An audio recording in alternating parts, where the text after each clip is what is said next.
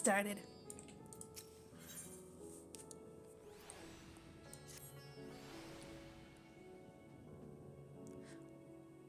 I've come on behalf... yeah, okay, mic's working. I have come on behalf of the Twin Adders to enlist the aid of accomplished fighters. The small folk cower in their homes for fear of an unprecedented threat to the Twellswood, a blasphemy. It strikes quickly and with deadly precision before returning to the shadows whence it came. Try as we might, we have yet to devise a means to track it, much less slay it. Several brave souls search for it even now, but their chances would improve greatly if they had a stout protector by their side. Judging by your reputation, I dare say you are precisely the woman we seek. What say you? Will you serve as the shield that stands between Gridania and certain doom? Hell yeah.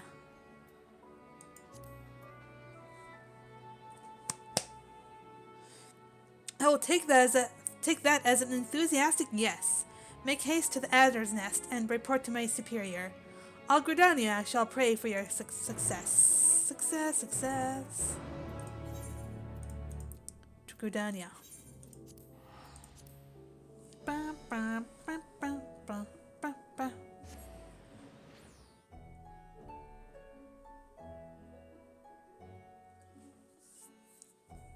Ba, ba, ba, ba, ba, ba.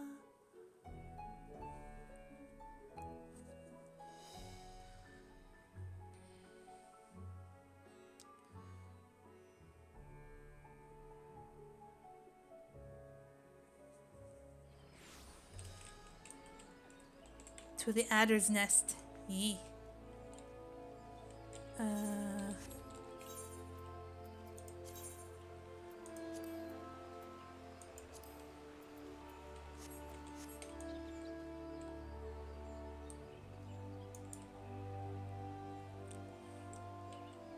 Loading, please hold. Where's my shield? There they are. Okay. Our liaison rides at hand sent word of your arrival, but I can still scarcely believe our luck. Are you truly here to help us bring this wicked blasphemy to heel? Then there is hope for us yet. I shall fetch the Elder Seedseer at once. She is leading the hunt, and I'm certain she'll be most eager to see you.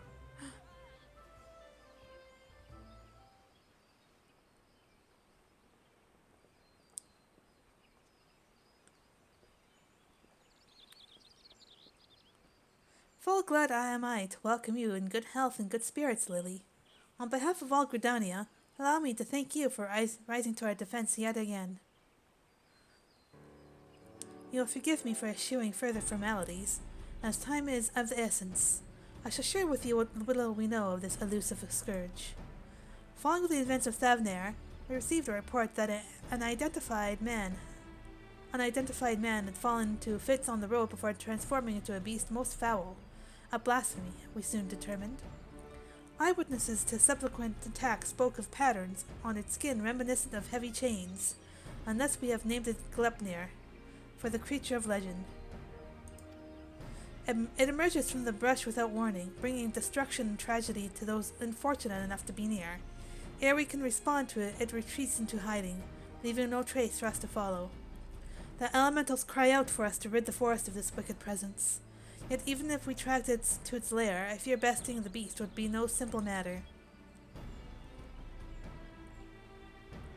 The wounds on Glepnir's victims are tainted by corruption.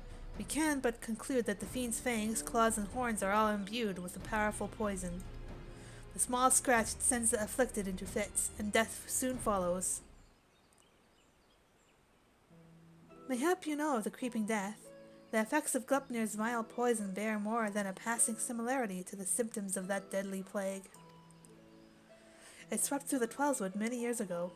The sick found their skin covered in chain-like patterns and spent their final moments in excruciating pain. 'Twas long before I came to Gridania, but people still speak of it with dread. Is it true that the disease spared not a single here? Very nearly, yes. Before the remainder were taken, we were able to devise a cure from the glim shroom. Slow though it was, the scars of this tragedy could then begin to heal. Glepnir threatens to reopen old wounds. I fear. Yet, despite the similarities between the blasphemy's corruption and the creeping death's marks, it is unclear how these two phenomena are related, if at all. Both conjuring and white magic have failed to abate the poison's spread. To confront Gleipnir now would place our soldiers at risk of grievous injury. Forgive me, Elder Caesar, but this appears to be urgent. What? Again? Gleipnir has struck once more, in the North Shroud. The whalers came too late to see the beast themselves, but the man it attacked yet lives. They are bringing him to Falgor Float as we speak. Then we must meet them there. Will you accompany us, Lily? Ethelmayer should be able to appraise us with the details upon our arrival.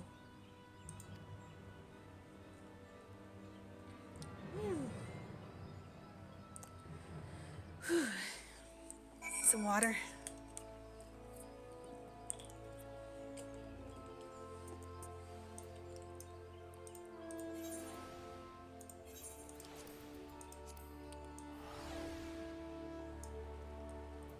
That's a cool little hair decal.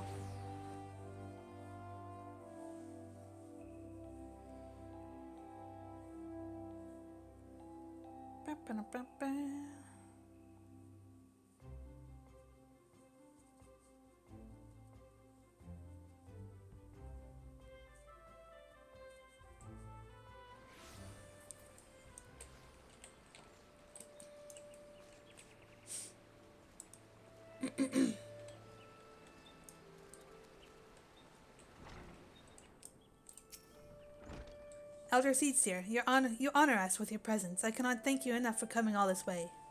Given the dire circumstances, I would not leave this to another. Where is the wounded man? Outside of the bobbing court, being attended to by one of our hearers. He's a capable healer, but I worry this is beyond his abilities. I shall do all in my power to aid him. I, in turn, may have need of assistance as well. I ask that you stay close, both of you.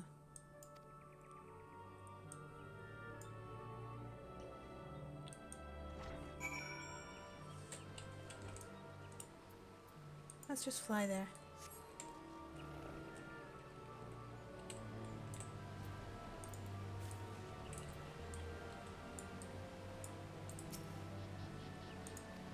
Oh, he's having a rough time. He clings to life, albeit barely. We must try to ease his pain. That he survived his encounter with Gleipnir speaks of his fortitude. I know not if he can be saved, but if we can at least allay his suffering, we must.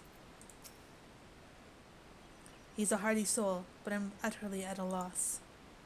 While I manage to heal his wounds, the poison lingers. I fear the worst is yet to come. When I removed his clothes for treatment, I recognized the chains. If this is indeed the creeping death, do not lose heart. I shall spare no effort. Rest for now. We may have need of your talents again ere long. Chigos, man! Chigos! A bloody swarm of them! That came from the east gate. Chigos are known as carriers of creeping death. The villagers are on edge. If they think the Vilekin harbingers of another plague, they may panic. Pray see to the Chigos. I shall remain here with the victim.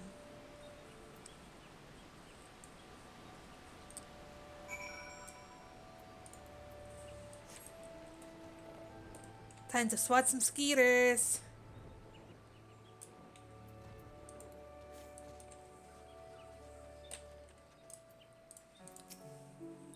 They were near the Alder Springs, a whole swarm of them, like an army getting ready for war, bringing the creeping death like as not. Folk have been dropping dead with no rhyme or reason, and I'm not about to join them, no sir. Came running back fast as my legs could carry me. Were you bitten?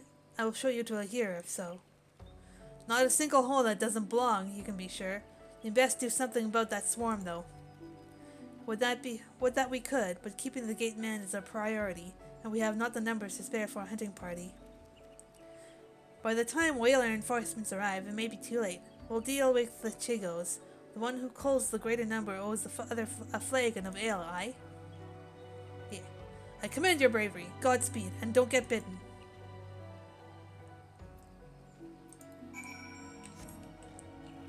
No guarantees.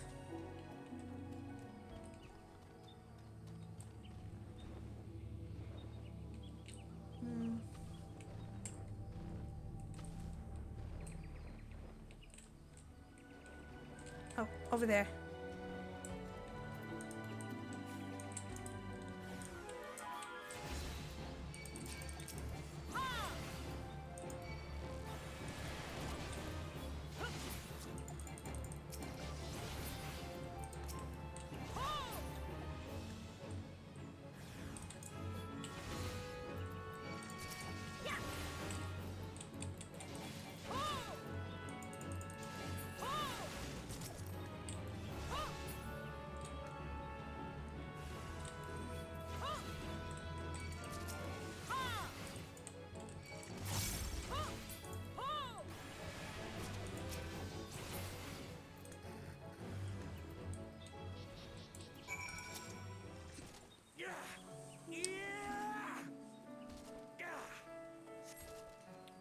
Twelve be praised, and you. I've come bearing a cure for the creeping death, but it's of little use against actual death. Aye, that's why I've come. I've heard tell of a man suffering from uncommon pains at Falgar afloat. Sensed an opportunity for philanthropy, and a touch of profit, I'll admit. But if what you say is true, his condition demands a much swifter pair of feet than mine. Could you bring the medicine to him in my stead? No need for payment this time, of course. You saved my life, and one good turn deserves another. I only hope the cure works as well as purported. As for me, I'll be on my way, and give any vilekin I spy a wide berth. E.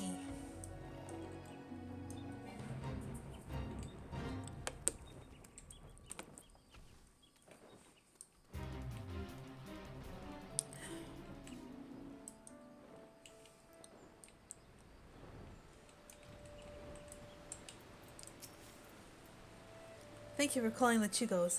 Alas, our patient's condition has yet to improve, and it is all we can do to keep him from succumbing to the poison. I found a cure! I know this medicine. It was once used to treat the creeping death. Given his symptoms, it may well prove effective here as well.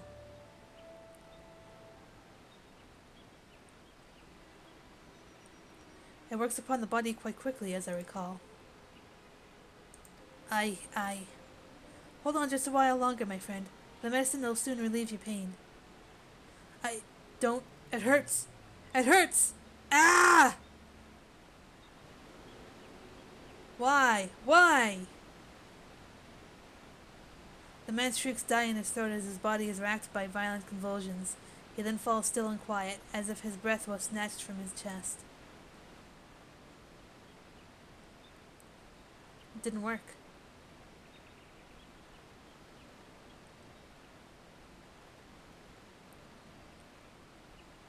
12 have mercy. At the very least, his suffering is over. Had we been quicker to deliver the medicine, would he have lived? Nay, I think not. He was doomed from the moment the poison entered his blood, as will be others if we do not soon gain an understanding of our foe. Let this tragedy not be in vain, but serve as a lesson. Though the effects of Gleipnir's corruption resemble the creeping death, 'tis clear that the two share little else in common. The poison burns through the body more quickly than any disease. Too deadly is to be borne by creatures so fragile as Chigos, or any other besides. Then that is one less possibility that people need fear. 'Tis a shame a life was lost, but his knowledge may help us ensure that others are not. Spread word, but do so with delicacy. In these troubled times, fear and despair can drive even the goodliest of souls to desperate ends. Gleipnir is the only blasphemy known to us in Gridania, for now. We must do our utmost to stop him from sowing further discord. Understood, Elder Seedseer. I'll give this man a proper burial before sharing what we've discovered.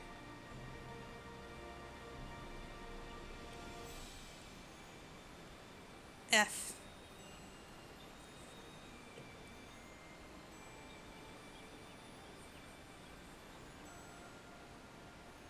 Ascertaining Gleipnir's whereabouts is still a primary concern.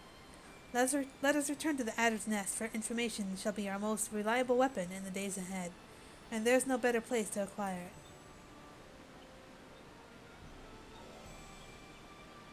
Hmm.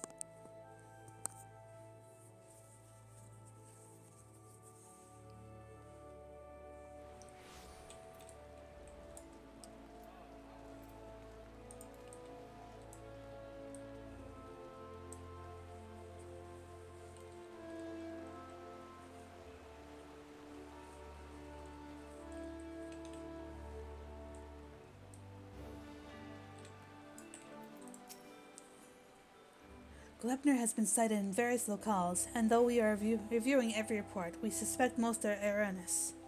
Fear has a way of making one jump at shadows. It will take some time before we have determined which reports merit a more involved investigation. Until then, I ask that you stay vigilant and keep your eyes peeled for any sign of the blasphemy.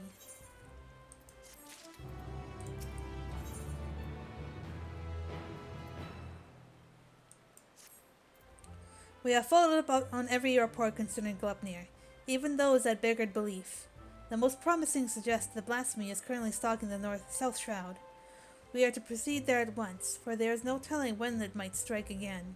The elder Seedseer is already en route to Roots Lake. Let us not keep her waiting.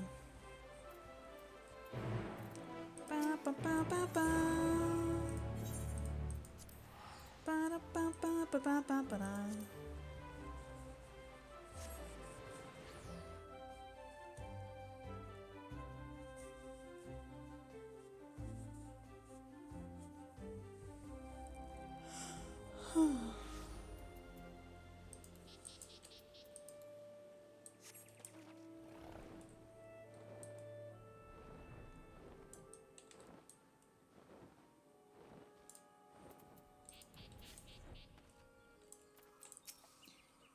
No sign of the beast yet, thankfully. A single glimpse of Gitmir might send the people running, and we would be hard pressed to restore order. Greetings, Lily. As luck would have it, my sister Rao frequents Camp Tranquil. We would do well to meet with her first, or she may have knowledge of this threat that can aid us in our search.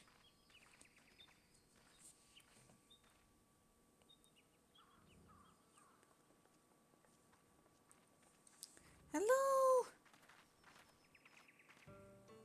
It has been too long, Rayao. Kenny, I was afraid this situation might force your arrival. Would that this reunion was under more joyous circumstances. And you are here to serve as protector to my sister, yes? I commend your courage. Glepner, like all blasphemies, is a fearsome foe that we must nevertheless rise to meet as one. Every moment is crucial, so let us dispense with further pleasantries. Have you received word of Glepnir's whereabouts? I have. It recently ambushed a poor traveler who succumbed to his wounds soon thereafter. A tragic and increasingly common tale.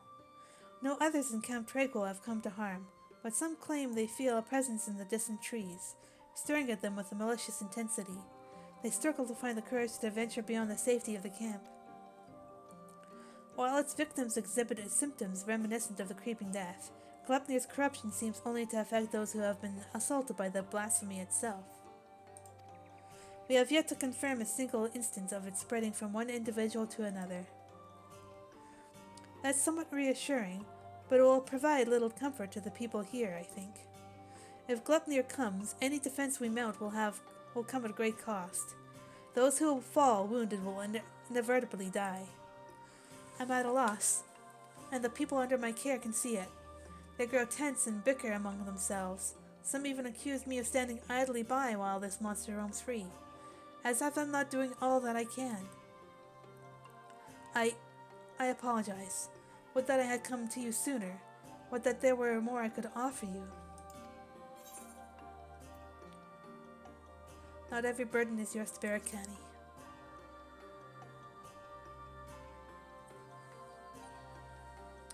She is right.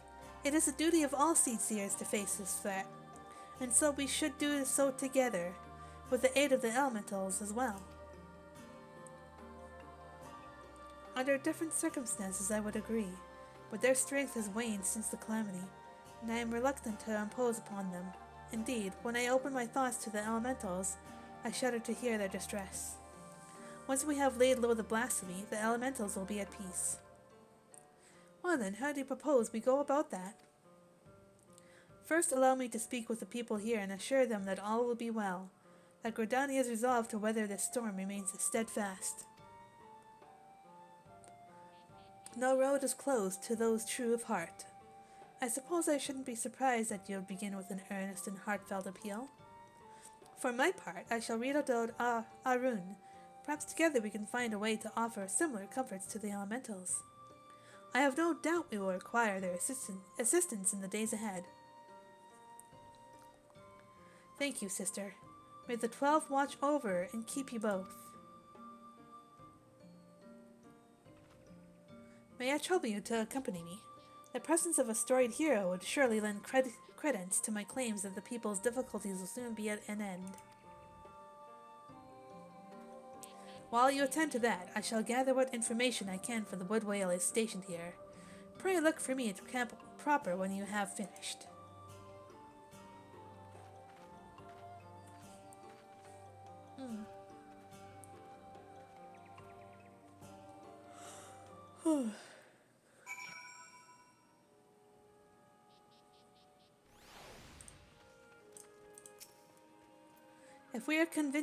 If we are to convince the people that they need not live in fear of Glepnir, then my words alone may be insufficient.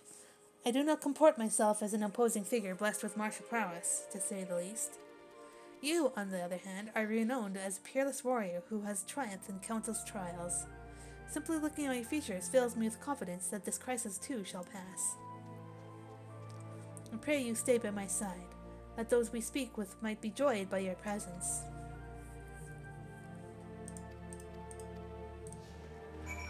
Alright, let's go.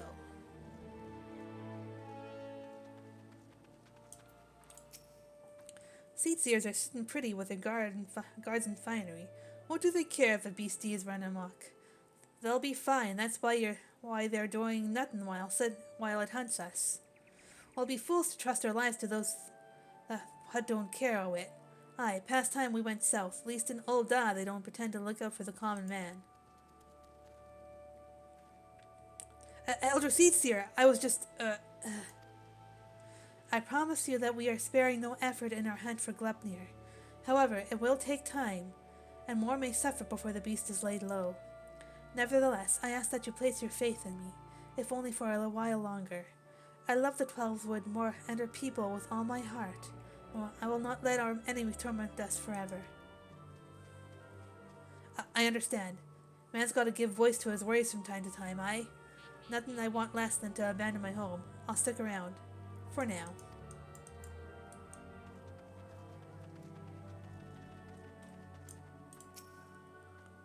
A single scratch is enough to spell one's doom, they say. Nothing but to wait for death to come. How can we face a beast like that? Do not give in to despair, my friend. Know that I shall do all in my power to see us through this crisis. Hold fast to hope, and encourage others to do so as well. I'll try, Elder Seedseer, I'll try. I know you've placed yourself at risk, leaving the safety of the city and coming here, and that means a lot to me and mine. I'll stay close to the whalers and pray news of your triumph reaches us soon. Thank you. I promise you that it will not be long.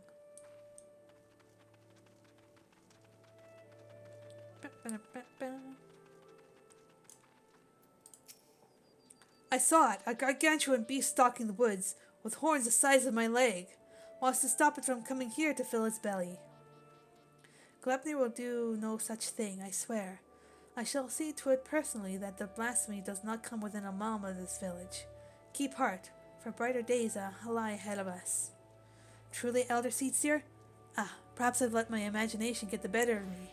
You are a beacon in these dark times. I pray you restore the peace soon. I shall, you can be certain.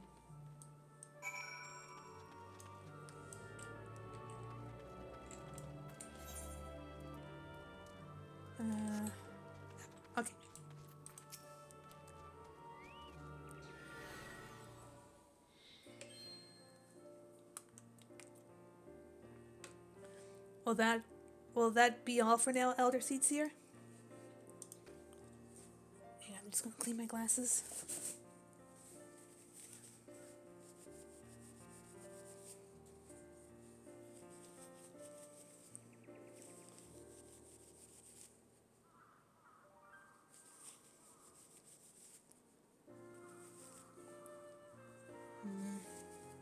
Um,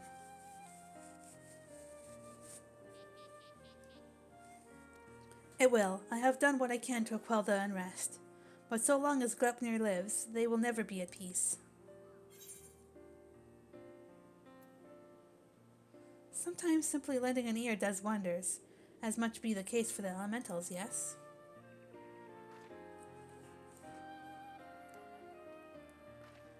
Indeed, you are correct. Today was a welcome reminder of that truth, and an important step in our journey. Mayhap I should visit these settlements more often. Doubtless some here think me as distant as the elementals, so rarely do they see me in the outer reaches. You have served me admirably as protectors thus far, for which I am grateful. Yet until we have found and laid Glepnir low, I must continue to impose upon your goodwill. 'Tis no imposition, Elder Seedseer, yet you saved me on Killen Fields of Cardinal. My life is yours, now and always. Your life is your own to command, but I thank you for your words and your conviction, which fills me with confidence that the path we walk is true. Even though that path takes us far afield. Did I ever tell you that, when I was a young student, I would often steal into the woods with a dear friend of mine, much to the chagrin of our teacher? Deep down, I suspect there is still a part of me that yearns to wander where I should not.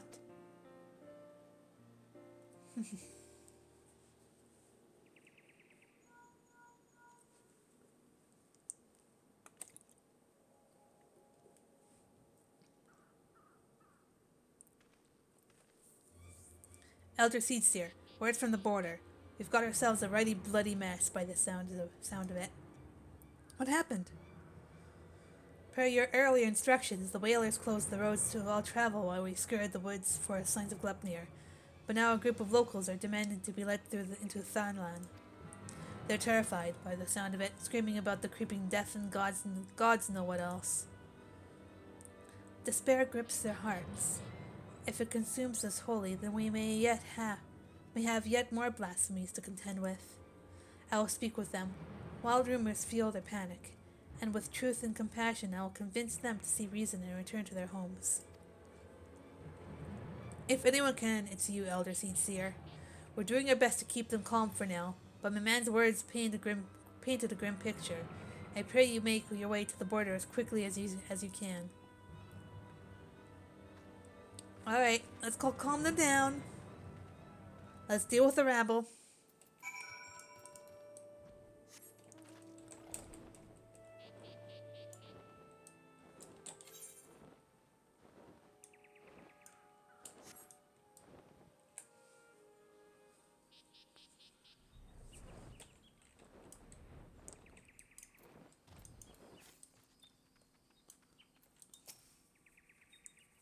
It's good we arrived when we did. Any later and we might have been met with a bloodier sight. The people here are indeed terrified. I must take care with my words.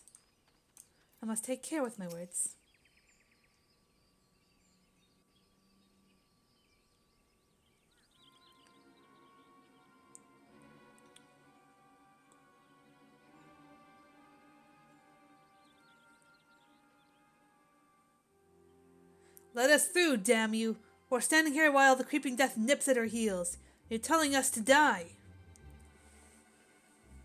Those rumors are false. The Elder Seedseer herself sent word that the creeping death is not responsible for the recent incidents. You mustn't surrender to panic.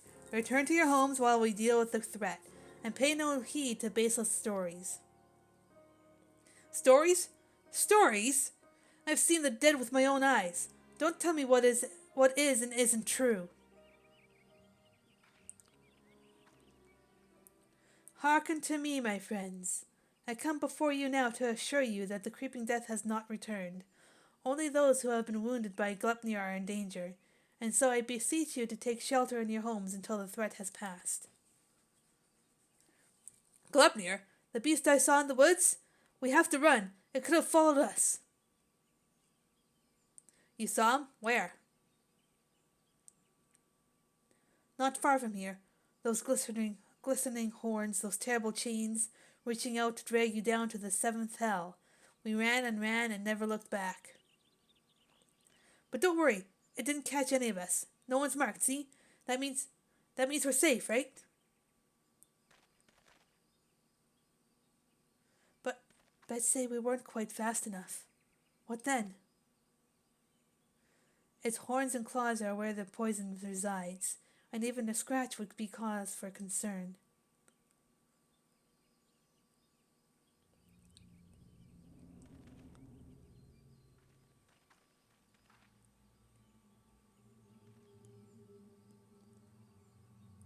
Even a little scratch. Then it's too late for me. Is that why my body feels like it's on fire? You told me the branches tripped you up. You said that's how it happened. You said.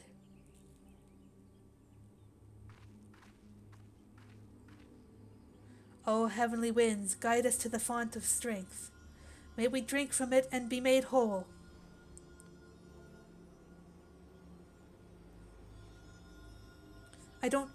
I don't feel any better. Do it again! Do it again!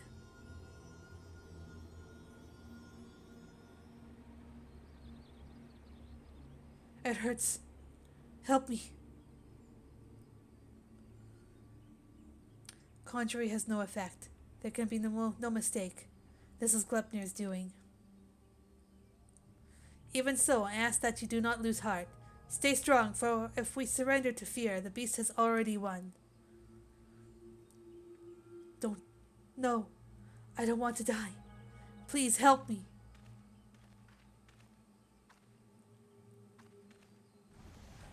Oh shit.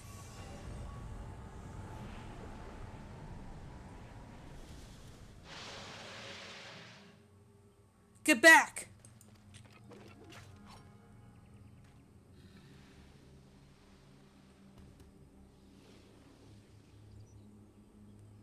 You said it wasn't.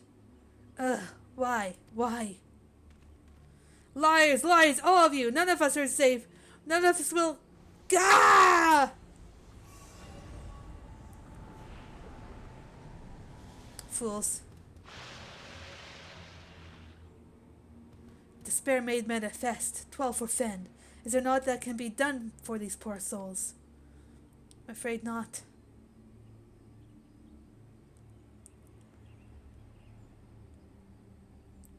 Not but one thing. I know. We must lay them to rest. Contain the threat.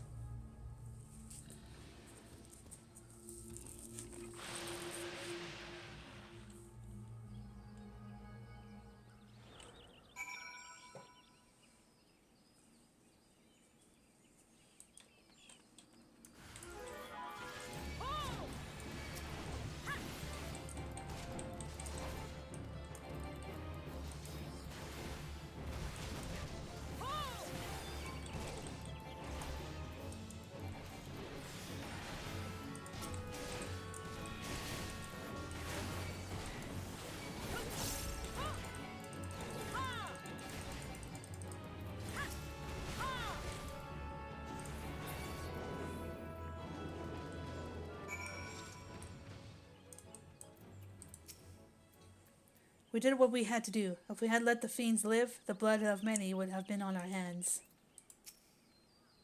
'Twas not the poison which triggered their transformation, but despair. Overwhelming despair. I can't take it. What kind of life is this? Waiting to be hunted or be turned into one of them. Matron, have mercy. What were those fiends? Their creeping death seems a mercy compared to an end like that. They are at peace. Would that it had not come to this. I was powerless to prevent it. You did all you could, Elder Seedseer. Is that what's going to happen to us? Is there no hope?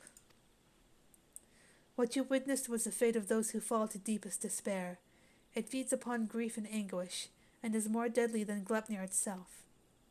But as I swore to you that we shall defeat the blasphemy that haunts our homeland, so too do I swear that despair will not be the end of us. Keep the faith, and look to the horizon, for brighter days will come. As you say, Elder Seedseer, as you say. Gleipnir is not here, and so you are free to return to your homes, but I urge you to take care on the path back. We will, Elder Seedseer.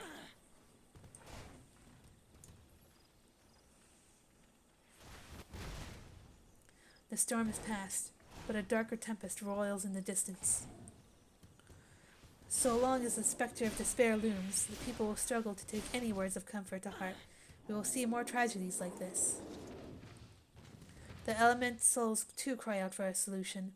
The longer we struggle to resolve this crisis, the more innocent lives we put at risk.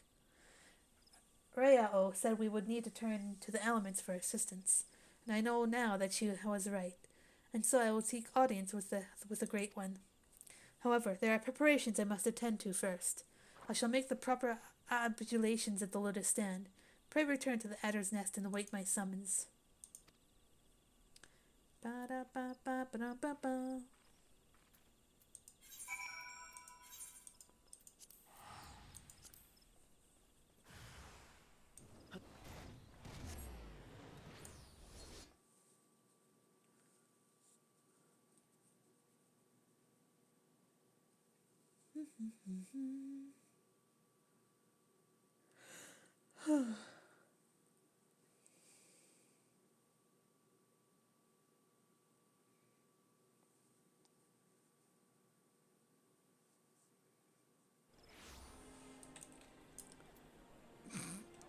A person's name.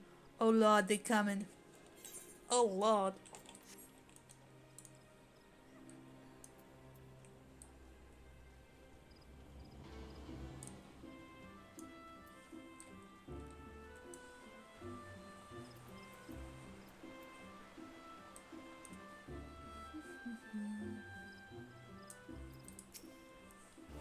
Despite our best efforts, we have been unable to prevent further loss of life. I foresee even greater hardship ahead. As we press on, we mustn't forget the words of the Elder Seedseer. We must strive to remain undaunted in the face of despair. She is preparing for our communion with the Great One. When the time is right, she will call upon us both. Until then, my friend, stay strong.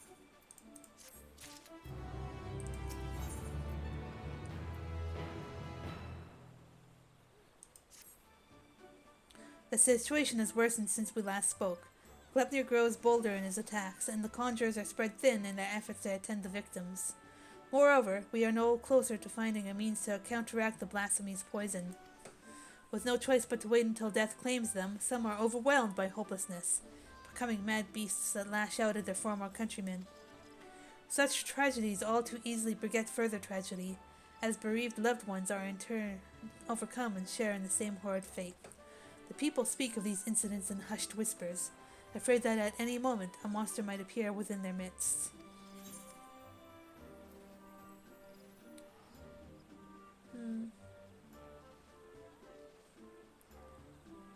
If we could find a cure. Indeed, let us hope that the Elder Seedsteer's efforts to enlist the aid of the elementals are successful, and that united we may at last cleanse the Twellswood of this evil once and for all.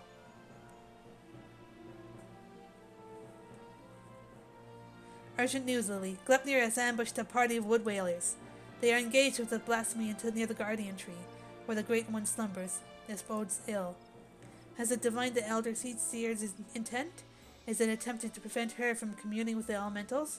Bah! In any event, we cannot let Gleipnir harm the tree. The Elder Seedseer bade us rendezvous with her at Storalhaven. We leave at once.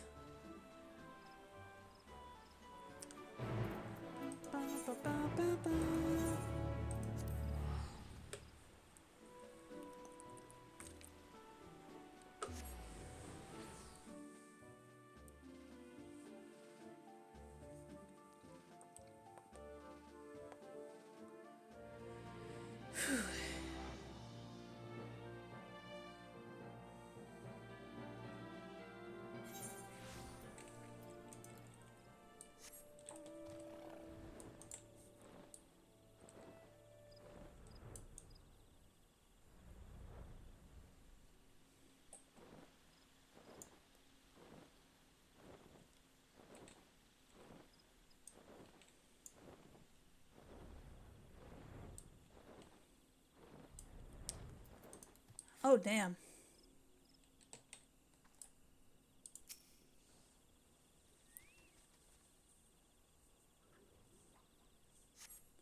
Battered arms and armor are strewn across the ground, but there is no other trace of man or blasphemy.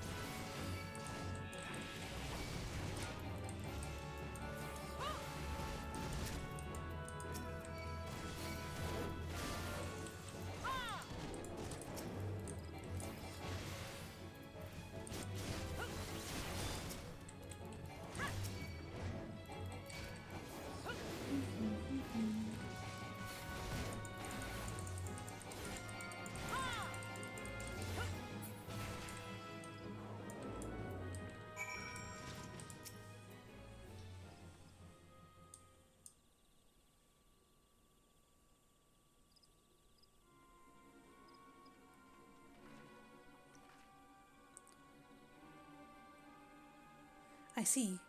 I think I know what happened here, though I pray that I am wrong.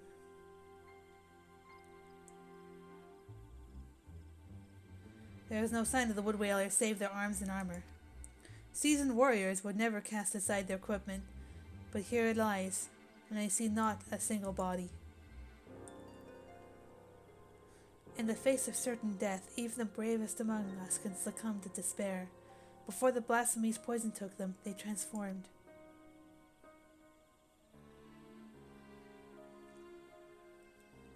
Glebner could not have gone far. He may be watching us even now. Be on your guard. The air is thick with corruption. If the wood whalers succumb to a man, then we can expect a hard fight.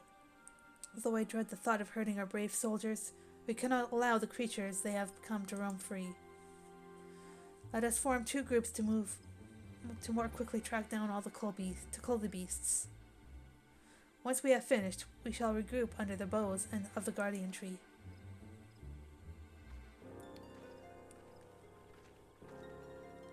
It is a hunt, then.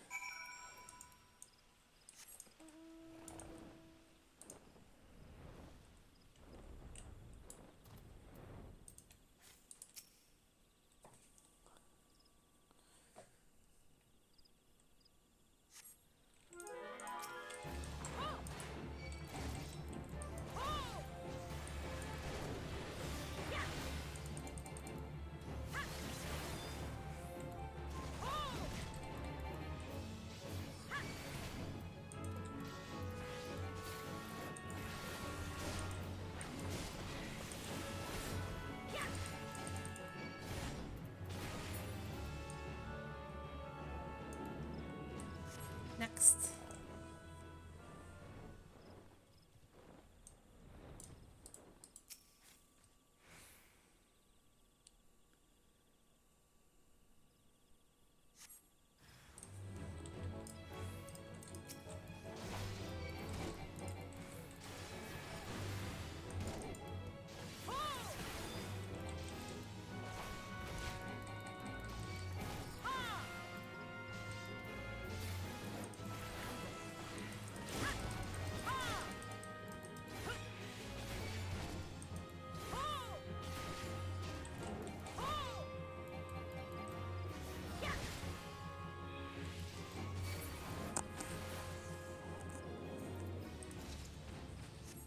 Next.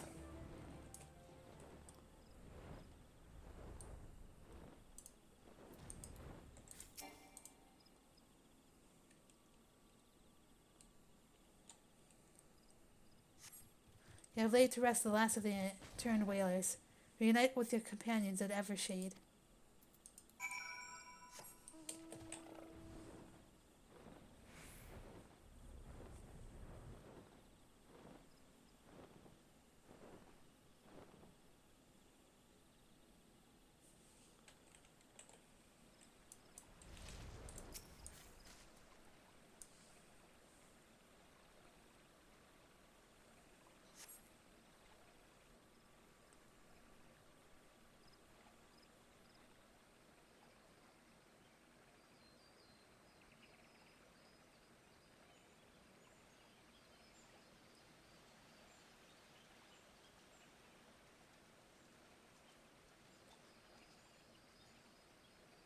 Our work is done, then.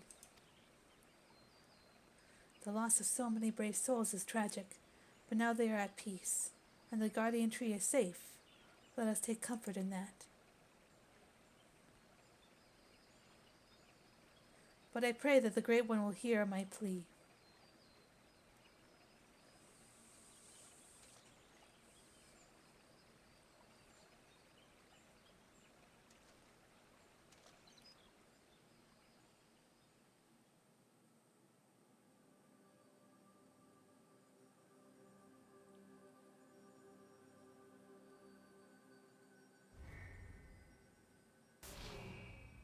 Ah!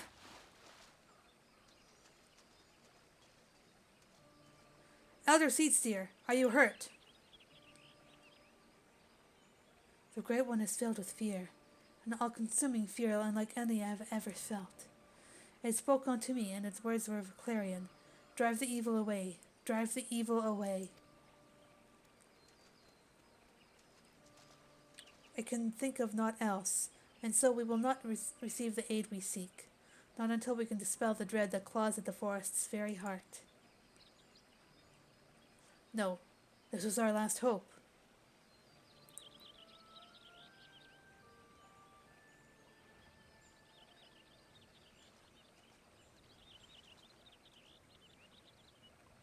We are not alone.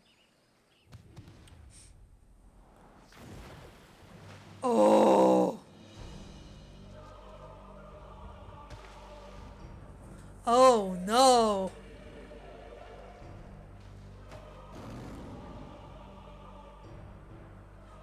There can be no mistake. This is the profane beast. The blasphemy that has mired the 12 wood in despair. Gleipnir. Stay back!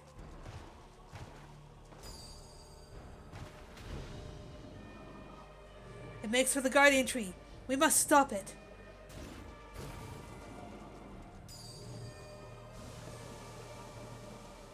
The poison! You mustn't let it touch you. Such fearsome strength.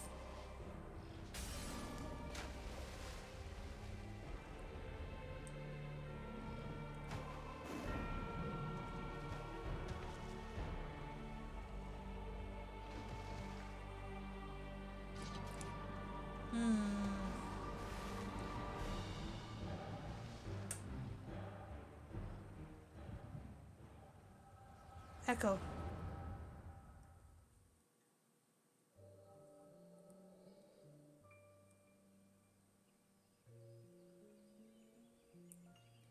In accordance with our covenant, we Pagel have been blessed by the elementals. For the moment we are chosen, we are bound to act as mediators between man and nature. The most skilled among us are honored as seed seers, and it is their duty to guide Gridania through the times both poor and prosperous. I cannot say which of you will be found more worthy. In my estimation, you both have the potential to become seed seers. Of that I become more certain by the day.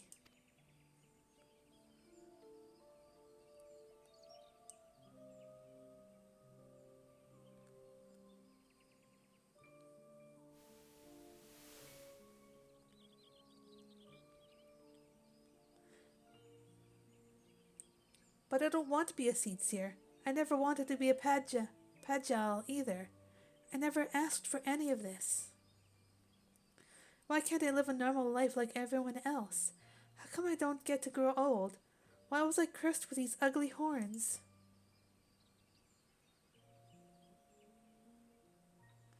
I like them. And maybe we didn't choose to be born this way, but I don't think it makes us that different from everyone else. It's a rare gift. A blessing, even. And if we can use it to help others, then we should. Don't give up on being a seed seer, Kenny. We'll be all the worse for it. A blessing? I never thought of it that way. I suppose I just hated not having a choice. But maybe you're right.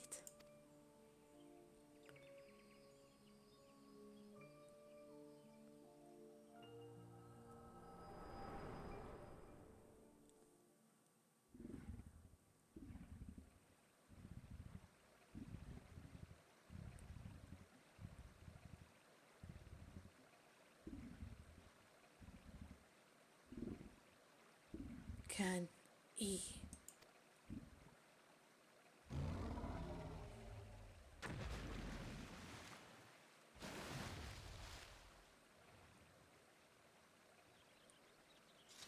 Hmm.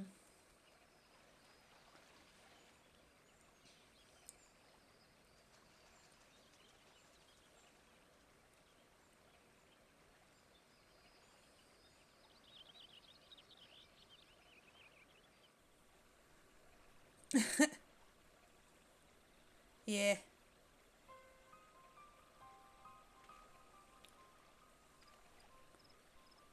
The matron is merciful. The elder Seedseer has fallen unconscious, but is otherwise unharmed. The blasphemy must not have touched her, for I do not see the volatile mark of poison. Still, I am no healer, and she should be looked after by those who are. I shall carry her back to Gridania. We must leave before Glepnir returns. Await me at the Adder's Nest. Yep. Hmm.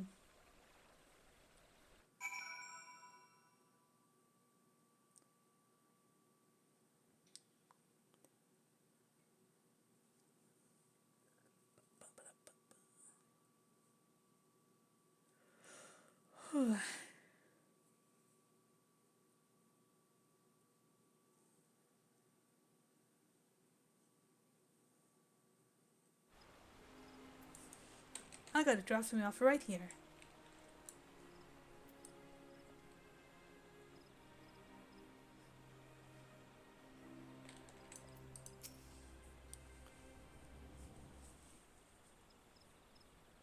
Allow me to thank you again for your assistance. The elder Seedseer has been delivered into the care of Isumiyan, and by the grace of the elementals will she make a full recovery. In fact, she has already regained consciousness, but is not yet allowed to receive visitors. We can but wait for now. Gods damn it, I was useless. I could do nothing while the elder Seedseer faced Glepnir alone. I was to be her shield. That I stand before you while she lies abed is proof of my failure. Can Esenis live still, and still she requires your protection.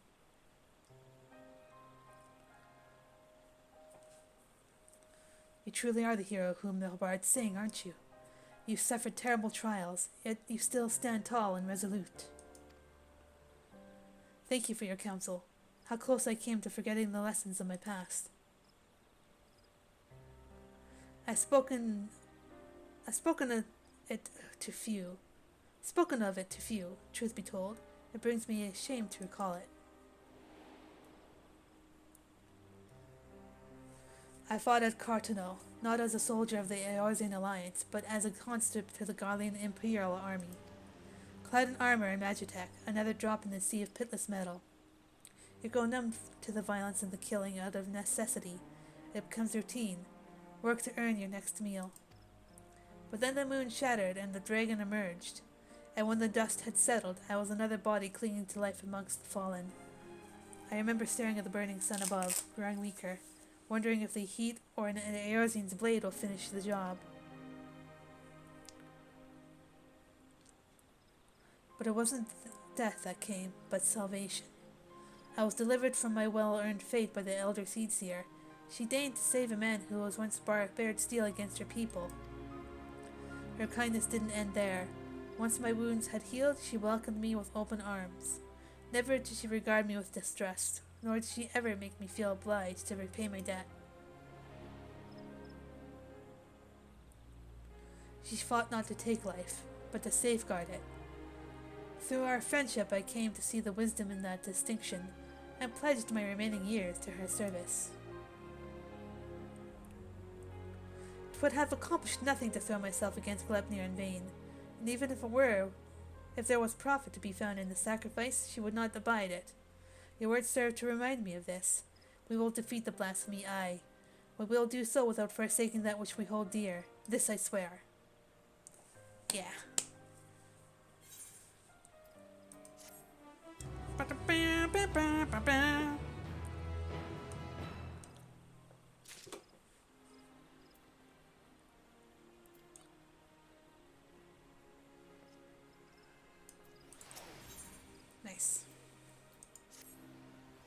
Lily, the elder Seedseer has grown strong enough to receive visitors.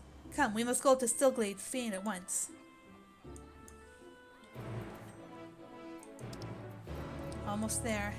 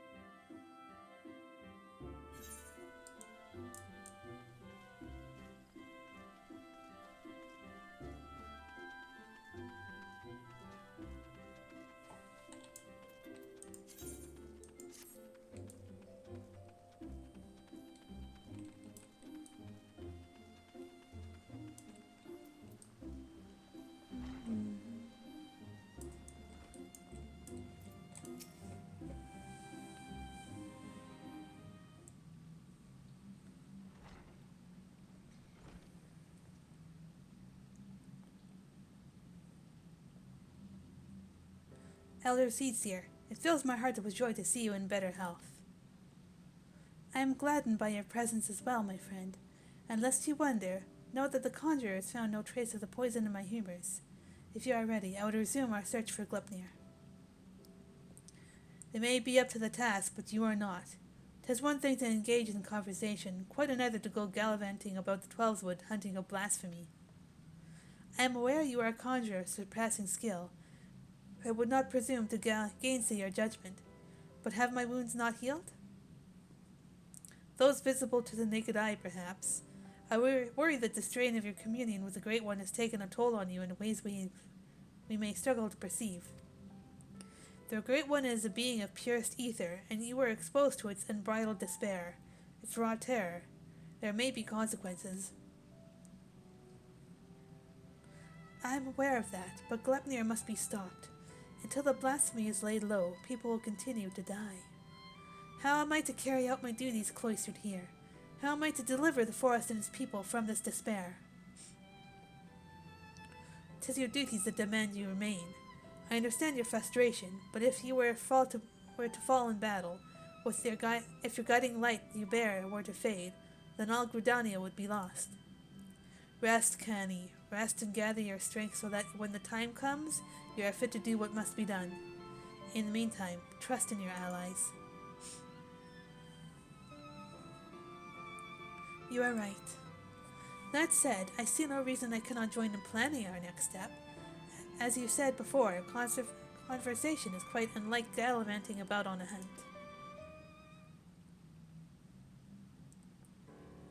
Our encounter with Glepnir has made it plain that we cannot hope to triumph over it as we are.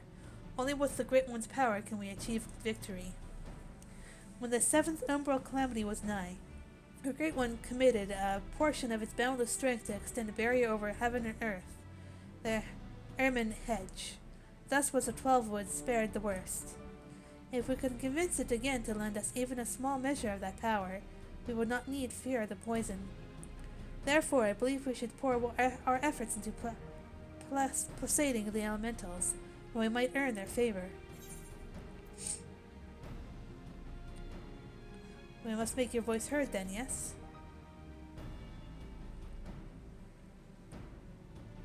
Indeed, we must find a way to assure the Great One of our good intentions, to remind it that we labor not for its destruction, but its salvation. I think, too, that we must gain a greater understanding of what drives Glepnir. It seems to bear a resentment towards the elementals, the Great One in particular. Why? I have pondered this question myself. Lingering memories of the person Glepnir once was may be responsible. Reports from Barad's hand suggest this is likely the case, in fact.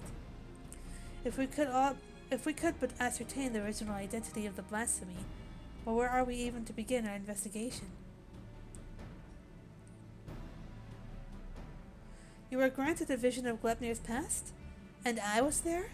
Then, that I may know who he is. Or was.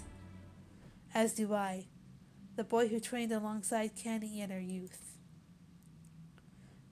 Isra Supin, after all these years, is this what became of him? Ah, you mentioned him briefly before. Were you close?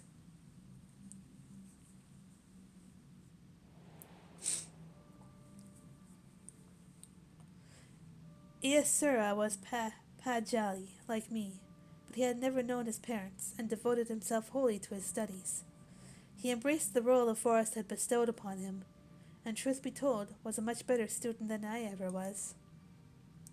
A fair assessment. Despite your esteemed heritage, you never took to my lessons as well as he. Ever dreaming of the outside world, stealing off into the woods more times than I can count. I could not keep watch over you at all hours, not even if I tried. The elder Seedseer, a rebellious spirit? I can scarce imagine it. I resented being a Padjal. It was inconceivable to me that I could not live among the others, and I did not scruple to express my misgivings to Isumiyan at every opportunity. Isura was a pillar of constant support. It was thanks to his encouragement that I at last embraced my destiny and resolved to use my gifts for the greater good. We would become seedseers together, I believed, until one fateful day, when we were gathering herbs in the forest at Isumiyan's behest. We met a wanderer hailing from a distant land who told us his beloved was with child, and that he had traveled to Gridania to beseech the Great One for a painless birth. He asked us to guide him to the guardian tree. However, entry into such sacred places was not ours to permit, and there was something odd about his demeanor besides. With regret I refused him, but Isura was loath to turn away a goodly stranger in need. He agreed to guide the man, despite my protestations. I ran to Isumiyan as fast as I could, and together we made haste to the guardian tree. We found the man motionless on the ground, having succumbed to the Great One's rage, and next to him was Isura, alive but unconscious. In time he recovered and related the whole story. In truth, the man had been an adventurer, a seeker of wealth and glory, and as he had knelt to make false supplications, he leant towards to tear a branch from the guardian tree. He was yet a child, and Isura had no inkling of the darkness that could dwell within men's hearts. He learned the lesson that day, but the price he paid for it was great indeed. The Great One stripped Isura of his horns, and with them the right to call himself a Pajal. I was forced to expel him from the fane.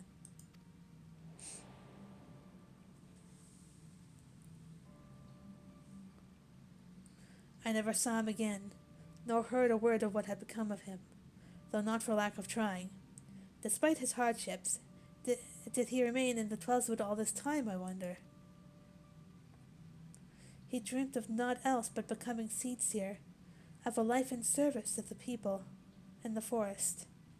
He knew the weight of the responsibility and was eager to bear it, but he was deprived of that purpose by the very elementals he loved, and yet he did not lose that will to serve, I suspect, and instead resolved to watch over the Twelveswood in his own way.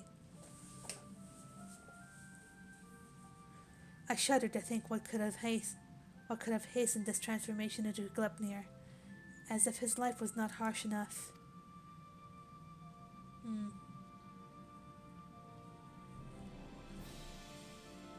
In our final conversation, Isura confided in me that he would search for a means to calm the Great One's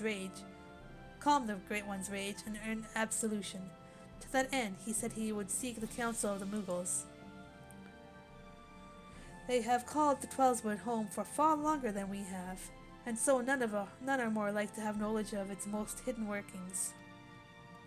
That comes as no surprise. He would not give up so easily on his dream.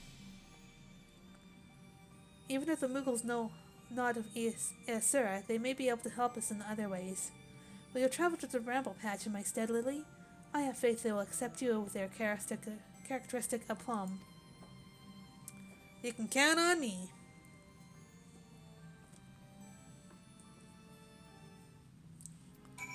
Ugh.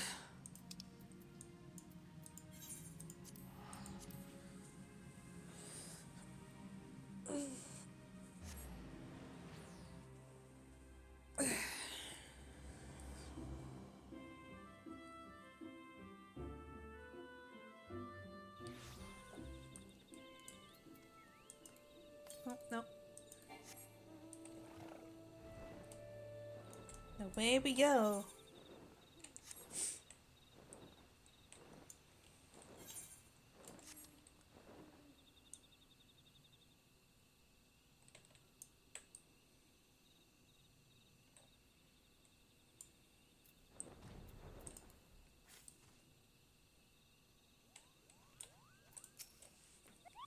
Ahem. Surely you can see that I am armed? If it's all the same to you, we don't want any. Move along, Kupo. Huh? Quite a peculiar face you have, Kupo. Familiar, too. You wouldn't be the selfsame warrior who gave the legendary Mogul's guard for what for, would you? Lily, was it? Aha! It is an honor to meet you. Allow me to thank you personally for bringing that silliness to an end. Pukwa Pika is the name. What brings you to our neck of the Twelveswood? Why, what a pleasant coincidence! We were just discussing how we ought to go about calming the elementals, Kupo. That blasphemy with dreadful horns has got them on edge, and for good reason. I've had to ask my personal guard here to sleep with one eye open. In case you haven't noticed, the beast's corruption has been spreading all throughout the woods. Needless to say, we've all got to stand up and put the Twelveswood to rights. Rao suggested the Muggles contribute by scouring the forest for even the smallest signs of taint. Got to cleanse it before it gets out of hand, you know. Difficult and time-consuming work, but if it's in the service to the forest, then we'll do it gladly, Kupo. Hey, I know you. You're the adventurer who gave me some of my finest scars. Kup D. Coop of the Moggles Guard. No hard feelings about the whole Hail to the King Kupo bit, I hope. Not going to call for a rematch either, in case you're worried about that. Rao and the others cured us of our tempering, and afterwards sat us down for their stern lecture. No more calling upon good King Moggle the 12th for us. May he never ever remain unsummoned in his royal grace and splendor. Indeed, and what better way to make up for past indiscretions than to serve the realm? Even now our kin scour every elm of the Twelveswood, and we would be remiss not to do our part. We would be overjoyed to have a hero such as you helping us as well, if you're willing. Something tells me you have a sharp eye for the taint we seek to cleanse. Can we count on you, Kupo? Do so gladly. Your reputation for a magnanimity is well deserved. Let's begin by moving to higher ground, that we may survey the area and locate any particularly nasty spots of light.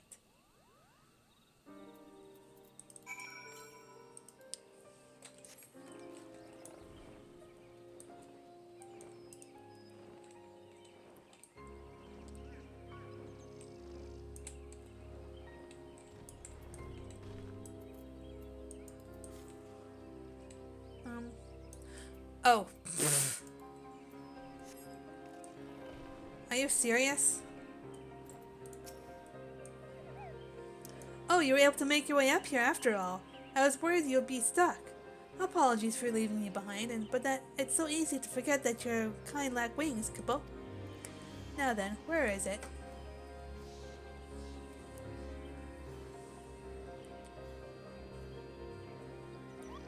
There, to the south. Now let's cleanse that festering taint at once.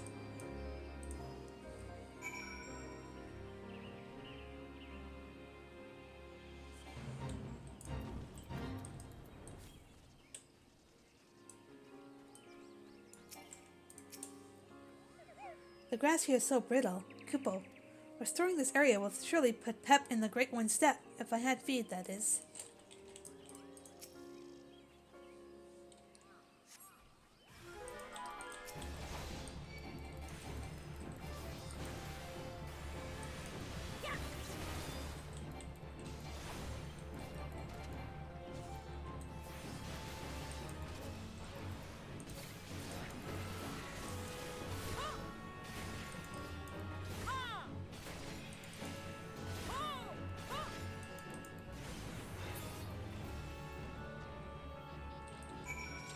Nice.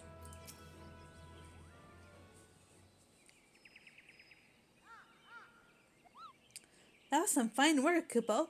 I dare say it's in even better shape than it was before.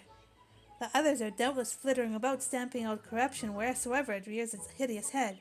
If I were the Great One, I would be applauding our efforts. Well, insofar as such a being without hands can clap, I suppose. How goes the taint cleansing, Kupo? Coop de coop? I did what I could, but I swear, as soon as I finished with one area, two more start manifesting a fresh taint. The forest's ability to heal itself is waning, and this sickness is spreading too fast for even the Legion of Muggles to manage. If we don't come up with a better solution soon, the situation is more grave than I imagined, Kupo. Oh, what do we do? We should maintain our efforts to purify the forest regardless. But since there are only so many of us, we must also help the forest to remember how to help itself. A brilliant idea, I think. How do we go about doing that? Well, I was just getting to that part, Kupo. Um... I've got it! We performed the friending. Friending. The friending? What in the name of good King Moggle the 12th, may he shower us with love and compassion and Kupo nuts, is that? Truth be told, I couldn't remember the ancient's right's name, so I just made something up on the spot, Kupo. Well, let's forget about that for now, and move on to the stuff I do remember. It's an old ceremony. First performed when the nation of Gridania was but a spark of an idea of a random thought in its founders' heads. They knew that they were to establish a home within the Twelveswood, that they would first have to entreat the elementals for permission. So a mage in their company found and cleansed a few sources of foul ether, planted saplings in their place, and consecrated the soil with a prayer to show the forest the purity of their intentions. The elementals were so taken with this display that not only did they permit his people to settle within the forest, they also bestowed upon him their blessing as proof of their new covenant, Kupo. Ah, I remember now. The Gridanians still honor the agreement to this day. For every tree that is cut down, a sapling is planted. So if we follow history's example, we can soothe the forest's pain and also nourish it with new life. That's right, Kupo. Oh, but I wasn't finished with the story. Remember the mage who planted those sacred saplings? He was none other than Joran, sire of Iokopota, the very first Pagel. From that day forward, the elementals would bless a select few hearers with horns, favoring them with their fellowship. The Pagel were exalted by all the peoples of the Twelveswood. Even we Muggles look upon them with awe, and that's how it all began. Something wrong, Kupo? You have a strange look on your face.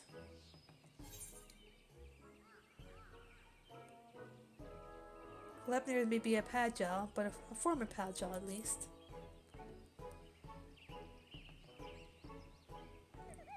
How dreadful, Kupo. But what exactly are you saying? So the man you think may have become a Glepnir was a Pagel stripped of his blessing, and the blasphemy kills with a poison that manifests symptoms that resemble those of the creeping death. I feel sorry for this Iasura. To love the elementals, only to be shunned by them. To be surrounded by the beauty of the Twelveswood and know that he was forever an outsider. All for a child's mistake. That despair could easily have caused him to turn, and this poison that preys upon those who bear the Twelveswood's blessing, the hearers, just like the creeping death once did, might be another manifestation of that despair. 16th! You're almost there. How that would explain the elementals' unease, Kupo. We must redouble our efforts to plant saplings, or they might never speak to us again. Indeed. Well, first things first, we must gather as many saplings as we can. Lily, wait for us at the Adder's Nest, and make ready for a long and back-breaking day. Oh boy.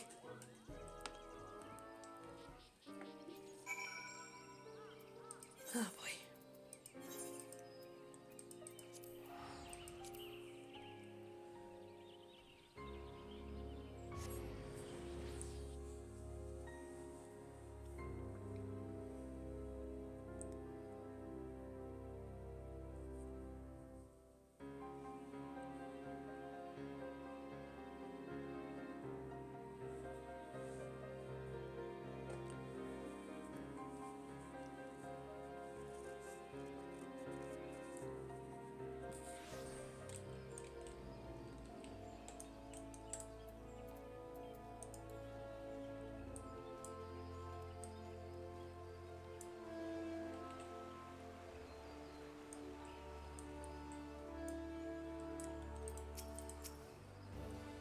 Welcome back, Lily. Did the Muggles have any insight into our problems?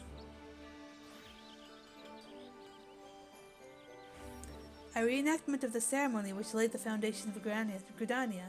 A fitting plan given the gravity of the threat our nation now faces.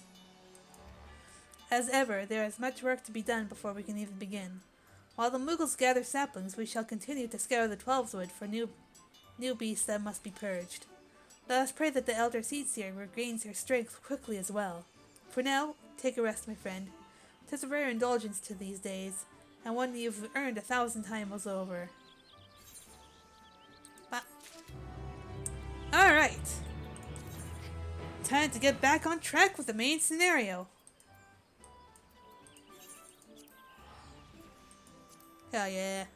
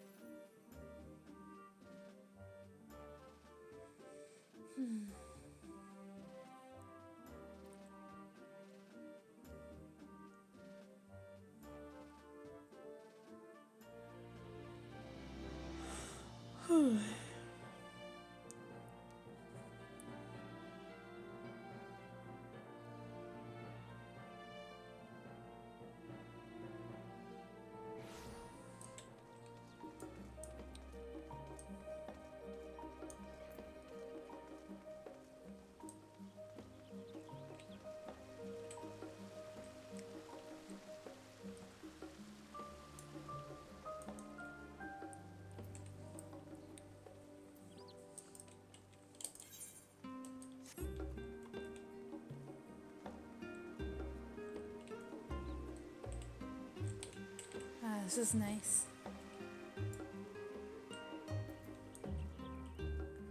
I'm taking the scenic route.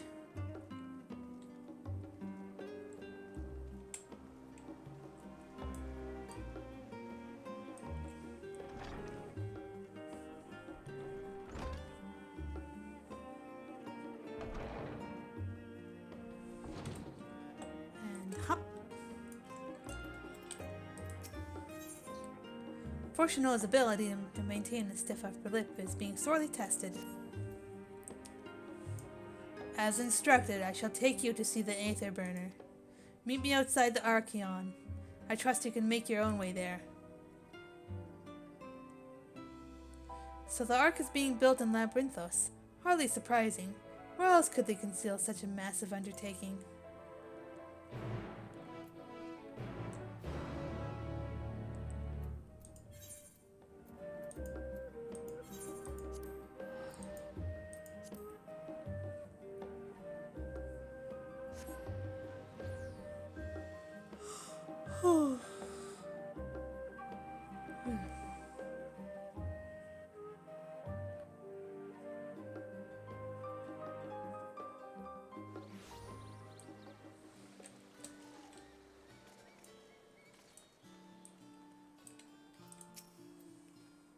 Do they intend to carry everything in the Archeon to the moon?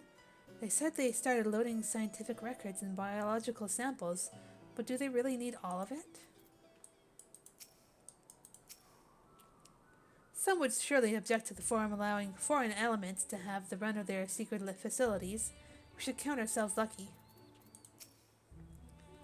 It seems so long ago we first set foot here. It has been many moons since I last visited Labyrinthos. As vast as the archives are back then, they've only continued to grow in the days since. Where once we were refused entry, we are now welcomed as guests. Among the many and varied documents to send to the moon, I did chance upon several inventories made in the Archeon. Mayhap the Forum believed such records would provide insight into the intricacies of clerical duties. Regardless, the Lawports did not consider them worthy of more than a cursory glance. That we have been granted permission to enter the lower levels is proof of our increased standing. Would that they had been willing to confide in us sooner. I don't understand the appeal of reshaping it to look like the world above. Make your peace with what it is, or go outside if that's what you prefer.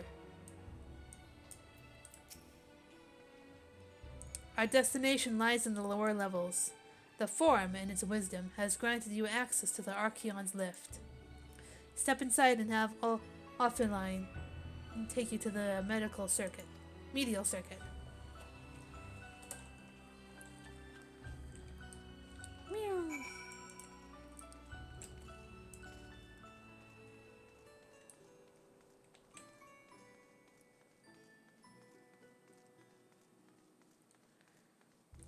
Finally, I can take the lift. You wish to use a lift, yes?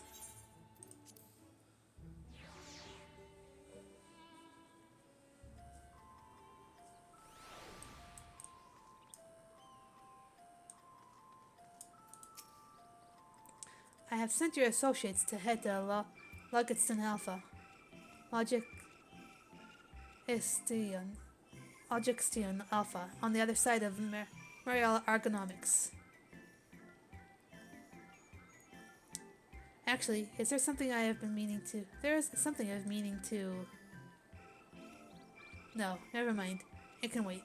Let us attend to the matter at hand.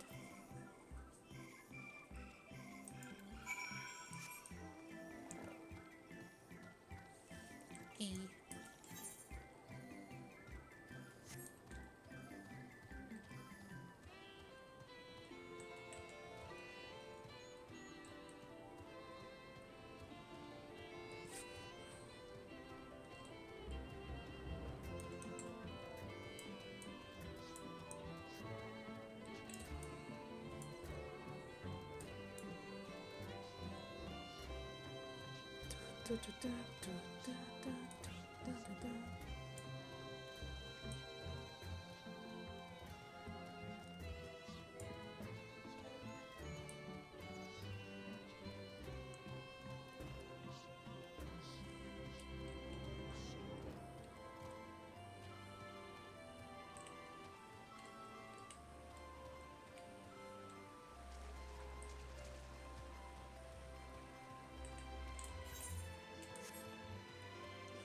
Straight tomato.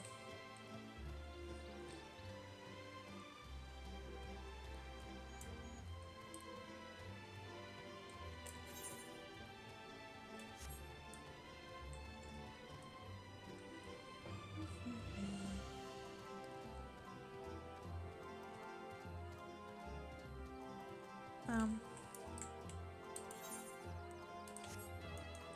Ah.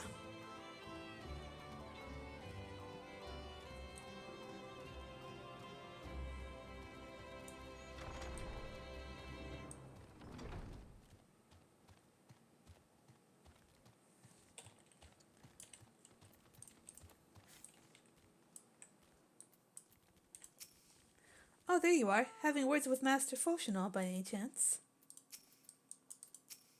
Knowing the Forum, even the people working down here are probably kept in the dark about the true purpose of this place. I wonder what this place is actually for. The further underground we go, the more surprises we find. The fields we passed along the way brought back memories of Ferndale. Unfortunately, we were never blessed with such abundant crops. It must be close to the Central Circuit, which is where Sholian's greatest secrets are held, if the tomes I perused told the whole story. On our journey here, I was filled with an inexplicable sense of elation to see vegetables other than carrots being cultivated. Why, it near brought a tear to mine eye. Oh my gosh, poor Ariane.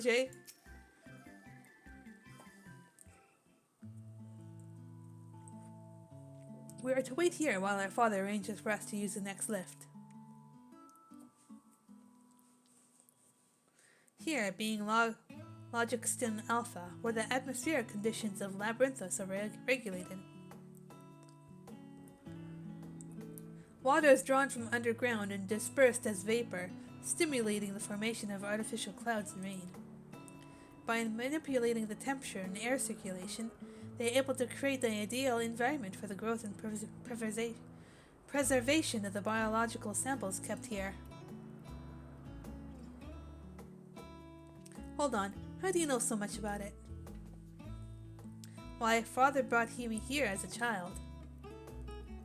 What? And left me behind? Actually, you're the one who left me behind when you went off somewhere with grandfather. The night before, I'd been asking father how clouds are made, so he decided to show me. It was fascinating.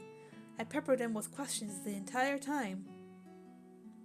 'Tis all too easy to take for granted the many interweaving aspects of the natural world, to grow inured of the wondrous. But having gained an understanding of the complex mechanisms employed by the Loporrits in recreating a similar environment, I have come to view such processes in a new light.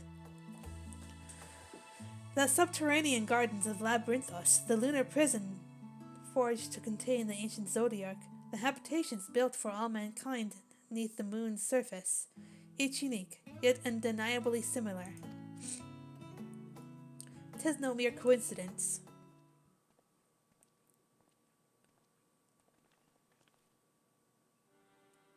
Ever since Heidelin unfolded to us the grim fate that awaits Aetheris, every essential resource we could spare has been delivered to Labyrinthos, in preparation for the great exodus. But that is not all.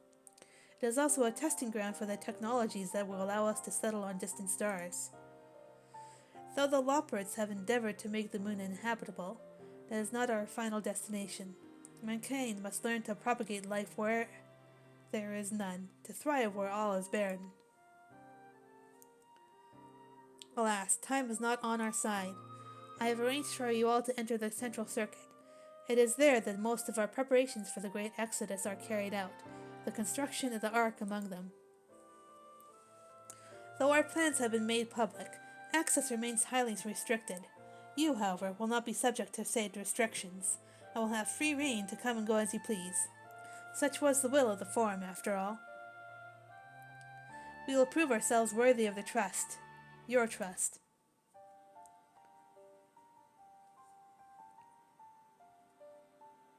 Then let us proceed.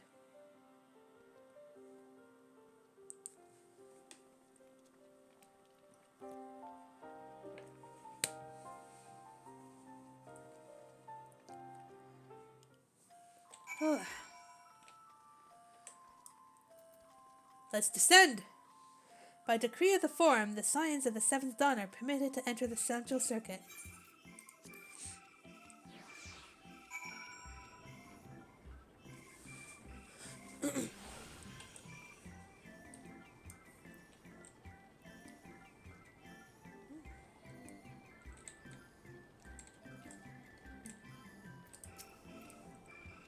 The sooner we can get a look at this Aetherburner of theirs, the sooner we can start working out how to improve it. The temperate environs here is not unlike that of Bestway Burrow, though the diverse vegetation doth produce a far more complex bouquet of aromas. A welcome difference indeed, for I have grown weary of the scent of carrots. I imagine the secrets kept here would be of great benefit to mine own research, but I will refrain from indulging my curiosity for the time being. I have no idea what makes Alphino so confident he can solve this problem of theirs. Relentless optimism, I presume, a not unwelcome trait in a youth, but less so in a gambler. Aye, let us resolve never to let him set foot in the gold saucer. Smile. The farther down we travel, the more expansive the sky above becomes, artificial though it is. Would that the heavens elsewhere could be so idyllic. Please tell me we're almost there, or is there another underground level we have to reach? The even more central circuit, perhaps? This is it. The central circuit. The Aetherburner is being constructed not far from here. Overseeing the work is Kokol Dankol, after whom the forge is named. Once the necessary introductions have been made, I shall leave you with him to discuss the particulars. This way.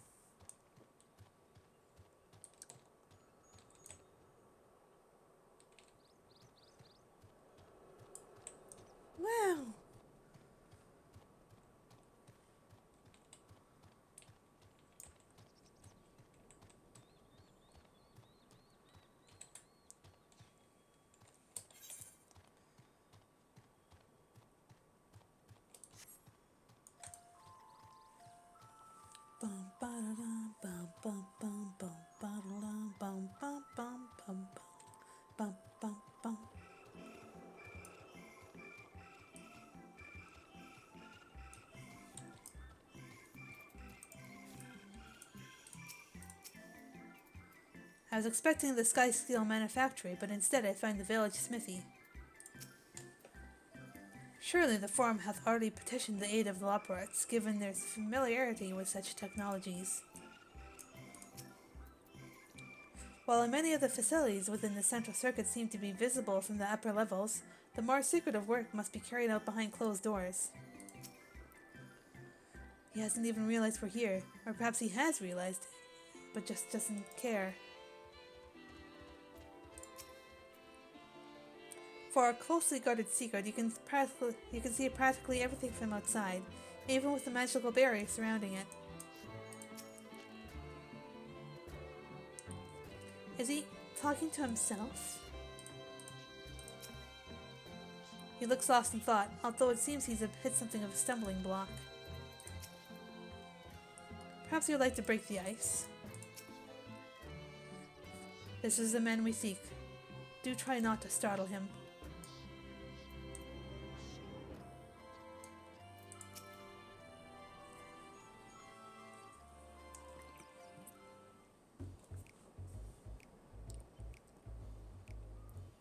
Could swap them out. No, been there, done that. Damn near lost me eyebrows. Think, Coco, think! We'd be well on our way to paradise. Visionaries patting themselves on the backs for their grand accomplishments if you'd only think! Yes, that does sound rather lovely. Yeah! I mean, Master Force, you know, what a pleasant surprise. We're not blasting off already, are we? The schedule remains unchanged, for better or worse.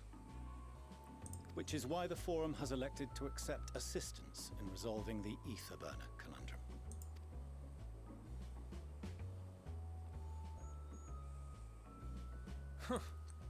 Not seen you lot down here before. There are Archons among their number, but engineering is not their expertise. Nevertheless, the Forum concedes the slim possibility that they may have insights to offer. If not, you are at liberty to return them to the surface, by whatever means you see fit. I assure you that won't be necessary. Now, about your troubles with the ether burner. Aye, aye, I'll walk you through it. Suppose I could do with a change of pace. As the name ought to tell you, the ether burner burns ether, ambient or otherwise, and transforms it into motive force. Think of it like a giant bomb that never stops exploding. Even out in that black void where the ether's right sparse, it's strong enough to move our arc. And it probably won't kill you like an actual bomb. But it ain't perfect. According to my calculations, to travel to the moon and back fast enough for the Forum's liking, the conversion rate needs to be 6% more efficient. A measly 6%, you say? But if I could have squeezed even another 0.6 out of it, don't you think I'd have built it that way in the first place? Hast thou consulted with the Loporets? Yes, they too are conducting their own research, for lack of a ready answer. The moon's propulsion systems are considerable, naturally, yet they are commensurately massive. It is no easy feat to convert their technology into an efficient means of propulsion for a teeny tiny toy boat, as they say, and as I most certainly do not. Yes, exactly! Damn it all, I asked for refined adamantite and they send me uppity rabbits with inscrutable, ancient, incompatible technology! You're trying to drive me mad! Do you speak of Allegan refined adamantite, perchance? You know of it?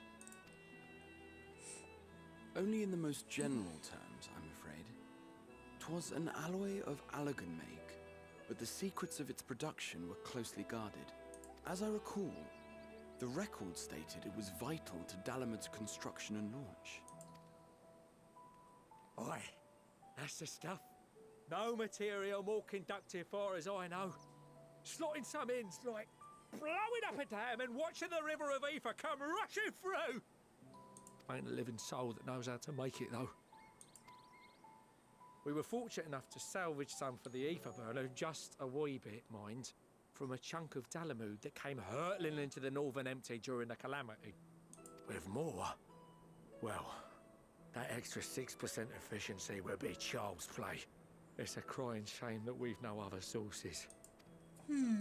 Surely the many shards of Dalamud scattered throughout Eorzea would suffice. Why not get the refined adamantite from them? Oh, we tried, believe you me. But only a few specialised pieces would have had any in them to begin with. Drive calls from Ragnarok-class internment hulks. Those are the prize bits we really need. According to the Gleaners, getting to them means delving deep into the shards. And the defences are still very operational and very eager to blow them up. It's rough going in there, even for the cream. Not sure they'd make it out alive. Weren't we near that part of the Ragnarok when we went to destroy Bahamut?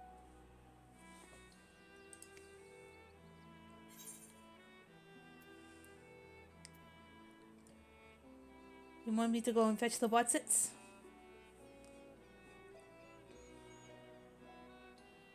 That may be for the best, though you doubtless find the task too dull for your liking.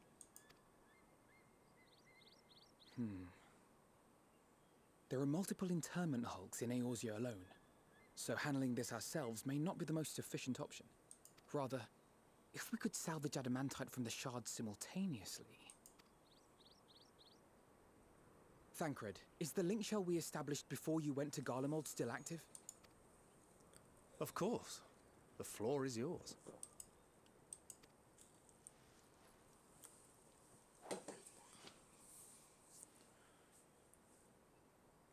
What's all this? Gathering firewood, so to speak.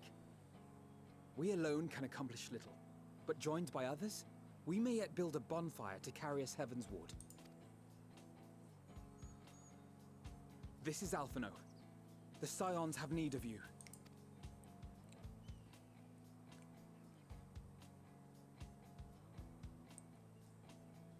Understood. I will contact the Lord Commander and dispatch our finest at once. My sisters are somewhat preoccupied with the final days, so I will lead the 12-Sword expedition myself. Are you aware of any other sources of refined adamantite? Logically, such an invaluable alloy would have been utilized solely where absolutely necessary, in components intended to conduct or collect surpassing amounts of ether. Any extant instrumentation or devices would have likely found their way into the hands of etherologists or enthusiasts.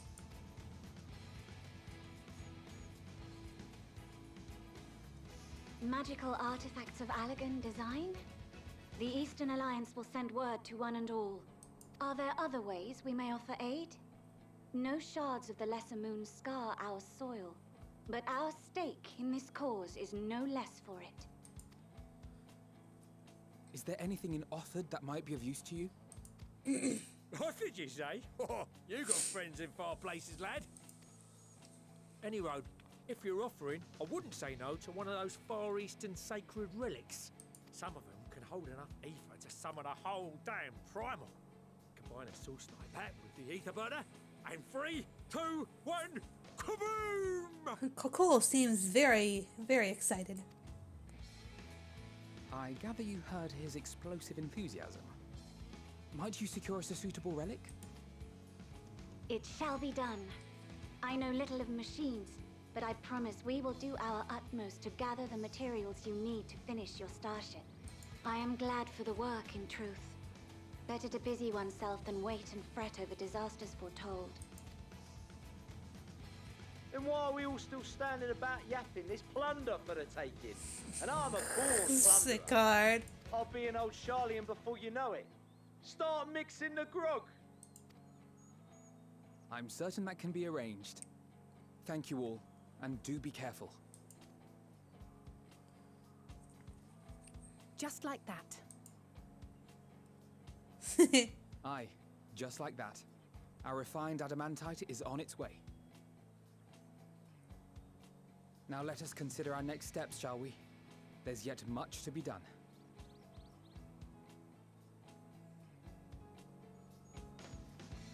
Yee.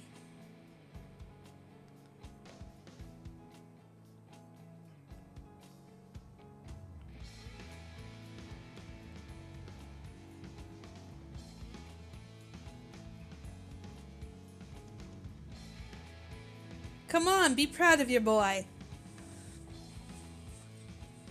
You know you are.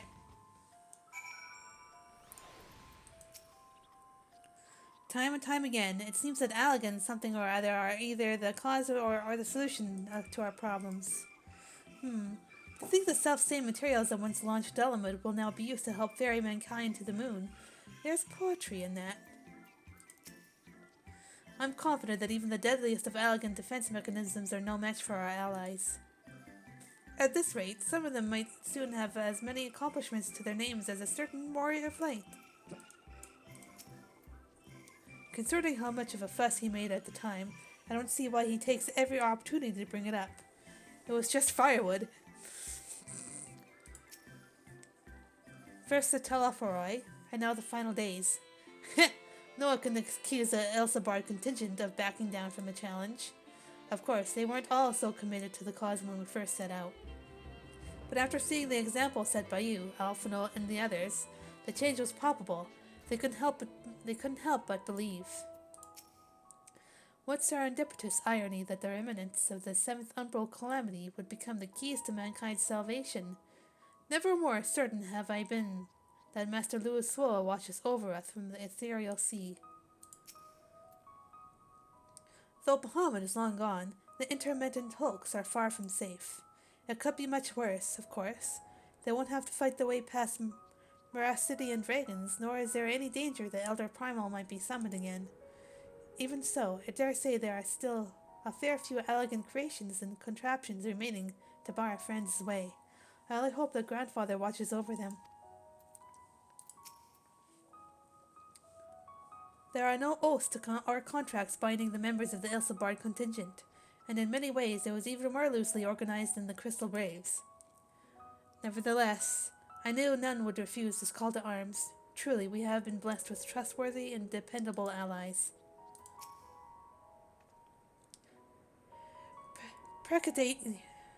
Appreciate you doing all this, but I ain't getting me hopes up just yet.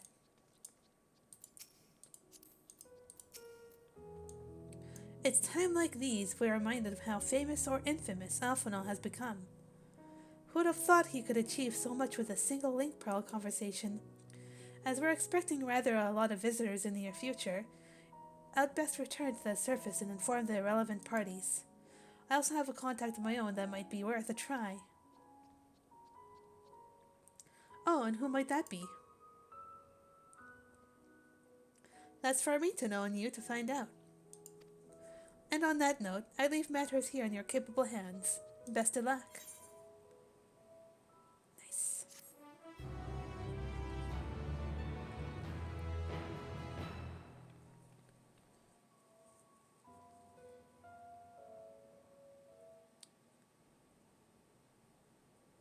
Meanwhile, in Ul'dah, concerned.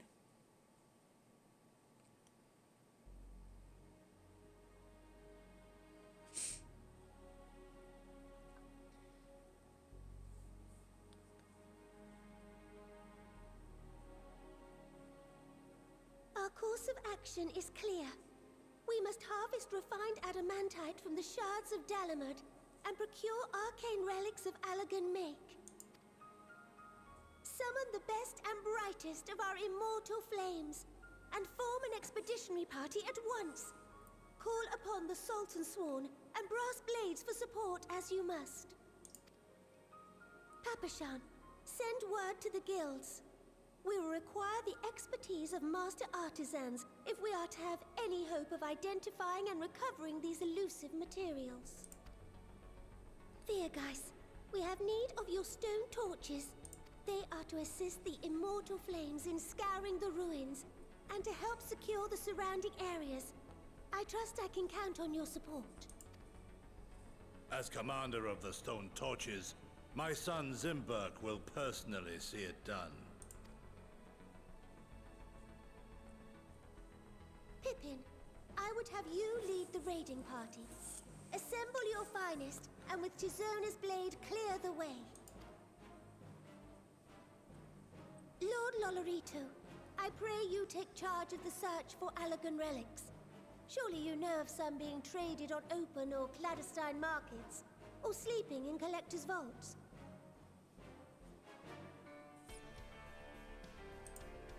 Of course, I ask not that you do this out of the kindness of your heart.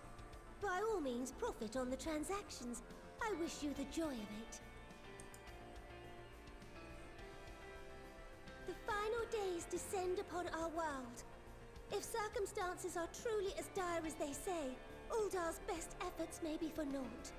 And yet, when we Eorzeans rose from the ashes to rebuild our broken realm, did we not learn one simple truth?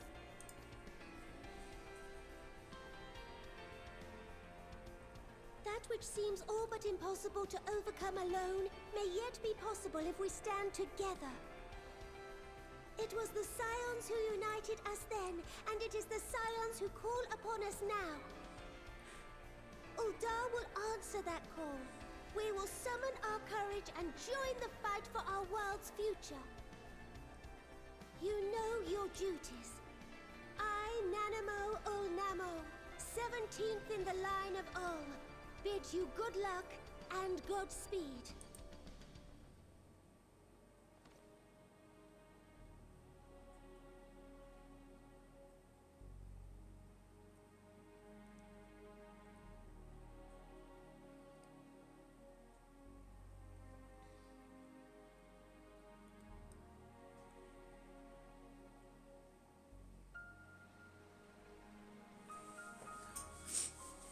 Meanwhile, in the Black Shroud.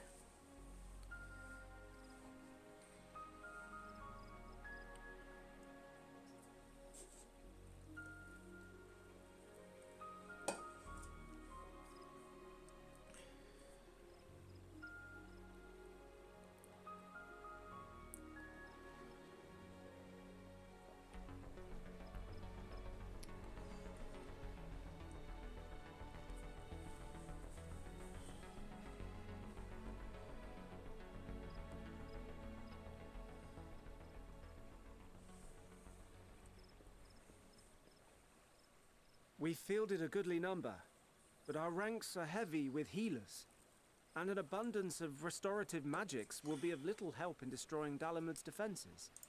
Still, it has ever been thus with Gridania. We must steel ourselves for a protracted engagement.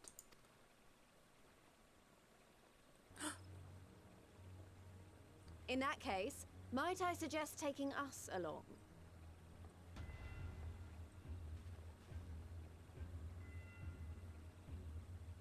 Commander Hext, what are you doing here?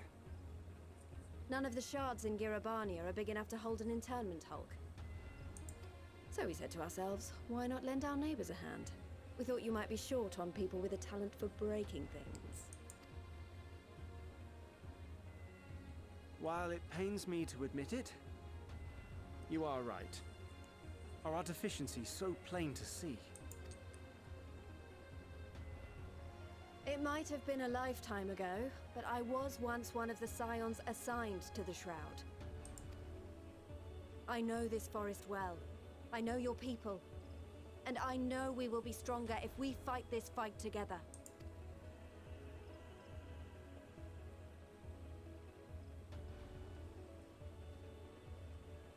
Then I will impose upon you with a clear conscience. Come, let us speak of how to integrate our forces.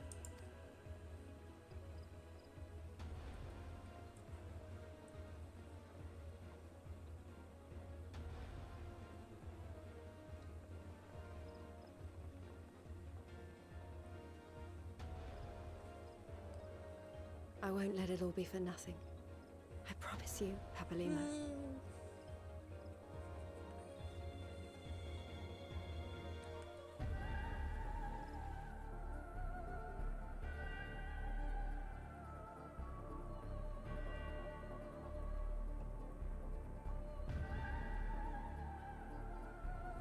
Meanwhile, in Kurthis.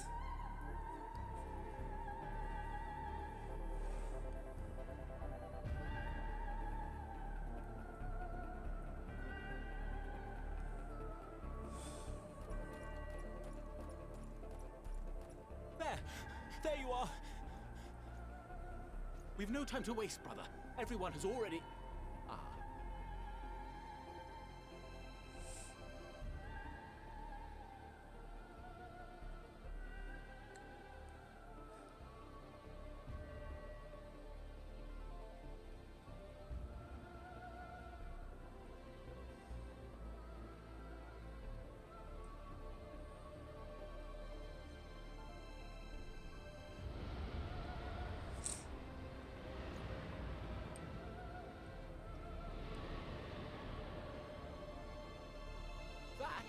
That was a roar. A dragon's roar. Is it Ray Svelger?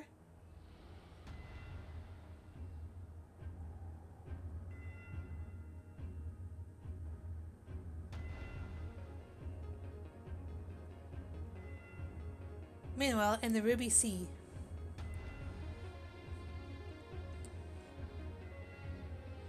Gosh, there's a lot of movement.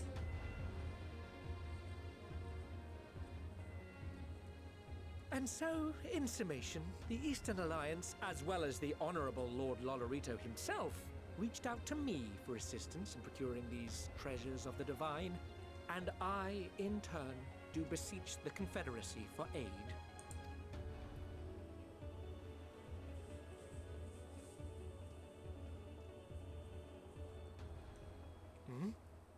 Is that...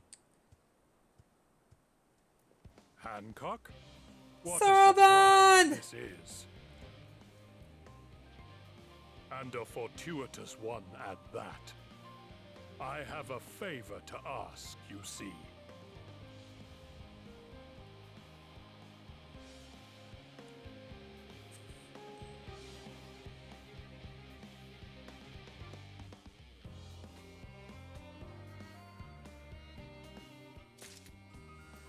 Whoa.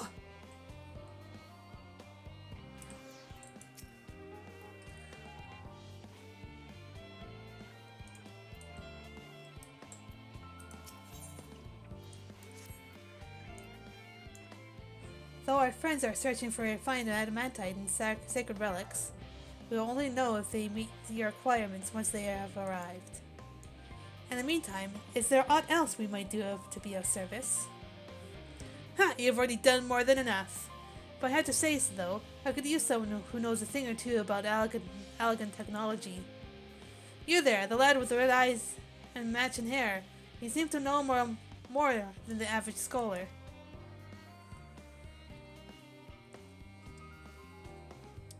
Ha! If only Master Coco knew how right he was.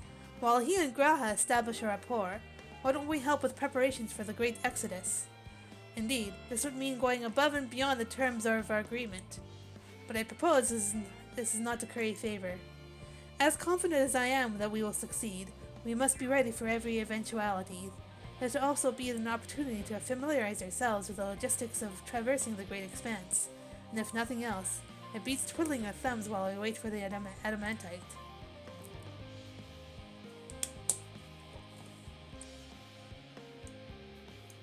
Well, ain't you a bunch of helpful buggers? If you've a mind to lend a hand, I know where you ought to go. Charlie and Hamlet is lousy with researchers and scholarly types, busying themselves preparing for the Exodus. Pah! That lot need all the help they can get.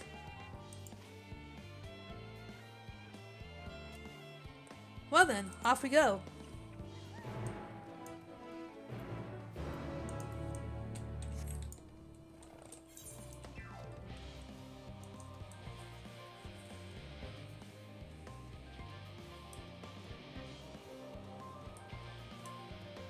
We go this way.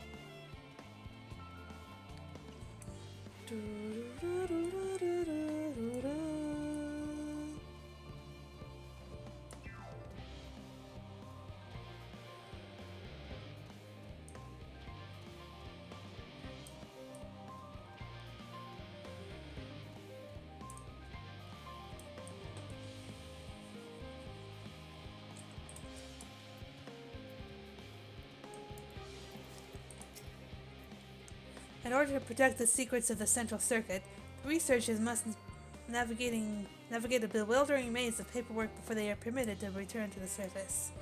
I suppose it's no different than any other aspect of Charlian society. We do love a bureaucracy. It's very much a mirror of the city above, which is perhaps how it came to be called Charlian Hamlet. What a quaint little settlement this is. A shame it's hidden underground. I don't mind a bit of heavy lifting, but I draw the line at paperwork. So much as wave a sheaf of documents at me and I'll put my lance through it. Trust you to do that, Estinian. As surprised as I was to learn the forum planned to send everyone to the moon, I can't imagine how the common folk must feel about it. Do my senses deceive me? In the shadow of yon corner. One can but hope this leadeth not to mischievous undertakings.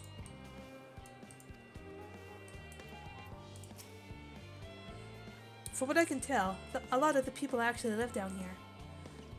I don't know how much help I can offer, but I dare say they'll benefit from some of that fresh inspiration Scholar Wadachallenge mentioned.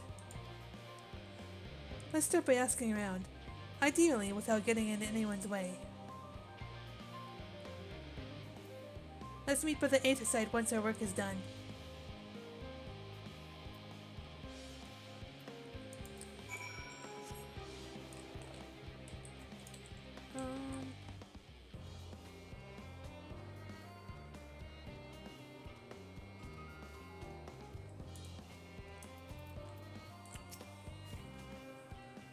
Helping with the Ark, even with all the power of Master Cockle's managed to squeeze out of the Aether burner, it's still not enough, apparently. And now I hear the final days have arrived. Horrible creatures running rampant all over. If only we'd begun the exodus sooner. People are dying, and there'll be no end to it if we don't fulfill our duties. But we will. We spent years preparing for this moment. Believe in the plan, and all will be well.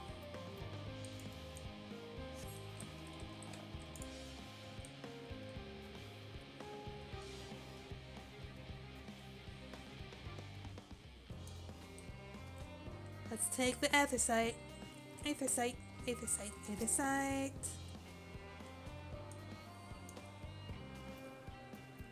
There.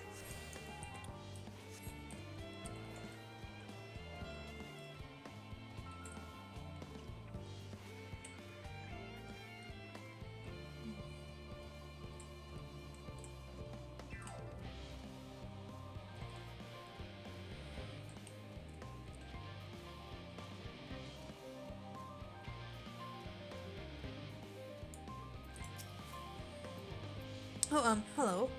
Are you one of the new helpers? Working on the Aether burner?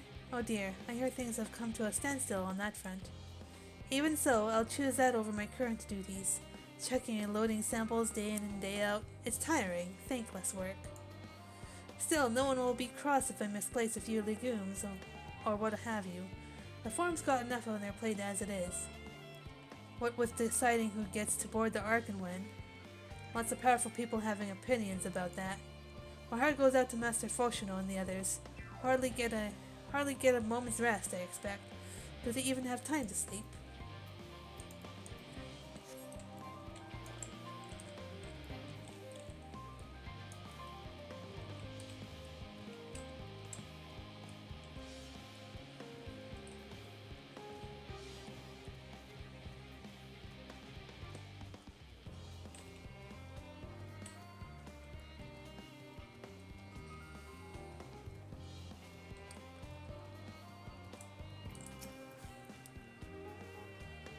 Offering to help? That's very kind, but I should be able to organize the rest of the documents by myself. It's mostly lists of the things we'll need once we arrive on the moon, and then whichever star we choose as our new home. My duties largely concern the maintenance of living conditions, so I'll be a lot busier after we depart. I hear that our lunar collaborators have come down to assist in our efforts. I'm looking forward to finally meeting them in person, after having communicated with them in such a limited capacity thus far. To be perfectly honest, I've not even the slightest idea what they look like. I do hope they're not enormous looming giants. Why, I would much prefer something small and fluffy, like that beheaded rabbit that ran by. If only you knew.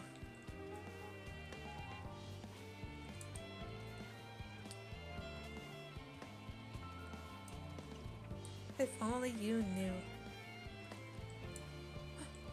There they are.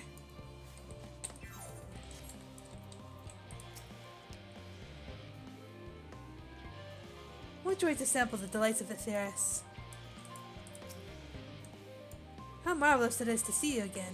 You'll be pleased to hear that I've learned much since our fascinating discussion at the Curatorium. It's all thanks to Arianger, you see. He's taught me the finer points of cooking, which, despite my name, I knew very little about. So many dishes, so many hard-to-pronounce words. Actually, I was rather hoping he'd show me how to bake an Archon loaf. They're quite popular, I hear, though it doesn't sound like it contains any flavor to speak of. Still, if that's the sort of thing your kind enjoys, I shall make enough to last the whole journey. Crikey, I wasn't expecting to see you here, Lily. I'm sorry I didn't have a chance to say goodbye, and for having those other Lopards attack you. Terrible misunderstanding that. Not to worry though, as all have since recovered from the rather savage beating you administered. They bear you no ill will.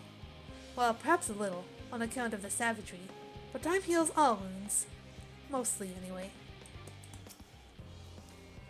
Fancy meeting you here, Lily. Our friends in the forum brought us to see their teeny tiny toy boat, which is quite impressive considering they didn't use any creation magics. What we've really interested in is Atheris itself, though we now find ourselves in a sort of funny underground miniaturized version of it.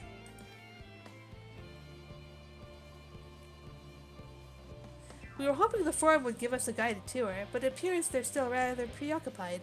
Honestly, all that time to prepare and they're still not ready.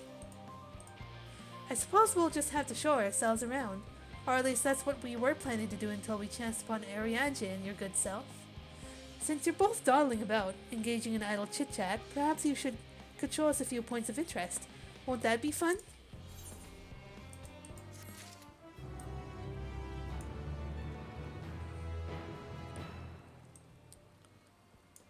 Hang on, I have a feeling that the music's glitched maybe, so give me a moment.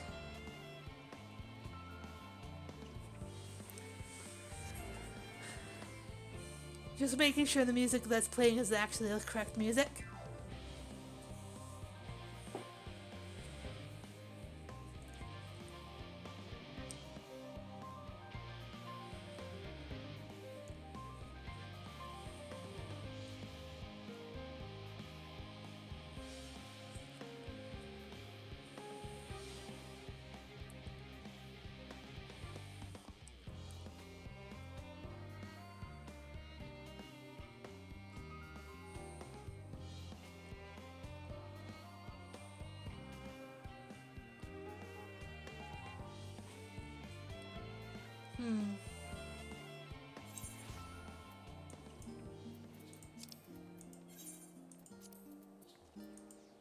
Go back. Wow, there's a lot of people online.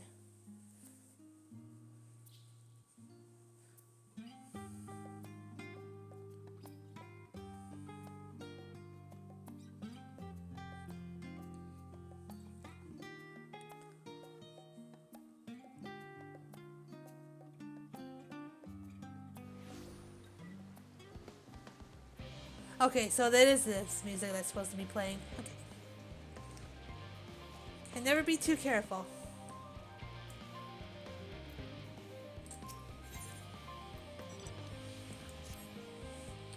A tour of Labyrinthos? An unexpected yet prudent suggestion. Given the similarities betwixt this artificial environment and Bestway Burrow, 'Twould be in our best interest to have the Loppers acquaint themselves with those conditions deemed optimal by their Charlian collaborators. I fear, however, that continued reliance upon my limited knowledge would risk narrowing, rather than broadening, their perspectives. Mayhap thou art better suited to lead this venture. What a marvelous idea! Might we begin with that great big what's-it over yonder? Ah yes, the what's-it. I shall leave its explanation to Lily. To the what's-it!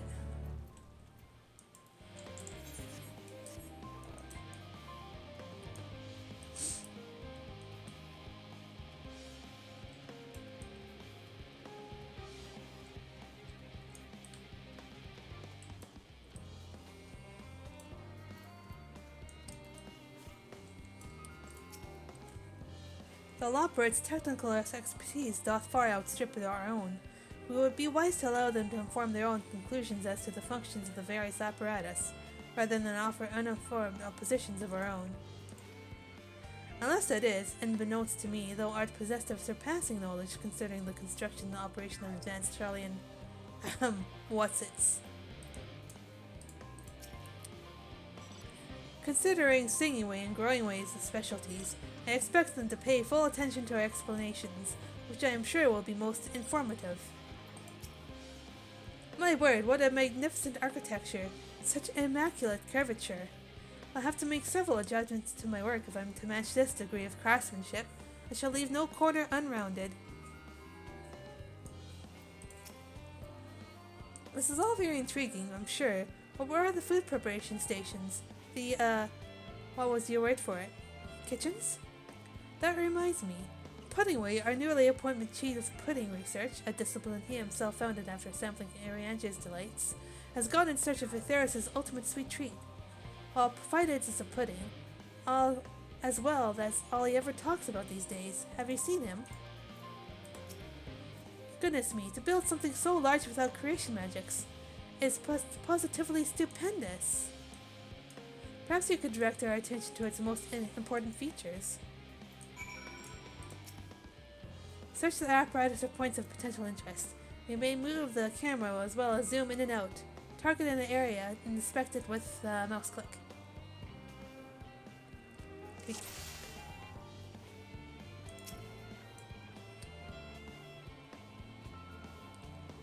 That looks like the trees in Greatest Innsvale. Hold on, that's a bit strange shape. It's thin at the bottom, but big on round at the top. Quite tall for something so unbalanced, too. Now it makes sense. That's where they store the water.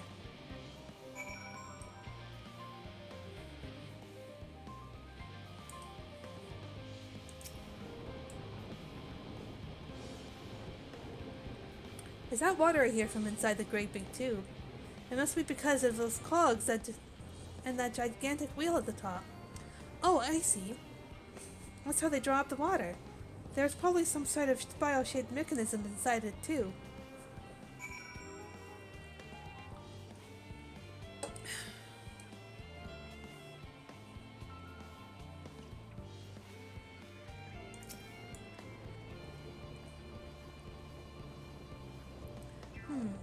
It's a little hard to see from here, but is that a golden pipe connected to the top of those tanks? And I can see through that window another pipe at the bottom. Ah, this must be for purifying water drawn up from below.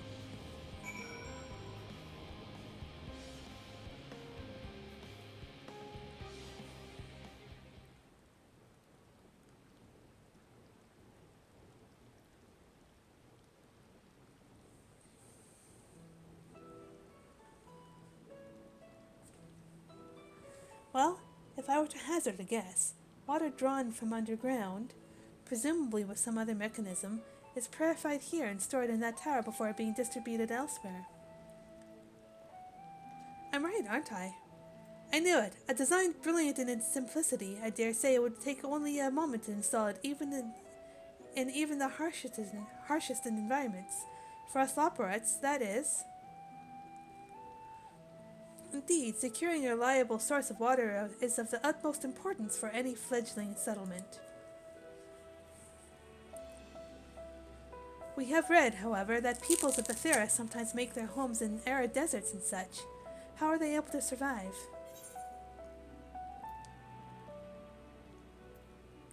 areas near waterfalls are common sites for villages in Garabania.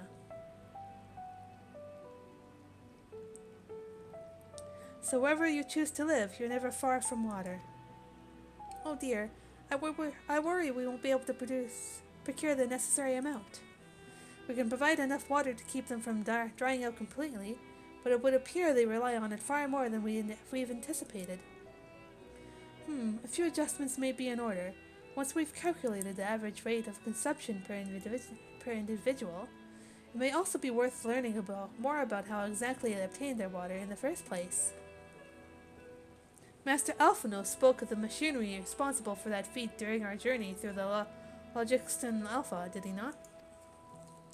Mayhap the Lopperits will share his appreciation for the engineering marvel. Oh yes, that sounds absolutely splendid. Absolutely splendid. We must journey beyond the sanctuary of Charlian Hamlet. I shall lead the way. You mean we'll have to brave the untamed wilderness? A valid concern indeed. We could not help but notice the many dangerous-looking creatures with big nasty teeth lurking beyond the safe confines of this settlement. Were we not escorted here by burly custodians, I dread to think that what would have become of us. Regrettably, too many a hungry predator with the aforementioned big nasty teeth, Lopperits may appear to be potential and rather appetizing source of sustenance. Gasp!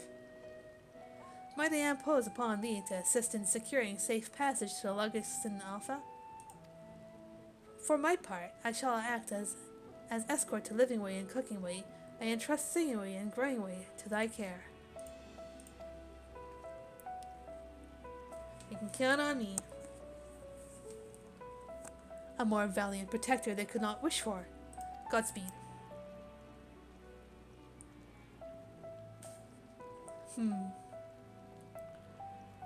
If it's all the same to you, I'd rather not be eaten by some horrid beastie.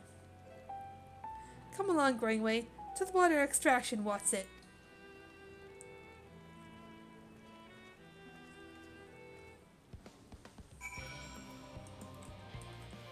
To the what's it? Yeah!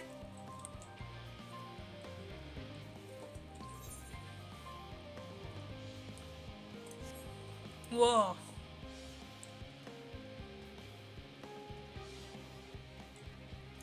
Anala.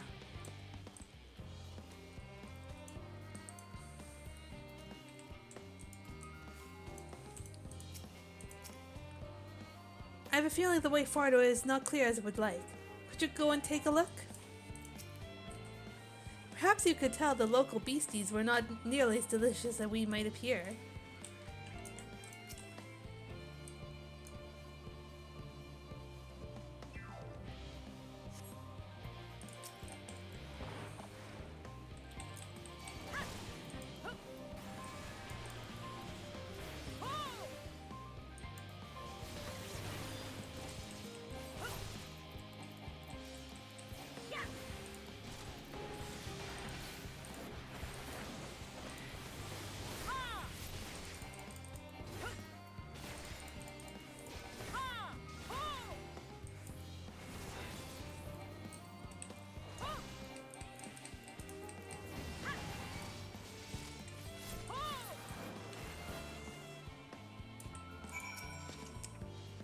Thank you so much.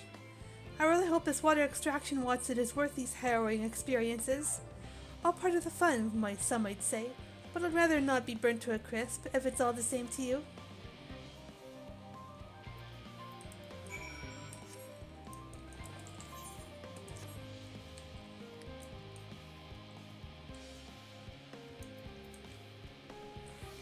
I have to go through this door.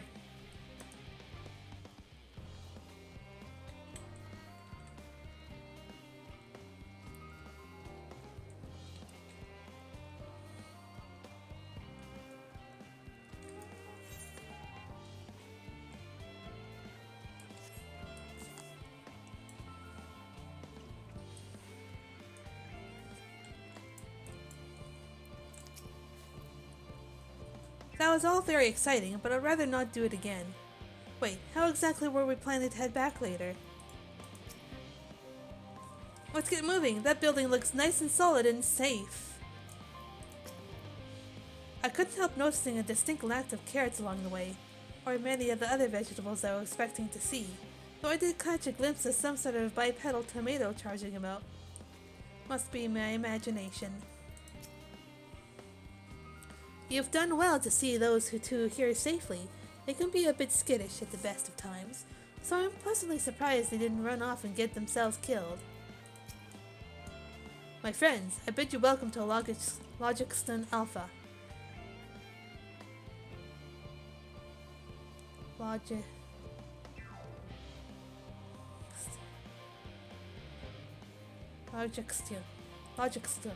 Skun. Our destination doth lie at the tip lift's top. Pray, follow me.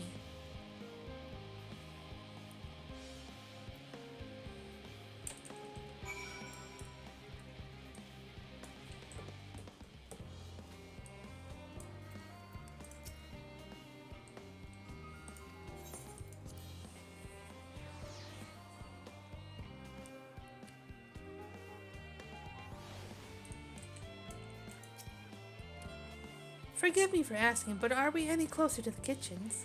Come to think of it, why am I even here? Atmospheric manipulators are hardly my area of expertise. As I understand, places like Librinthos are the exception rather than the rule. You don't all build enormous underground living spaces like this, surely. That was terrifying, but at least the scenery was more pleasant than was named Garlemald. As the first impression of Theris, it was far from favorable. Anyway, onwards and upwards, quite literally, as is the case here. On this occasion, 'twould behoove us to seek the counsel of those qualified to describe the workings of the apparatus. They may also be in possession of schematics or other useful documentation, should the Loporrites request them. As the Forum's esteemed guests, 'tis unlikely that they would be refused. Yet thou knowest as well as I the changeable disposition of Charlene bureaucrats. Marvelous, simply marvelous. So this is where the magic, or science rather, takes place. The perfect environment to sustain life, artificially created. The knowledge we'll gain here will be essential when we start looking for new stars of your kind to inhabit. Apparently, most of them don't even have air for you to breathe. You're all very lucky that Atheris just so happens to provide everything you need to thrive. Or did mankind turn out the way they are because of the available resources, I wonder? Either way, it's nothing short of miraculous, and I cannot wait to see more of it.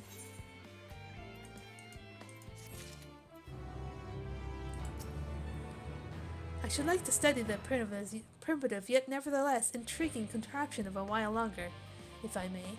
That the Charlenes were able to build something of this complexity with their limited knowledge and resources is most impressive.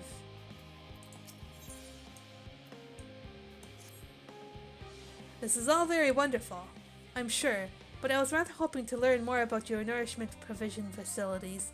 In other words, where's the food?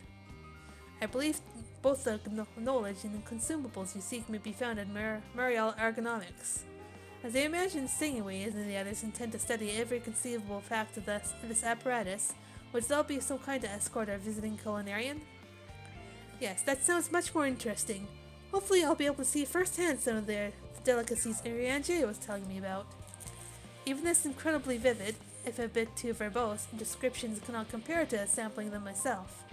Not to mention Atheris will soon be no more, so I must learn all I can while there is still time. Let us brook no further delay.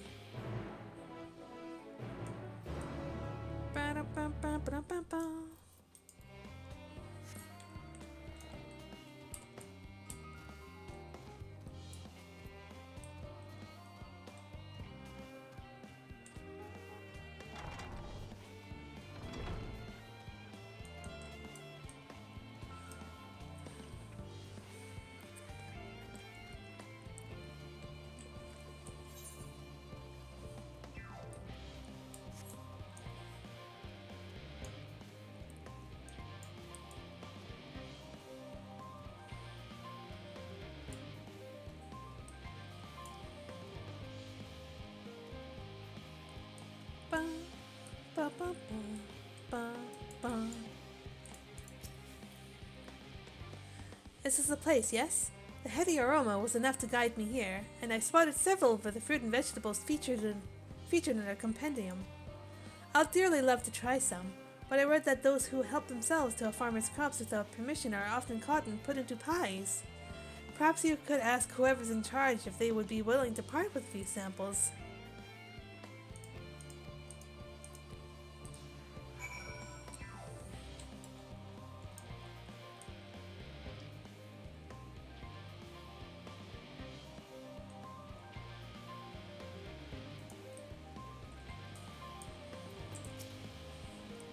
Ah, what a fine mess this is.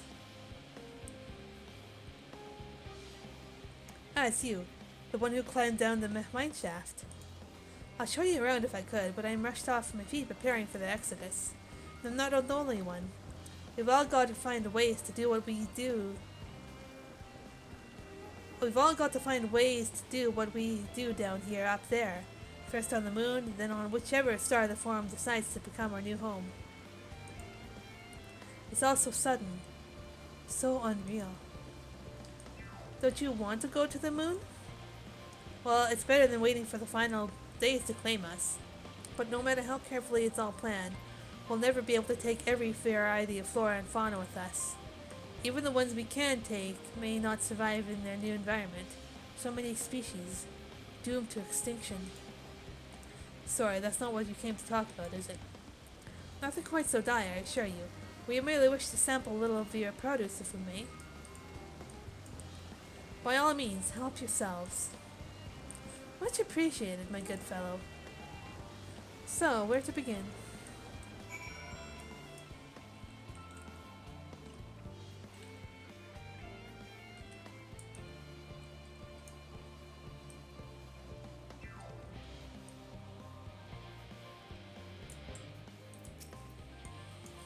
Oh, I know what these are. Grapes, yes? Let's see if they are as delicious as they look.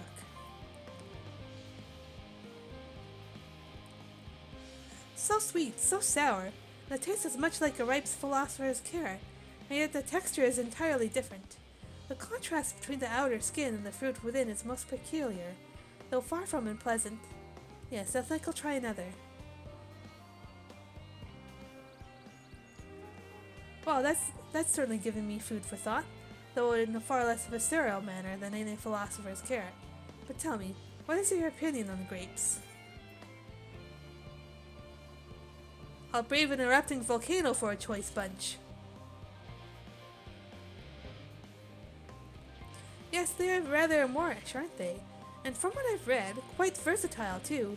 Something about people stepping on them to make intoxicating beverages, I recall. Anyway, that's enough about grapes for the time being. On to the next treat. Over here. Those look like oranges? Orange by name, orange by nature. What came first, the fruit or the color? Who cares? Let's eat.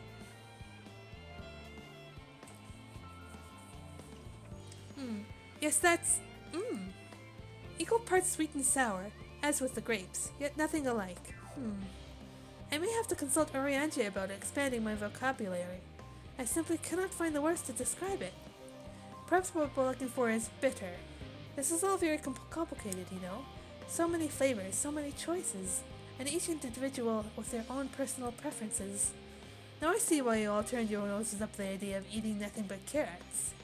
Marvelous though they still are in my estimation, let no one say I said otherwise. Ah, but speaking of carrots, I've yet to sample any of the vegetables. Let's see what's in the field over there.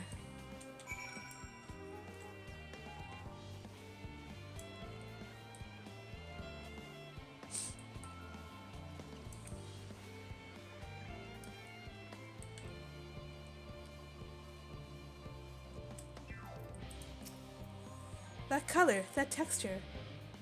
Are they some sort of enormous round carrots? No? In that case, proper nomenclature is less of a concern than the taste. Ugh, it's so hard and flavorless. I may as well be chewing a piece of wood. And all but confirms it. These are nothing more than misbegotten failures masquerading as goodly carrots. Stop, stop, stop! Can't you see these are pumpkins?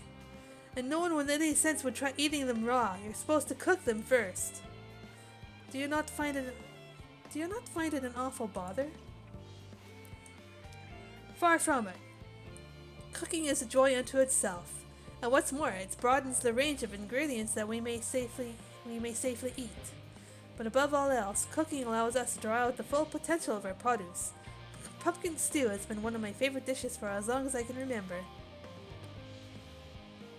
Then perhaps even these hard blocks of plant matter can become as delicious as the orange I sampled. I wonder, though, if there is anything even more delicious. How about that yellow fruit over yonder? Lemon?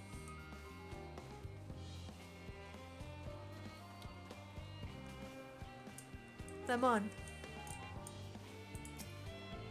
What a wondrous fragrance. With luck I'll have a flavor to match. As I have no idea how these are eaten, I'll just bite into it. My tongue! Is this poison?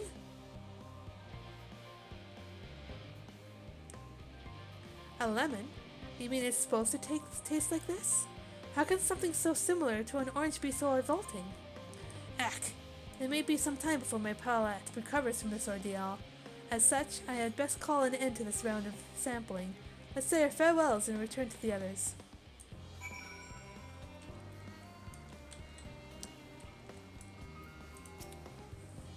Finished, have you? I trust you found something to your liking. I'm rather enamored with the grapes and oranges. Less so the pumpkin, though I've learned the hard way they're not to be eaten raw. Then there was the lemon. The deceiver! I still feel so violated. First time, was it? I'll hate for you to leave with a bad taste in your mouth, in more ways than one. So I'll give you this lemon muffin I baked. If this doesn't change your opinion, nothing will. More lemon? Have I not suffered enough? Nevertheless, it would be remiss of me to spurn this opportunity to, bit of the sick came up there, learn more of your inscrutable ways. Very well, lemon muffin, do your worst.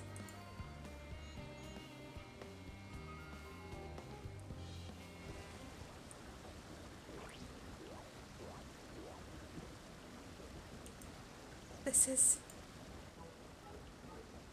delicious! Although I still detect a hint of lemon, it complements the sweetness of the dough to create a perfect harmony. I never would have guessed its vile bitterness could be utilized so elegantly. My good chap, this is simply breathtaking.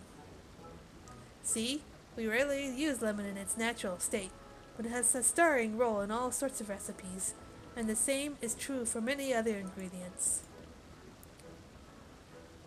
It comes down to making the most of the resources at our disposal, and sometimes that can even be the difference between life and death.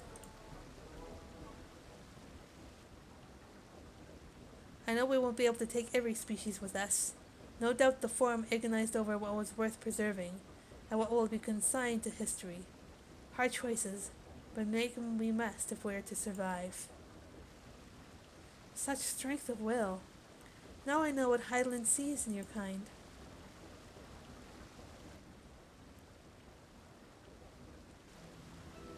Mankind, the Loporrits. We were both born from the accumulated knowledge of the ancients. They learned all there is to learn about the nature of sentient life and the fates of the stars themselves.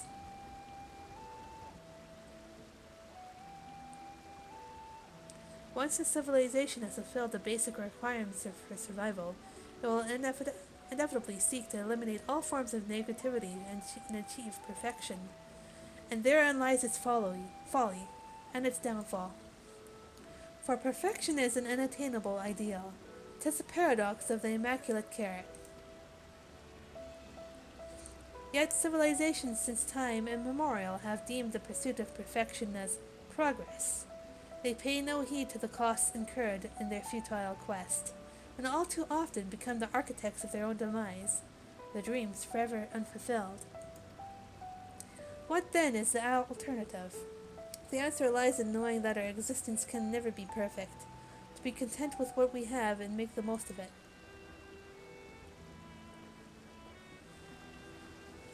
When life gives you lemons, make lemon muffins.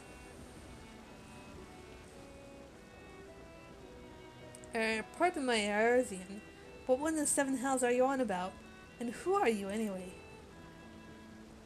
Cooking Way at your service. I'm here to help prepare for the trip to the moon. And once you get there, you'll be able to try my carrots. I'm growing all different kinds. But don't worry, there'll be room for your crops too. We'll work together to preserve as many of Atheris's species as possible, if you're up to the challenge. Yes, of course. I look forward to it. Well, this has all been highly productive. Probably. Let's go and see if Ariane and the others have run out of machinery to inspect, shall we?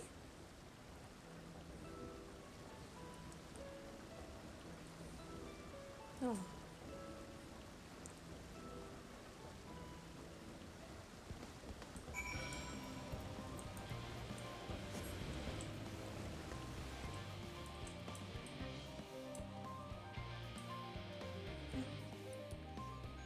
Ba ba ba ba ba. Ba ba ba ba.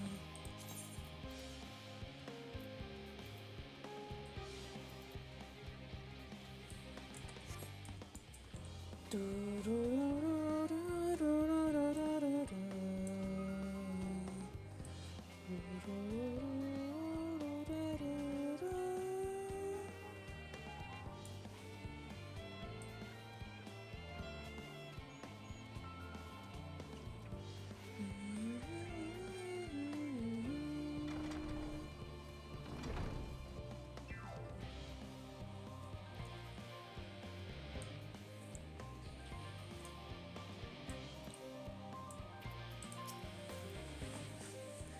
By Cooking Way's broad grin, I assume your excursion was a roaring success?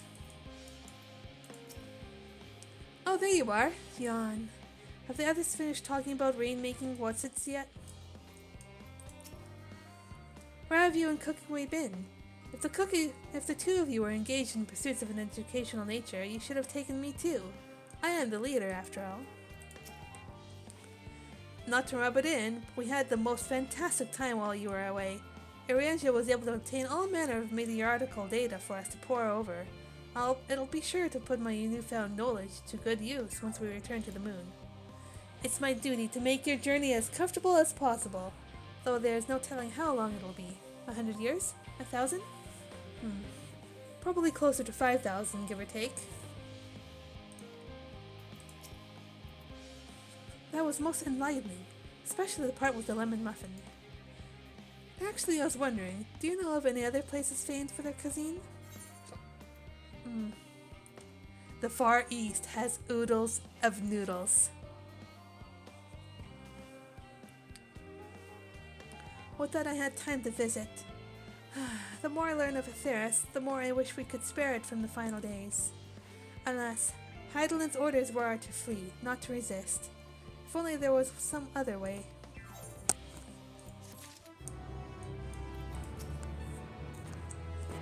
Muffins. I wonder if this is how Puddingway felt the first time Ariange made pudding. Though I'm not sure if that actually was pudding, come to think of it. Something about it seemed a bit off.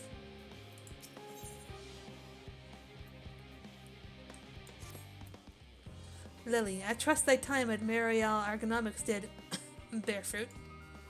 Our own efforts too were rewarded. We now possess an embarrassment of educational riches. No doubt our guests' relentless pursuit of knowledge could occupy them, and us for a fortnight. Alas, time is of the essence. Let us return to the Charlian Hamlet forthwith. Shall gladly attend to each and every loperet there, should further questions within my power to answer arise. Yeah, let's go. Aw. Aw.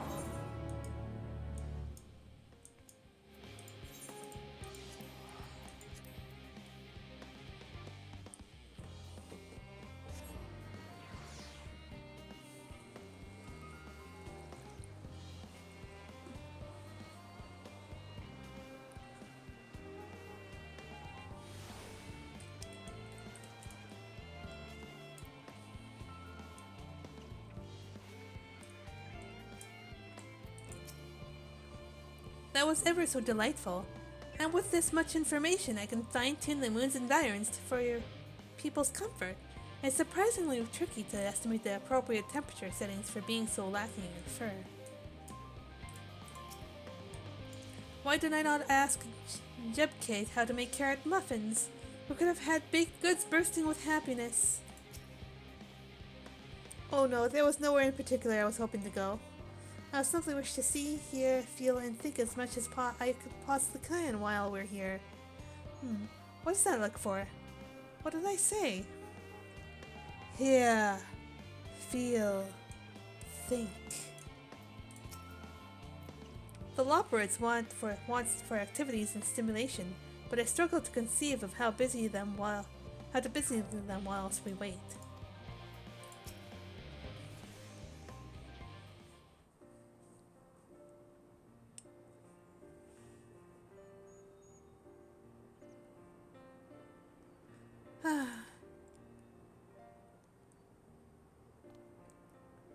Yes, Lily, that was indeed me verbalizing a sigh to express my emotional state.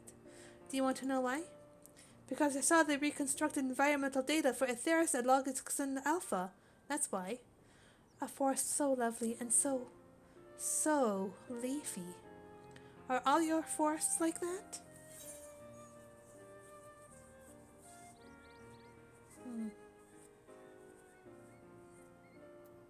The Black Shroud is quite leafy indeed, and a place of utmost tranquility.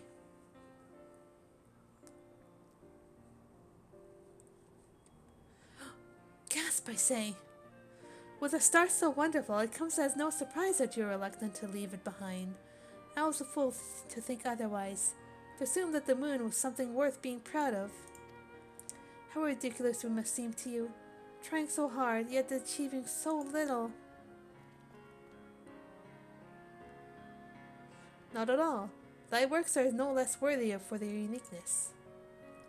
I thought I heard tiny voices. Thancred.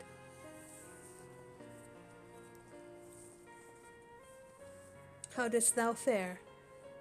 Oh, I was able to glean a fair bit from the researchers while helping to move their cargo. Preparations have proceeded without interruption here, despite news of the coming end. We have the Forum's leadership to thank for that. That doesn't mean people aren't worried, though. Quite the opposite. Knowing disaster could strike at any moment, they hurry to complete their work, equally aware that a single error could be the difference between life and death, and we can hardly tell them there is no cause for concern.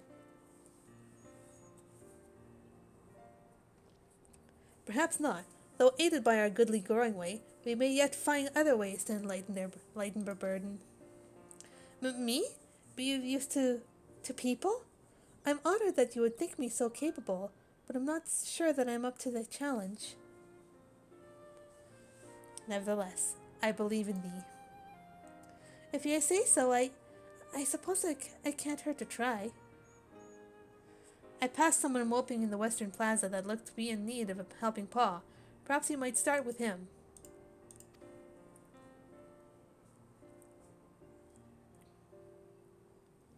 'Tis a good place as any. Come.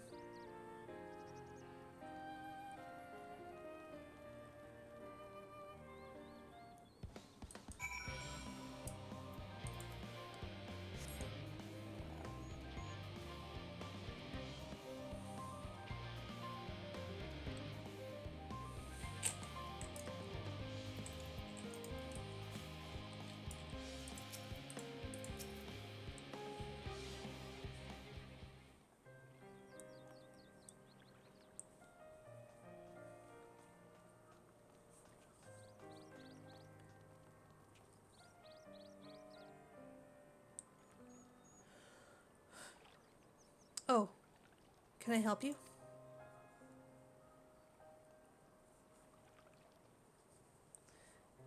It is you who would help me. Is my anxiety truly so obvious? A burden shared is a burden eased. Pray tell us of thy troubles. Those little fellows do look like good listeners.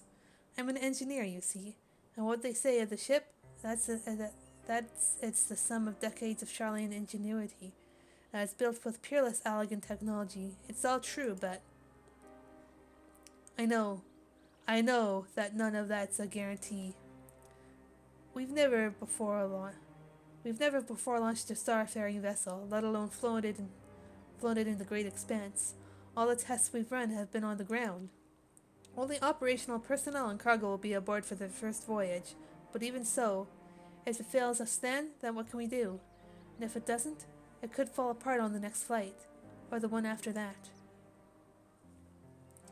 We've done everything we can to prevent that from happening, but it hardly matters. We thought the Aether Burner's design was flawless, too. Now look how that turned out. Thou art familiar with these most daunting technologies, and dost thou hold the power to allay his fears. Oh, I'm not sure about that, but, well...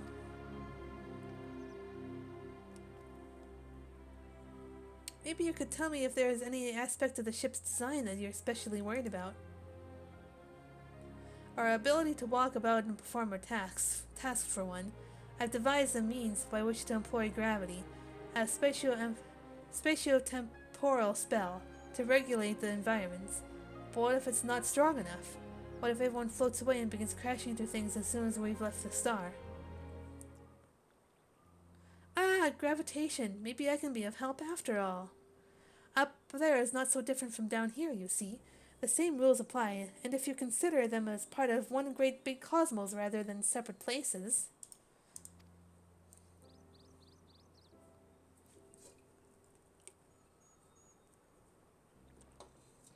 I suspect both parties shall find comfort in this conversation.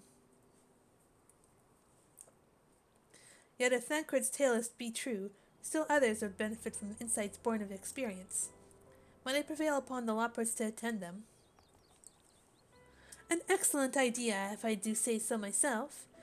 There is naught that would like more than to ease the hearts of the fine people of Theris, and learn more about them while we're at it. Full glad am I here to hear it. Gather thy companions and bring them hither. Lily, thou hast the gift for finding souls in need of succor. Pray seek thee out the distressed and the apprehensive, and inform them that help is at hand. I shall await them here, that I might introduce each to a suitable Loperet. You can count on me. Oh, I do so look forward to that. A place for every Loperet, and every Loperet in their place.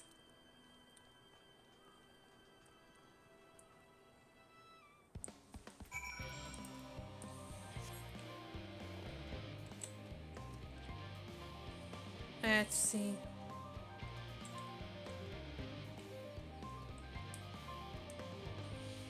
Eight marks. Oh, there's one.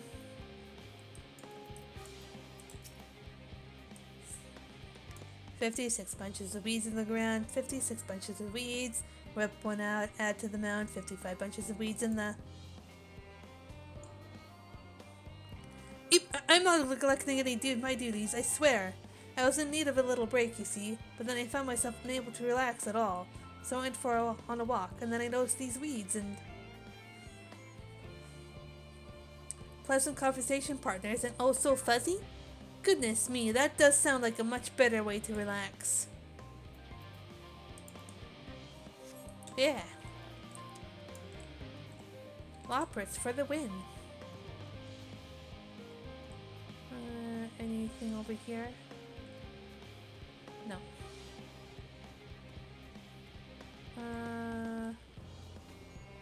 No.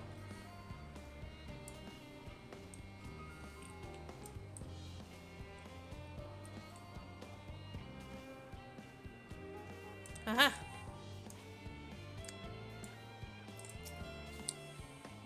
Blasted assistants! Where have they gone off to at a time like this? Beg pardon, but I have not the entire time for idle chit-chat. I need to reconfirm that aether levels are consistent throughout the vessel's machinery, and it seems I shall have to do so single-handedly. I swear, when I find those assistants of mine... The Lopperts are willing to help? Why didn't you say so? At least they won't moan about how they checked 24 times already, and haven't slept in weeks. Lazy sods.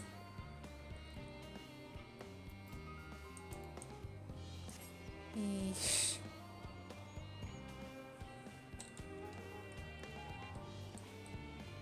Okay, no, can't do that.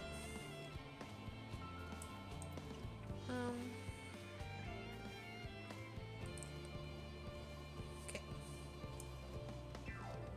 Down I go.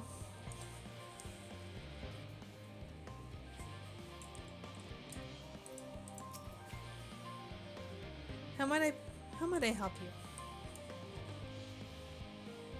My, what a lovely idea. I too noticed people becoming rather tense, so I rushed out to pluck some fresh and fragrant tea leaves. Now I need only track down 100 or so cups. Oh, but don't you worry, I can manage. I hope your plan to cheer everyone up goes well. This woman is doing better than you are. Wow! Ouch.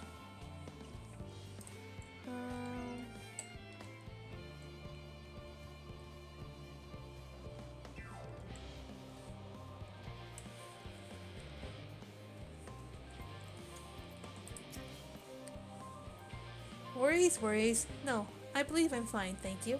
I've been confiding in my colleagues, and it has helped a lot. Can't recommend it enough. This researcher already has the support she needs.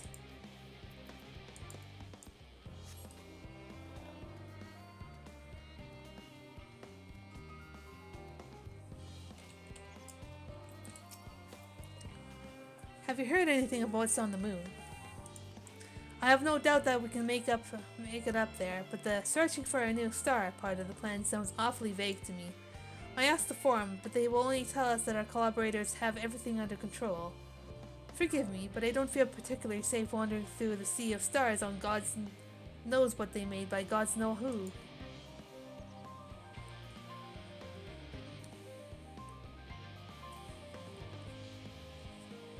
You mean to say that I can speak with them directly? Amazing! I hope they like questions. Questions are good, gotta say. Questions are indeed good. Oh, there's one here. Is anything bothering me? Well, I've been loading cargo for bells now, so my back feels like it's a void synth playing. It feels like a void synth played it like a piano. Played it as a piano. My feet and knees as drums and cymbals too. He's fine.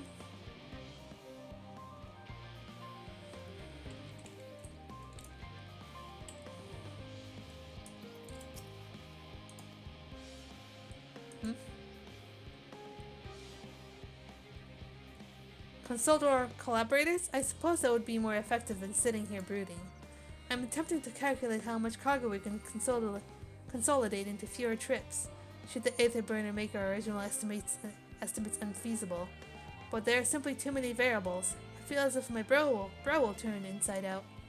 Perhaps our lunar associates will have more insight into how much weight constitutes too much weight for our purposes. Thank you for letting me know.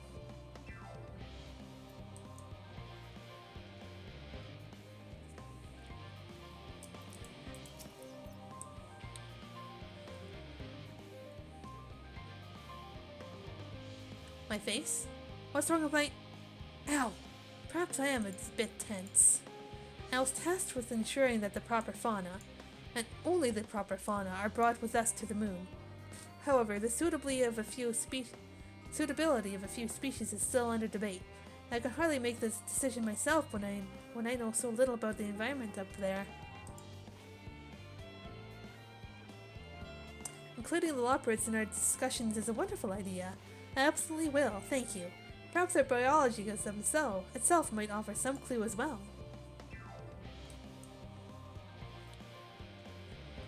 Get in there. You idiot! Have you seen an envelope lying about? This imbecile refuses to give me the alchemic I ordered without that bloody slip of parchment.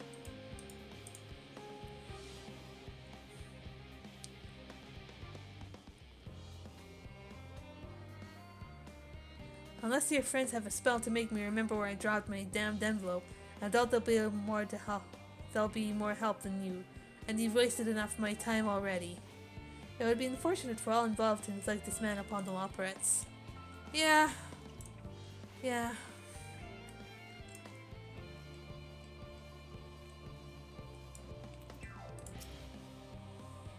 Aha! The end of the world is nigh, yet the work goes no faster. Schedules are such temperamental things, feasible for one moment, utter bullocks the next. And yet I never felt so alive. This one is beyond your help. Only sleep can save her now. Yes, sleep. Ooh. That's cool.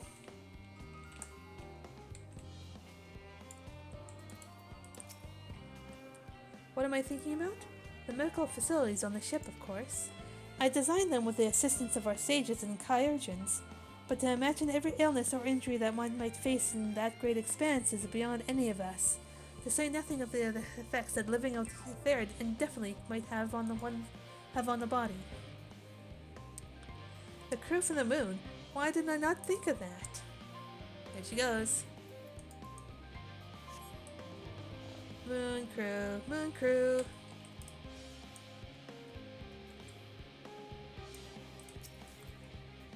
Concerns?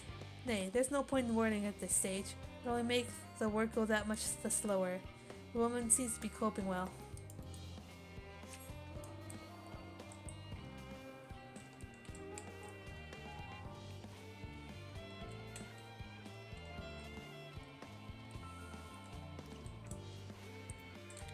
Oh, that's where I started off. Okay.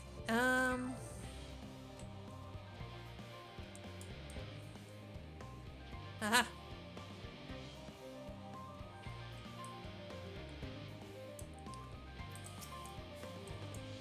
Just leave him to my misery. The farm can appoint someone else.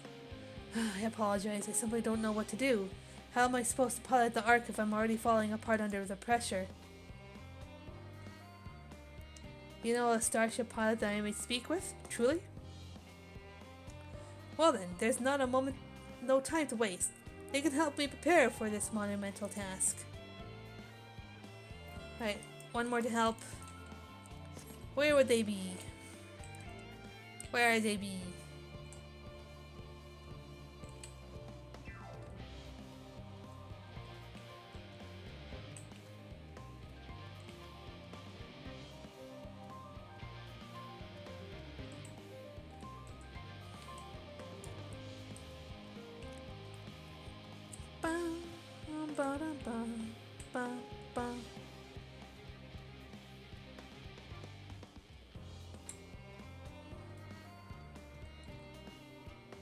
I doubt they're here. Okay.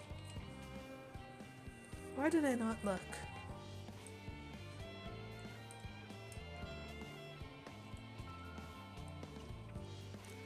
That last person's hidden somewhere.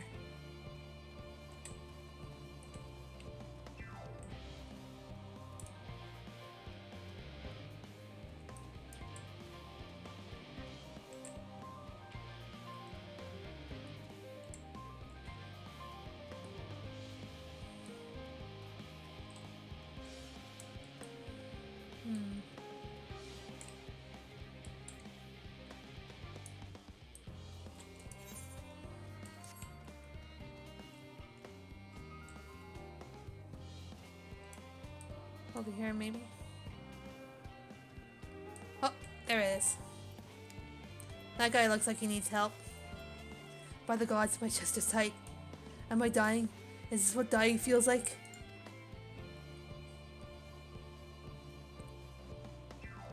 Oh, do pardon me, I didn't see you there. There's no cause for concern, I assure you. No cause for concern, even though we may need to part at any moment, and if the hull I designed buckles under the strain, an entire vessel may explode on launch, claiming countless lives and dooming all mankind, but that is highly unlikely. Yes, highly unlikely. Highly. Our visitors can help me triple check for structural flaws, you say? Why, that would be wonderful. I'm breathing more easily already. Alright!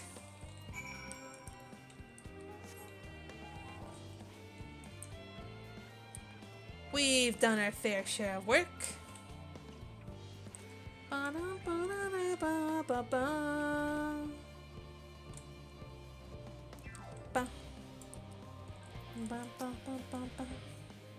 Behold, Lily, through thine efforts, word hath spread throughout the Labyrinthos.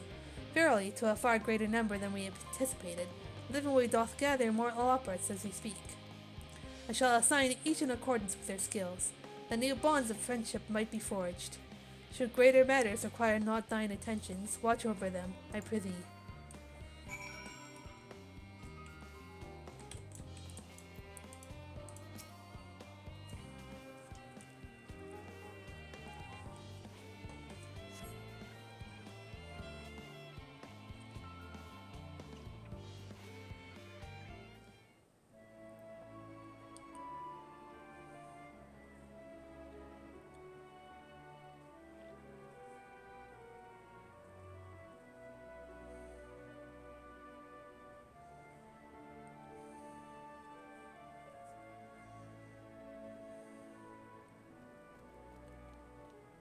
Phew!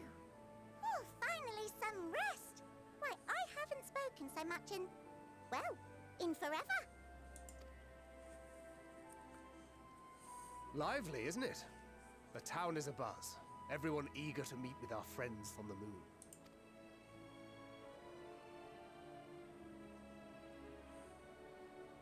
Twould behoove you to consult with Sleeping Way. As our moon's pilot, his advice should be most pertinent.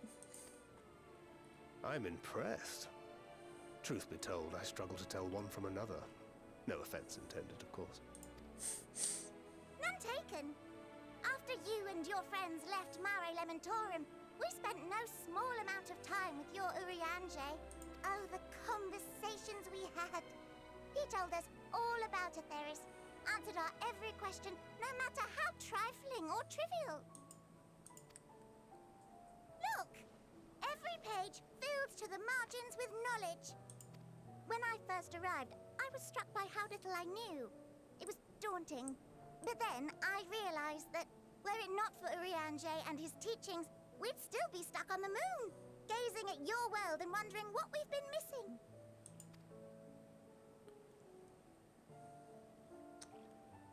He's worked hard. What would they think if they could see Urianger now? I dare say they'd be more than a bit surprised. And impressed, no doubt. Master Louis Soir, Minfilia, Papalimo, and not to forget...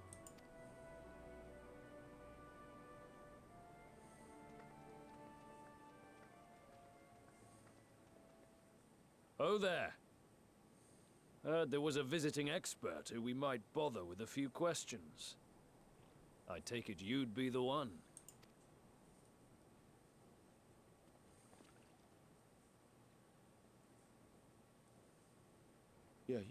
Yes, I am.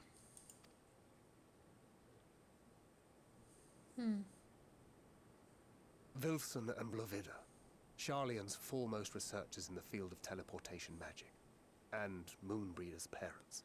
Oh, it's time.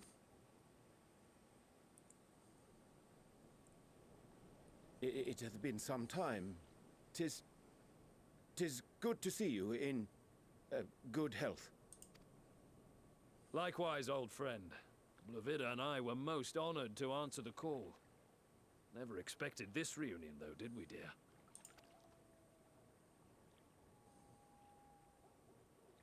Arthur, the nerve. Sending that letter, then running off to the gods know where.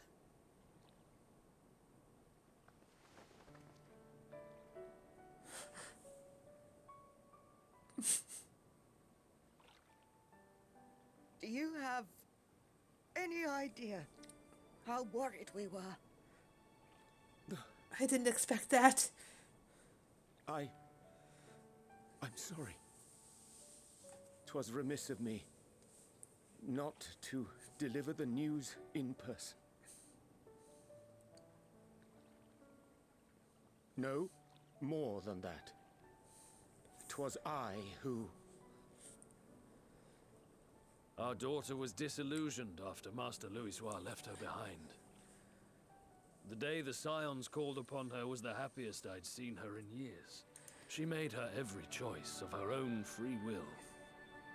No one could have ever forced her to do otherwise. Don't blame yourself for her death. Celebrate her life. You know that's what she'd want. If there is one thing we resent you for, it was that we could not be there to mourn her with you. Oh, that's so sweet.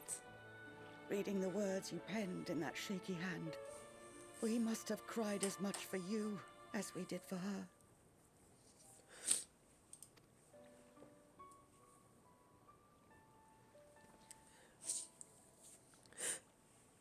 I'm sorry.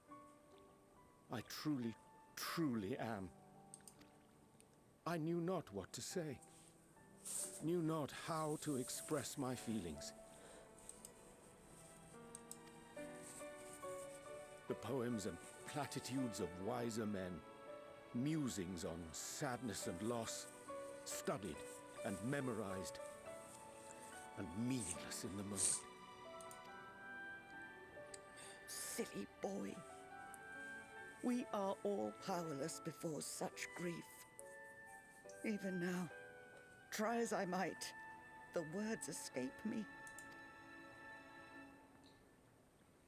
But in our hearts, we know, we always know.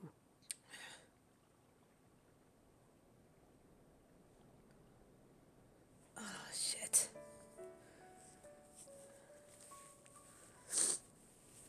I remember when you were young, how the lads teased you for choosing the company of books over others. Our moon didn't take kindly to that. Be nice to Urianger, she'd shout, and give them a walloping. No matter how many times we scolded her.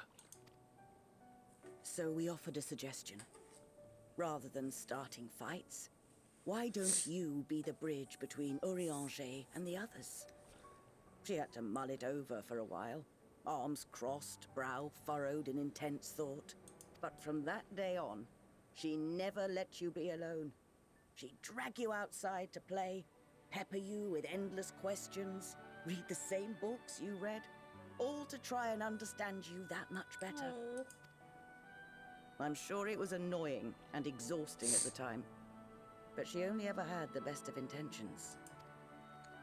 And look at you now, at the center of the crowd. The reason there even is a crowd, having brought these people together.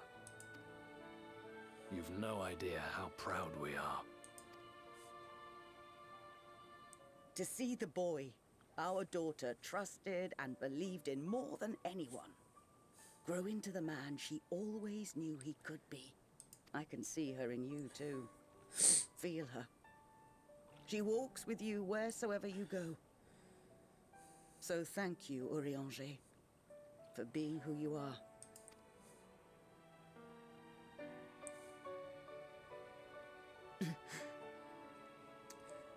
Oh.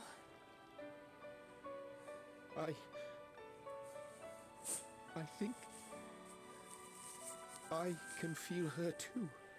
I've never heard him speak like this. The truth of her life. Not sorrow, but hope and love.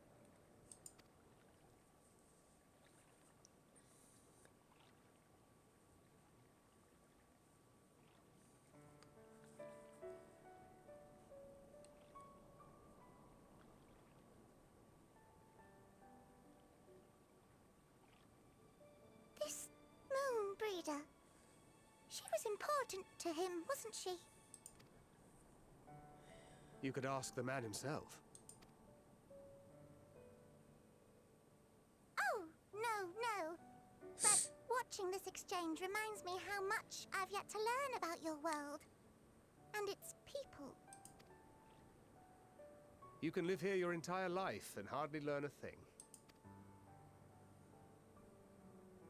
And that's why it's too soon for this to end.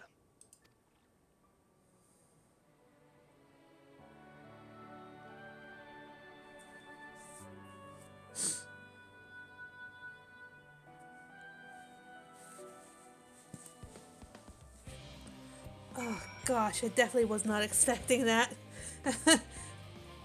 Let's continue. Remind me to invite Iriange for a drink when we have a moment to breathe. We're long overdue for one. We can raise a glass to Monvreda. I'm also busy asking questions about Aetheris and never thought to ask more about Iriange.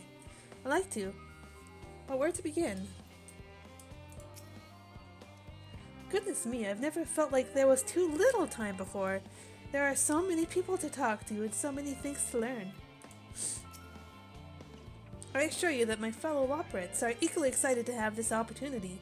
They were humming the whole way here.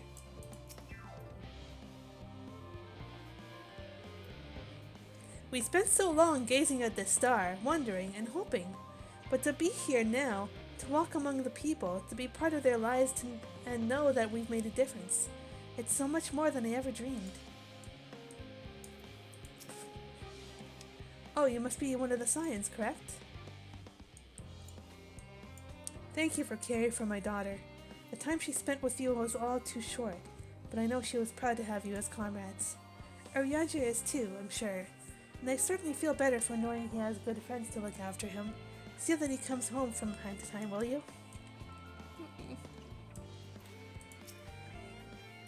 The classical Rogadan language isn't so different from Eorzean. Did you ever wonder why we named our daughter Moon's Bride? When I first beheld her, the moon was shining silver and full. The whole world seemed to glow. I knew it had chosen her, that she would be a beacon of that self-same light. Of course, we'd later hear our fair share of jokes about how we ought to have gone for a sun instead, with how bright and stubborn she was. But fiery as my Monbreda was, she was always kind and gentle. Oh, Lily, be assured that I am fine. I am. Full glad to see them too, after so very long. Gladder still it was in your company, as difficult as it was to accept their kindness. 'Twould have been far harder that I had faced them alone.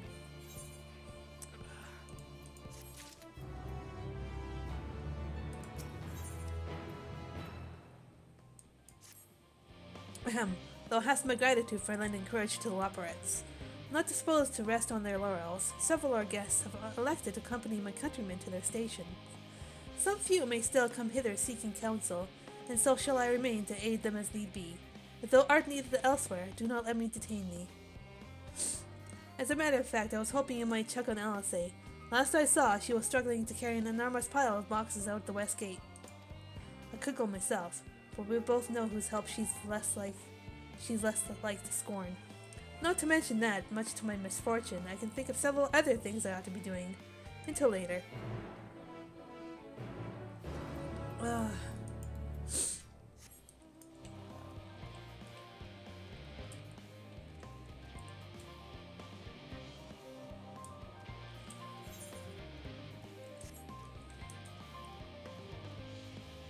Ooh. Oh, that thing looks familiar.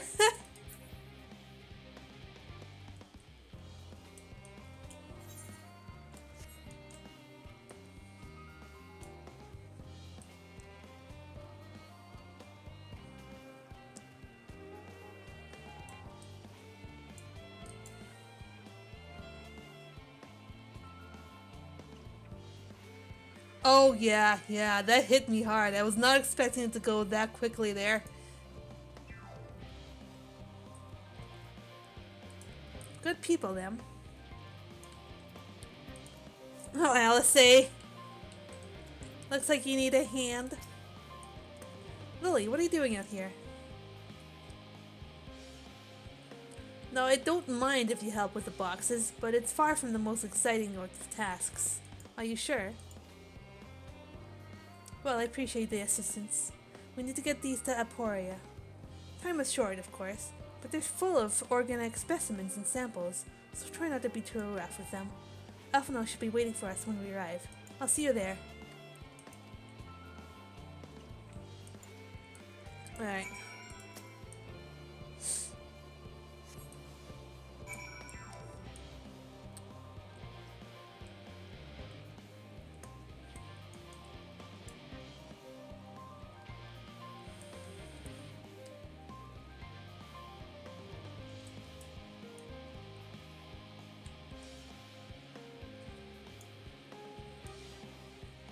Ugh.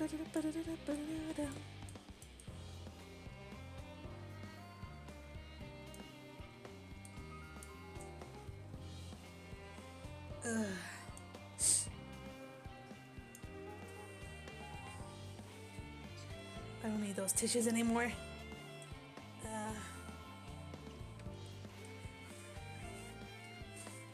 Done with those.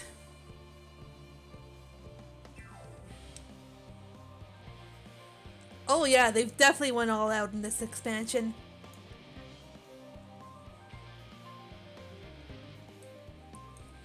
Definitely worth the additional 2 weeks, I gotta say. Oh, you're helping with the crates. Wonderful. You can put that there with the others.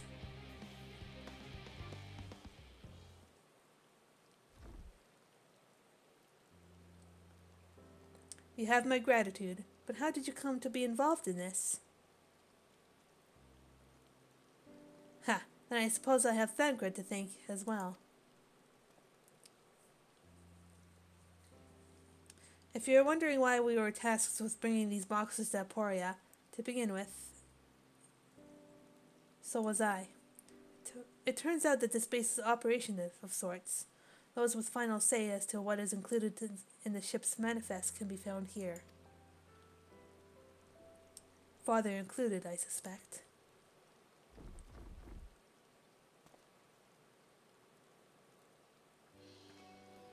That should be everything. You carried all of that at once? Are you trying to injure yourself?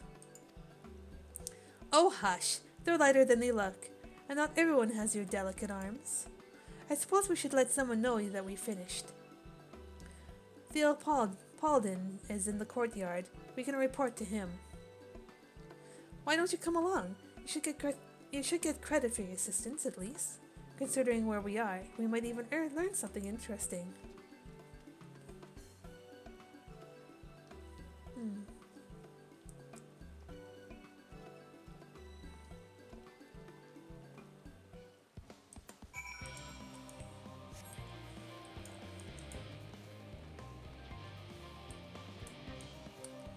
If it's I.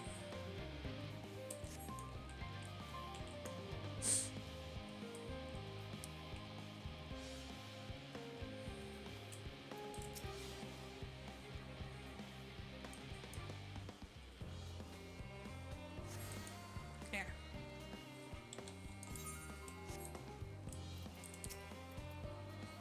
This must be Theo Paladin. I keep thinking that I've seen him elsewhere, but I cannot for the life of me remember when.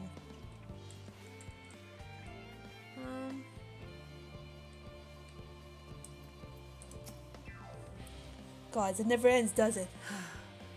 What can I do for you? We brought samples from Charlie and Hamlet. Series 110? The crates are by the entrance. Ah, thank you. I had expected one of my colleagues, but we are dreadfully short-handed. Just a moment. You're Fortunal's children, are you not? Alphonse and LSA at your service. You're well acquainted with father, I take it. Quite. I've been friends with your parents since our days at the Studium. I remember it when you were yay high, waddling hither and thither. Clearly, it's been quite some time since we've met. 'Tis good to see you again. Older than your father, no less. You know our parents when they were young? What were they like? Pray spare no detail. I should like nothing more than to regale you. Alas, I am meant to be in charge here, and reams of paperwork I want for a submission. We can help with that, in exchange for the sort of stories our parents would never willingly divulge, of course. Very well then. There happen to be 3 sets of documents in need of delivery, so how about you each take one?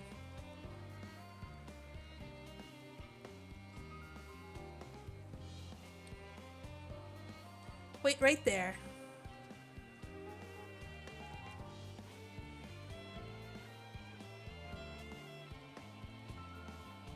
You will find a forum representative waiting to collect these near the southernmost structure. I hope I haven't kept her waiting too long. Never mind Alphon and LSA. I'm certain they will be back soon enough.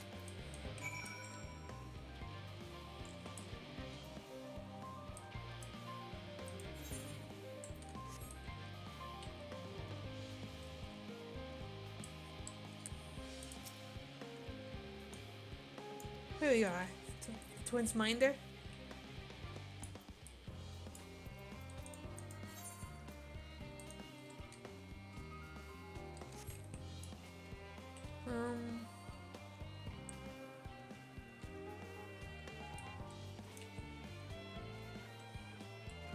Not upstairs, that's for sure.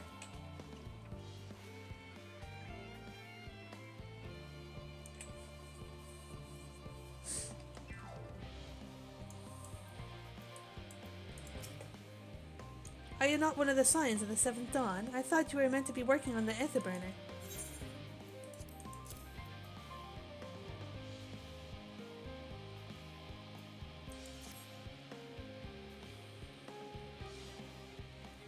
Theo Paulden's paperwork. I was beginning to worry he had misplaced his quill.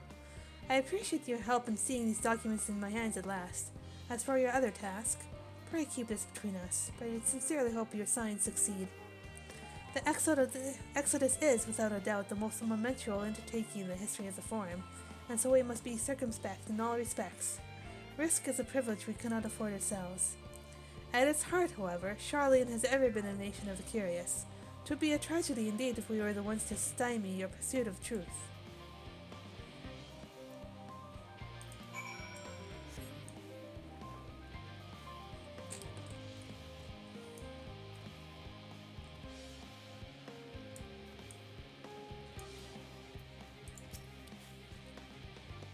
Quick and efficient, as dare say you have a talent for this work.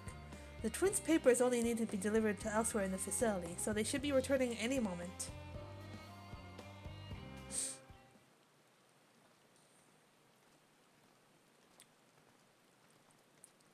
We return, not with a scrap of paperwork remaining in our persons, you will note. You both have my thanks, and my apologies for sending you on an errand far below your ambitions. Why, even as a babe, you struggled out of your swaddling clothes and... That is quite enough of that, thank you. It was compromising stories of our parents that was asked for here, to reiterate.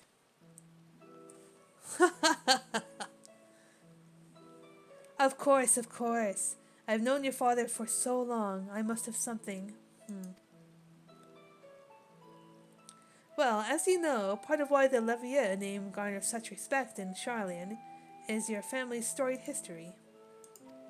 You two can trace your ancestry directly to those who came aboard Neonkrep's Hope, a lineage few can claim.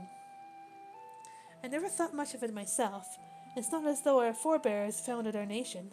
They were simply there when it happened. Nevertheless, it has traditionally been a point of pride. 'Tis why Neonkrep's pronouncement, renounce the ways of war and pursue enlightenment through knowledge and reason, has ever been our family's creed. Until your grandfather's time, aye. Archon Louis Swall looked not to Neonkrep's words, but his deeds. He asserted, in defiance of his peers, that choosing to save the great and the small from the rising tides was the true mark of our founder's virtue. Perhaps it was his expertise, his knowledge of ancient prophecy and the fall of civilizations, that led him to conclude that to eschew conflict at every turn was to consign mankind to his doom. There will ever be conflict and calamity to follow.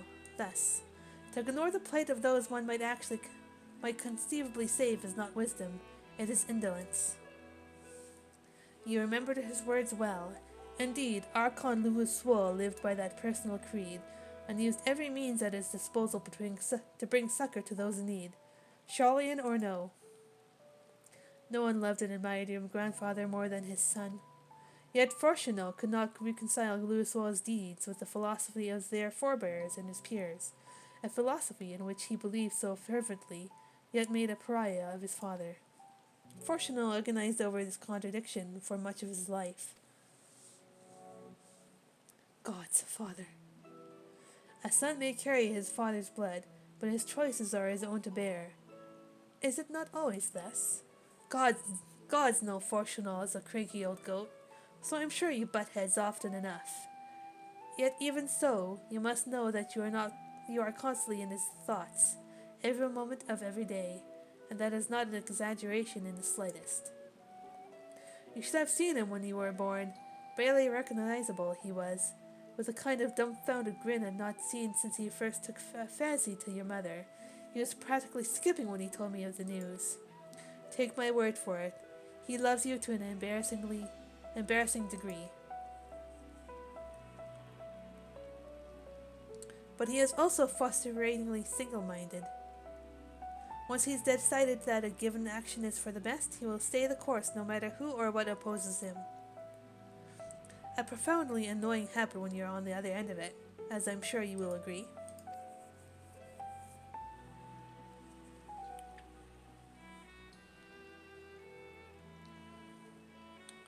I'll say, thank you for your insight. When next we meet our parents, I shall mention that we spoke. Try not to get me into too much trouble now. I need the forum on my side. Speaking of which, I have to be getting back to work. I have to make sure those specimens you brought make it to their proper places, or the cranky old goat will have my hide. We can speak again later.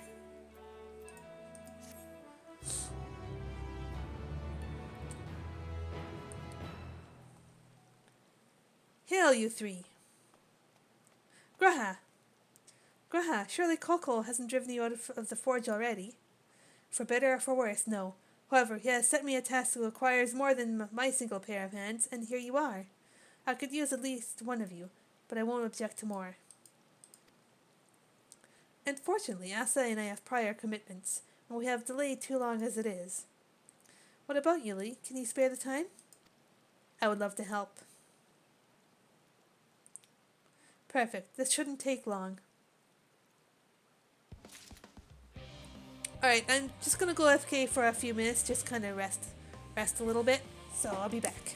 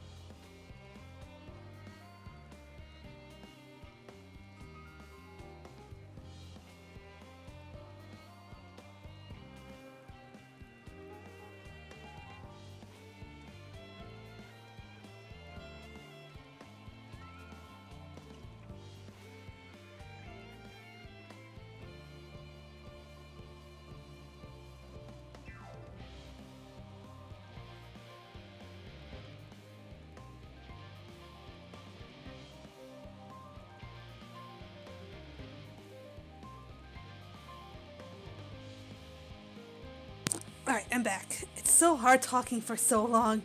Jaw is starting to go a little bit sore, but I think I can keep going. I got to.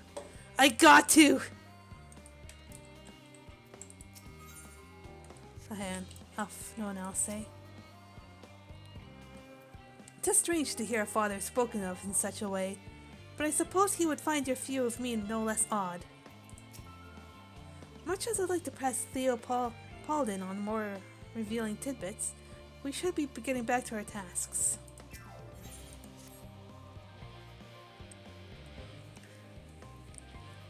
Neil, I don't have anything to do tomorrow, so I'm gonna do my darndest to actually get to the end. I don't care how long I'm gonna have to stay up for.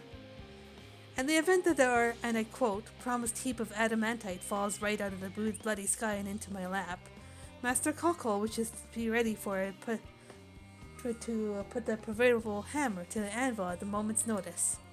To fabricate these parts, however, he needs the flames in Cockle's forge to burn hotter. He set me to increase the amount of ether being funneled to his furnaces. The flow of fire aspect of the ether in Labyrinthos is regulated by an elemental reactor south of here, to which I have borrowed the key. The adjustment will require 2 people to carry out safely, but I can explain the process when we arrive. This is where we part then. We'll see you in Charlie and Hamlet once the adamantite arrives, if not before.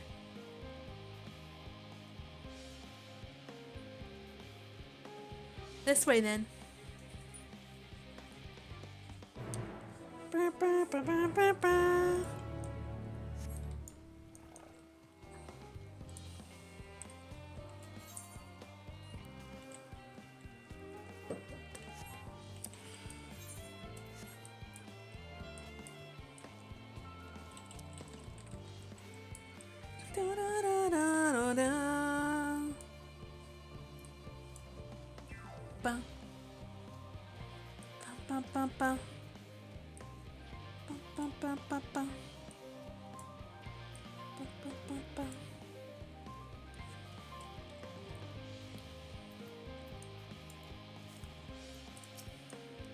The reactor is housed within this facility.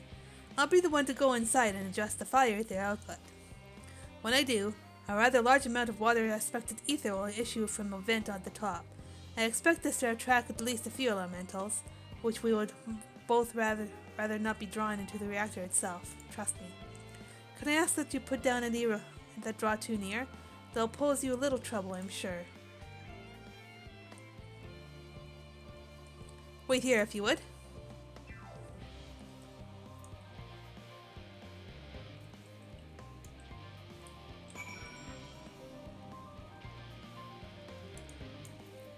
I protect.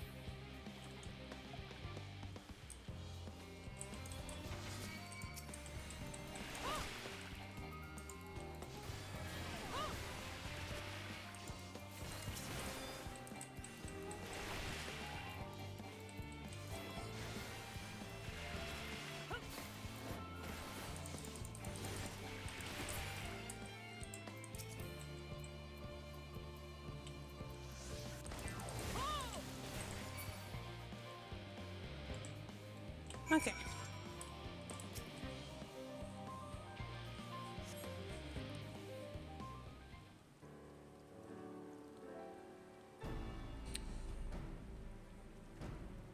Did everything go smoothly out here? Yeah. I thought as much. No major complications to speak of inside either. And the water ether appears to be venting properly. I expect Coco will have seen a difference in his forge flames by the time I return. Since I have you, there was another matter I thought to discuss with you. Nothing terribly important, merely something I've been considering. Part of this I shared with everyone, yet you, and only you, have been to Alpes. As we have established, refining adamantite is a product of Alag, of the Empire's twilight years, in fact. It was a material which saw much use as part of the Allagans' efforts to extend beyond the bounds of this world, Dalamud, of course, being the most prominent. Of those who would push further, expand Alag's empire to encompass the heavens and the stars above, perhaps the greatest was his infamous technologist, Ammon.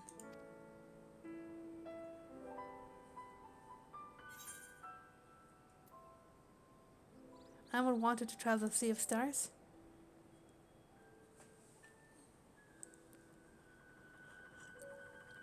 He did. He must have had his own reasons. However, for there is no evidence to suggest that he retained memories of his life as an ancient. He only joined the Ascians once the Empire was all but dust, as you know. If not his memory, though, what drove him to pursue the idea of such fervor?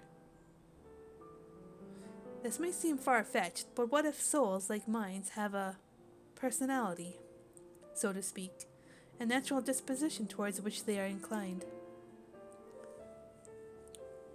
We know with relative certainty that it was the gross decadence and inexorable decline of Alag that moved Ammon to resurrect Emperor Zande.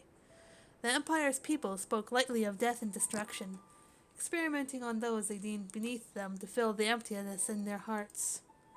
In facilitating Zande's return, Ammon provided these languid souls with the means to free themselves from the mire of their own indolence.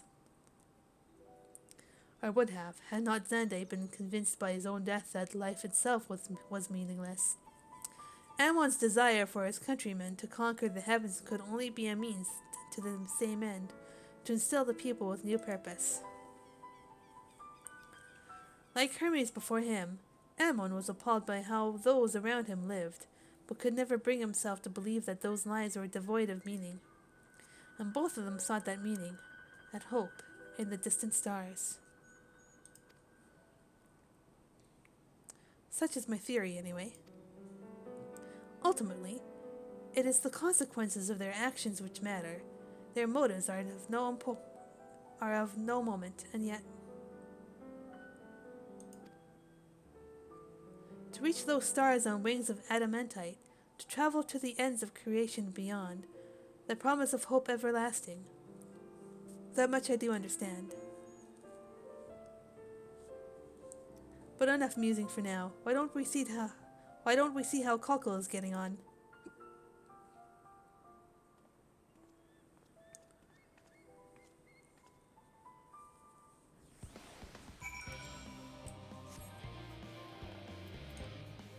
Oh, hand.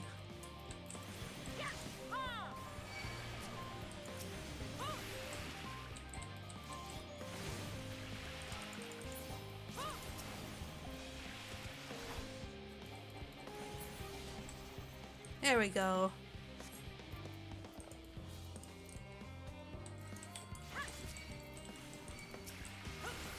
Keep doing your thing, Black Mage. I got it.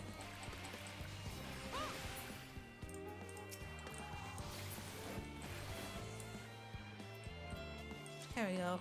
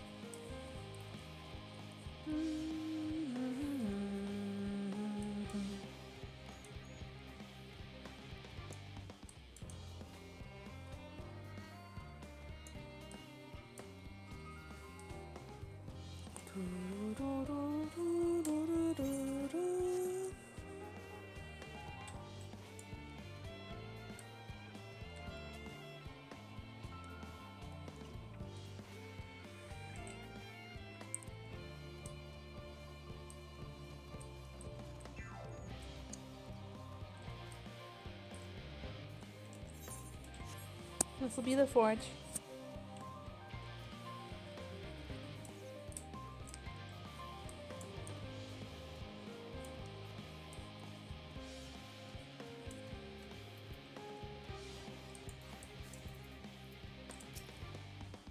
I did thoroughly brief Kolkol on the refined adamantite's history.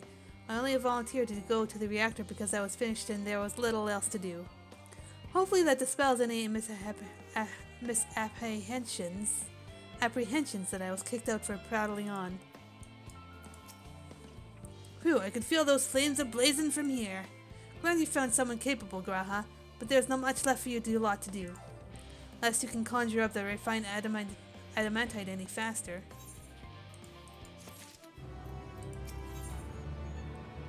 Oh boy. I do trust you to deliver on your promise. I do. Only... I hate waiting! I want that adamantite, and I want it now! Share your impatience, I assure you. Is there truly nothing else we can assist with in the meantime? I wish.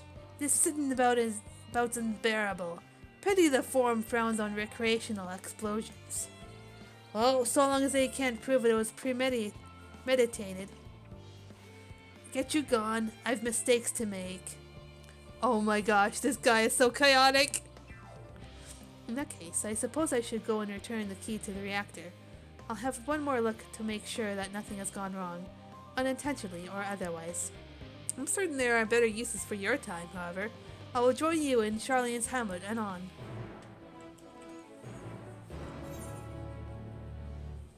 Alright.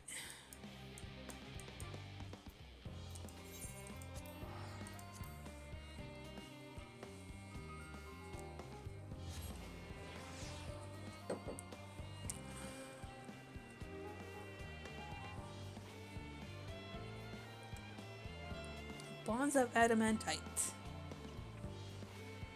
Adamantite.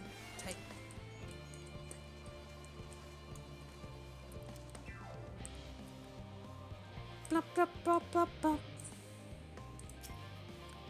If you wait here, your companions are bound to turn up sooner or later. Await the companions.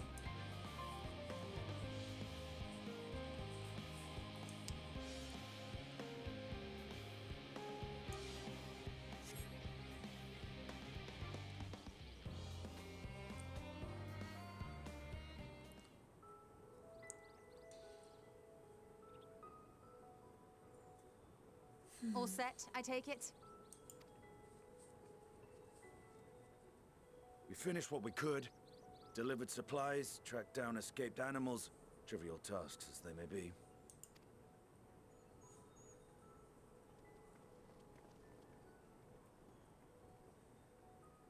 That's enough, don't you think?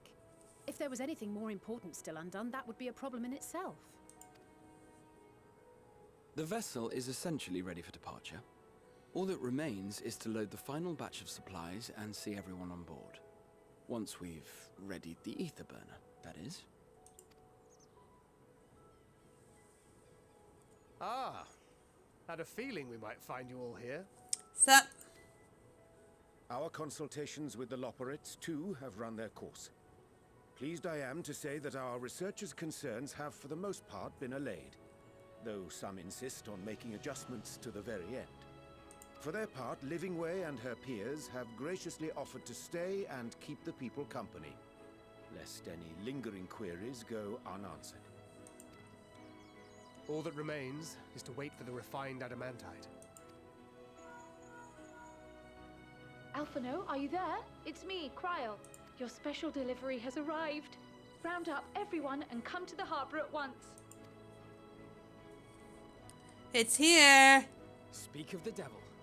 Let us go at once.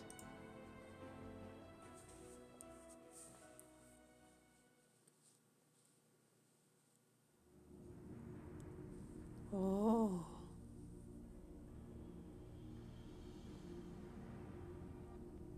Forgive the intrusion, Master Fortuner.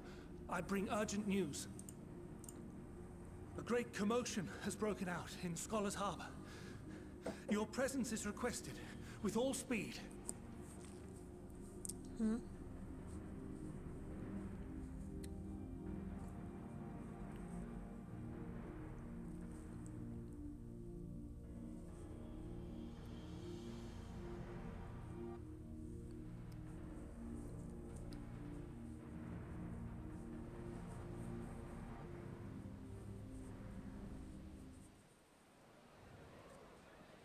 Now, where might this delivery be?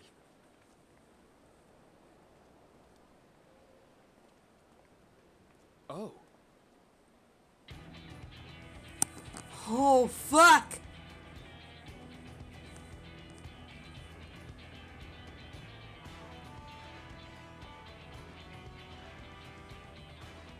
Oh shit! Oh shit! I'm sure it's very important, but we cannot accept these without the proper permits. By the 12! Surely, these can't all be.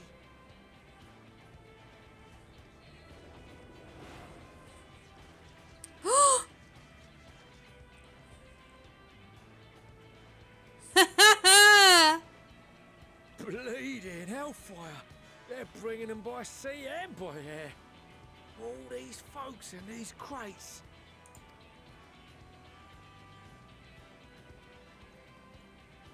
And more on the way. Got your adamantite right here. A bigger haul than any of these sorry bastards brought, and that's no lie. Yes, because you were charged with seeing the shipments from Gridania and Uldar here, along with your own. Give credit where credit is due. Sounds like the sorry whinging of a sore loser. An hypocrite to boot. Ain't no way a scrawny whelp like you took a dozen steps inside a Dalamud shard. I'll have you know I went all the way to the entrance. Furthermore, it was my contacts that enabled us to enlist the cooperation of the Sky Pirates. Left you outside so you wouldn't get anyone killed, did they? Well then, credit where credit's due. You did a right fine job sitting on your ass. Calm down, you guys. Take that back. Take that back. I will not stoop to your level.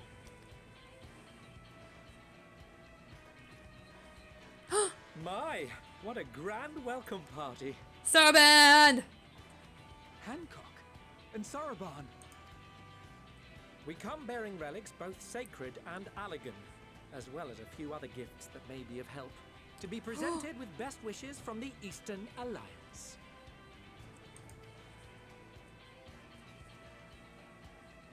I myself have come with a sacred relic of the Kojin.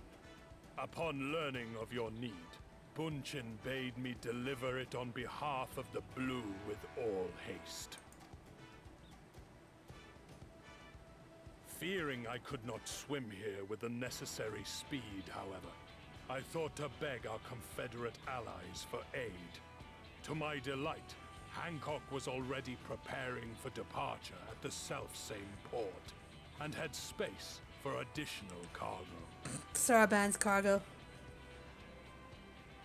We did, of course, need quite the impressive vessel to get in. Hey, the theater ship. Fortunately, our majestic associates have been more than helpful. 'Tis an honor to join the Warrior of Light on another adventure, they tell me. Hey.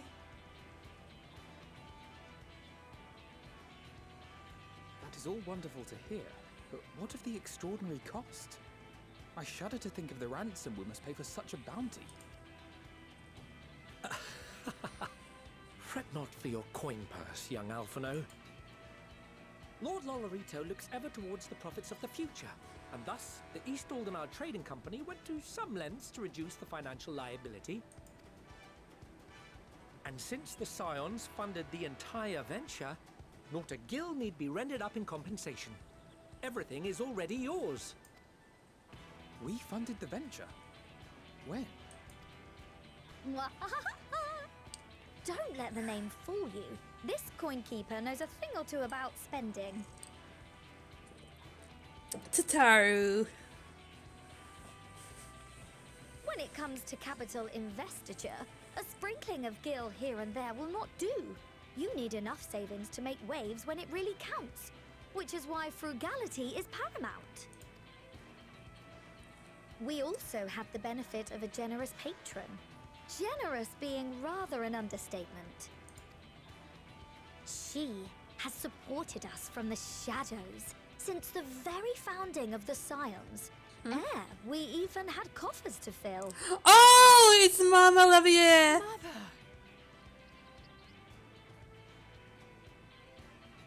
Millions. remain, of course, an entirely neutral party. I simply thought our family's coffers were needlessly full.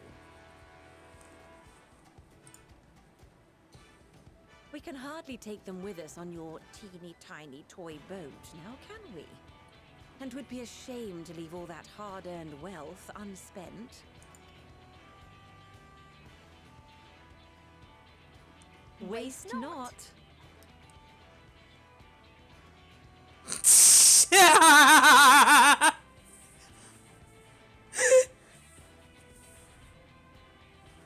Wow.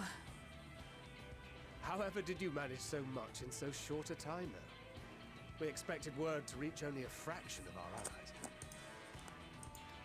Did I not tell you I have my ways? Hey! Erenville, you were involved too. I received a letter from Cryo after we parted ways in Labyrinthos. She explained what the Scions were trying to accomplish, and why you might soon require the services of the Gleaners, spread across the world as we are. I pray you do not interpret this as a betrayal of Charlian. I accept that the Forum's aim in pushing us to our limits was to preserve what knowledge we have, and I bear you no ill will for it. Yet, in collecting that knowledge, what I came to appreciate most about our star is that there remains so much we do not know. That is why I chose to help the Scions, to combat the obliteration of those countless undiscovered wonders. I held no illusions that they would be less demanding taskmasters. Though, rest assured, if I had, I would have been sorely disappointed.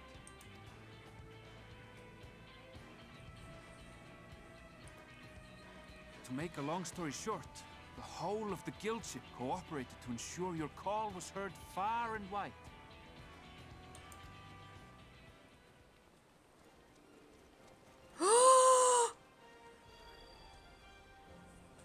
What's this about Sid is here!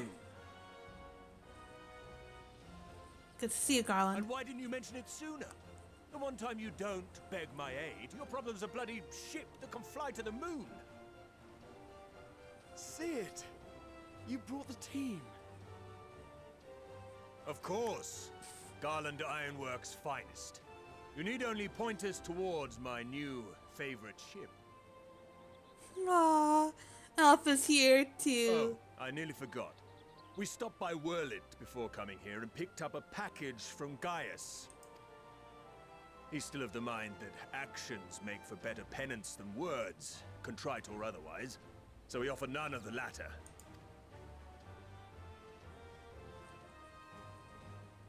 What he sent is an Allagan relic Valens used in his weapons experiments. Has a fair bit of refined adamantite in it too. Awesome.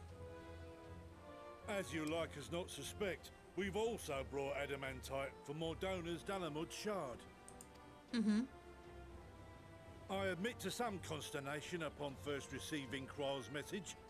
So few Scions remain at the Rising Stones now. Far too few for such an expedition. However, the Gleaners were able to secure us reinforcements. Idleshire's treasure hunters, not least among them. Nice. Fascinating as all this is, I fail to see how it explains your presence here. Does Razat Khan not have more pressing concerns?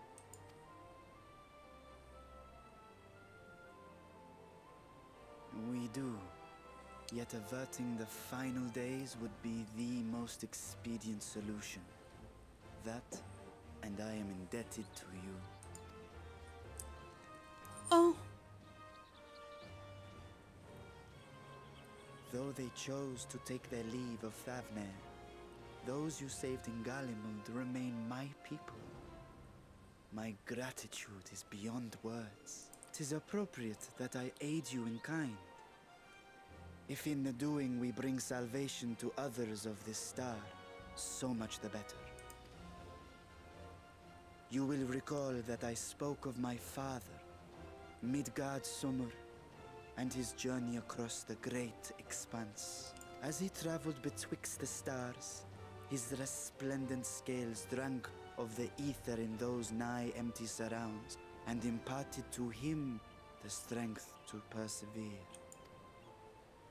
Thinking they might further your cause, I called out to my kin for consent. Ajdaya's answer was silence, as ever. Tiamat and Chrisvelgre, however, responded favorably to the suggestion. My sire, too, stirred from his slumber long enough to speak and say, "Very well." Thus have I brought you his own worm scales. Fit them to your purpose, and seek a worthier fate for us all. Shit.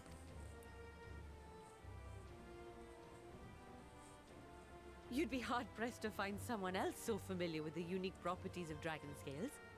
So I invited myself along.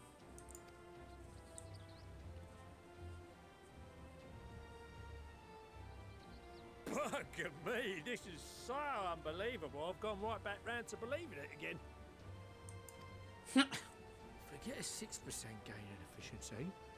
With all these goodies, we could get 7, no, 10, no, 14 bleeding percent. Oh shit. Think of how far we could go. What we could do with that much power. What we could blow up. Calm yourself, Kokol.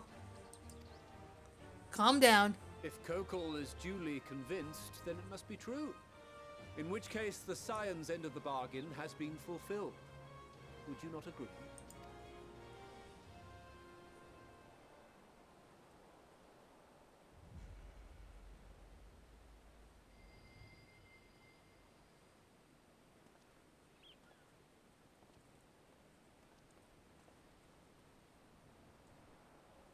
Yes, Father?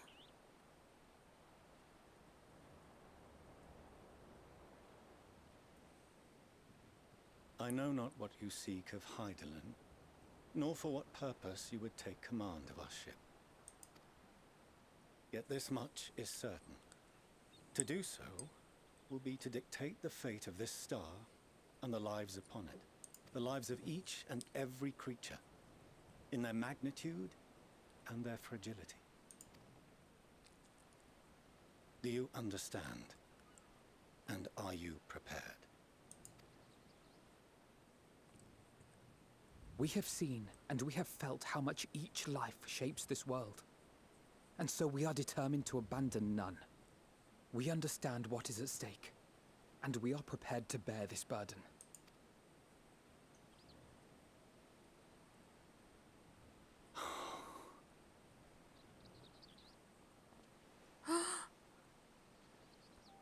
Then I will bear it with you. I beg you, share your struggles with me. As family.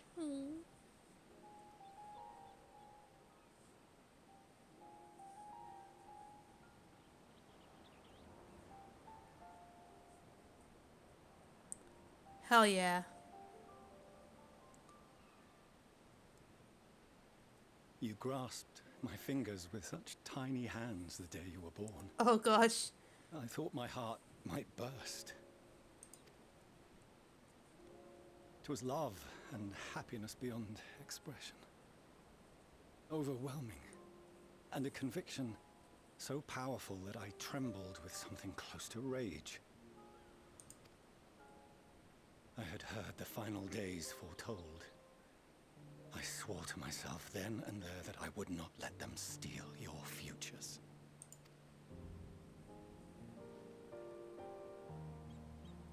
The great exodus would succeed, must succeed. No sacrifice or sin was worse than the alternative. If anything gave me pause, 'twas mine own father. The Archon Louisoix openly decried Charlian's policies, a perspective which I regarded with increasing disdain as I grew older. Yet even as part of me thought him a fool. Perhaps I also hoped that he, of all people, would devise a brilliant means to save my children. naive hope, but stubborn enough that I could never bring myself to keep you apart.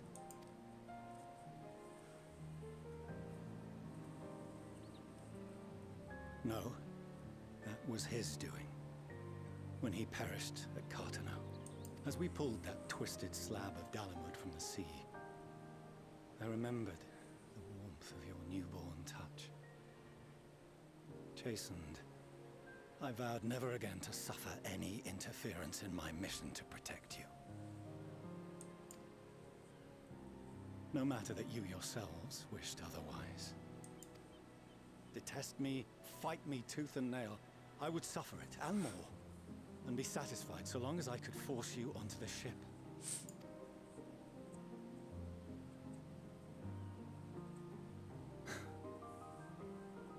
I was wrong. You two have grown so much stronger and so much wiser than I dared dream. You have earned the right to walk your own path, and already begun to do so. Good. Because there are things we care about, and people we love, and none of them is replaceable. Not a one. It cannot have been an easy journey for you to have come so far. We shall be glad to acquaint you with the finer details someday, once this danger has passed. All that we have seen and heard, that we have felt and learned in our travels. Ours is not a kind world, but it is beautiful. Always. Oh, this game. Oh no. Are you quite sure that's wise? After all, someone turns pale and flees the room when he sees so much as an envelope containing word of your adventures. Whatever will happen if he learns what you were really up to? Amelians.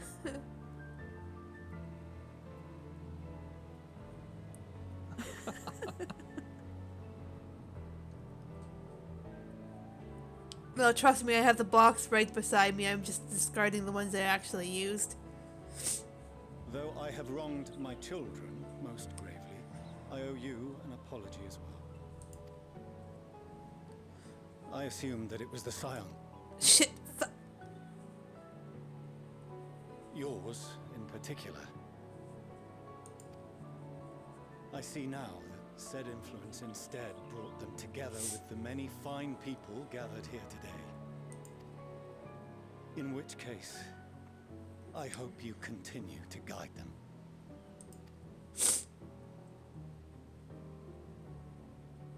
If we've finished loitering about the harbor, might I suggest we put our plans into motion?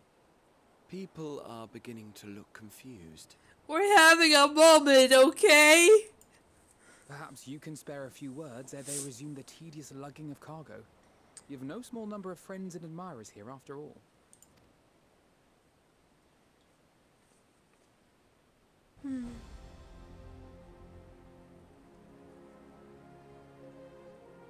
Everything leading up to this moment. All the people we've helped. All the journeys we've had together. With me!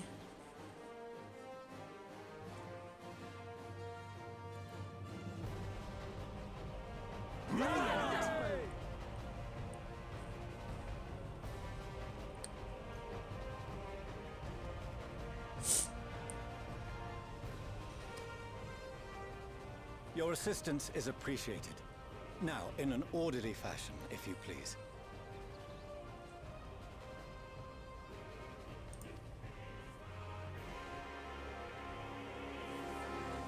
Oh gosh.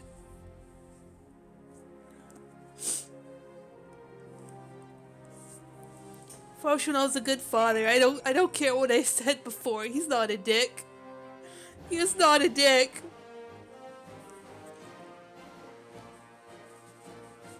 Ugh.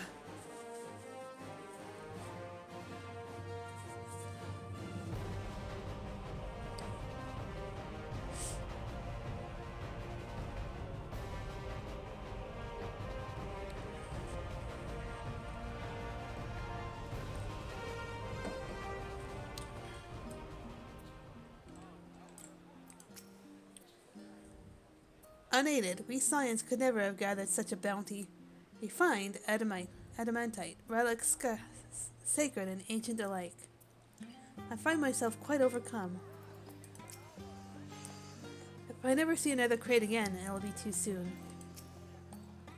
The time has come to claim our prize. Are you prepared? Lee sent a letter along with Gudania's contribution. It seems she traveled there to aid in their adamantite recovery. Evidently, journeying to Gudania was quite the trial, as was getting into the Dalamud Shard, as was reaching its depths. I suspect she will have few kind words to say about the Alligans when next we meet. I cannot wait to see what our friends from the Ironworks would do with the ship. I had no idea how massive a weight it was until he lifted it off my shoulders. But more importantly, his words were an affirmation that the path we walk is the right one. A part of me might have been satisfied so long as my family and friends survived the final days, but to save the star is what we all want most. And if those same people believe that I can help see it done, who am I to say otherwise?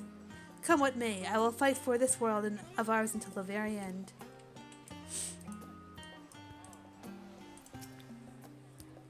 I apologize for not informing you earlier of Arendel's involvement. He was something of a contingency plan. Thank goodness we had him and his fellow gleaners to hand, though. It would have been monstrously difficult to locate Sidon and transport the Hannish delegation here otherwise. We finally managed to clear the harbor, which means the rest is in the engineer's capable hands. Meanwhile, Father has issued to us an invitation. As was agreed, he will reveal the means by which Heidelin may be contacted. We are to meet him at Aphoria when we're ready. Given the vital knowledge he holds, I suggest we leave without delay. It transpires, however, that the Forum's method for speaking with her is not without risks. I'm curious to hear what those might entail, but regardless, be warned. Most of those who arrived with the adamantite have offered to stay and see to any remaining tasks that need doing. The Forum has already asked for my assistance in overseeing the process, so you needn't worry about a thing. Thank you, Tataru. We're off to Aphoria then. Off to Aphoria. Ugh.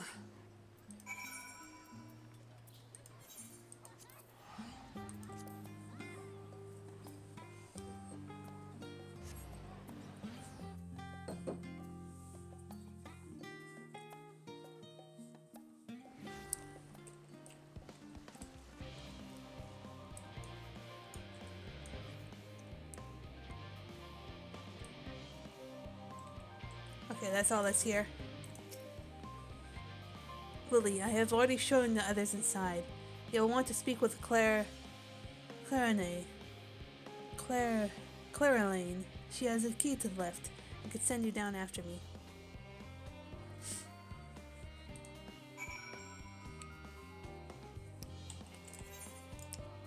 Just one area left.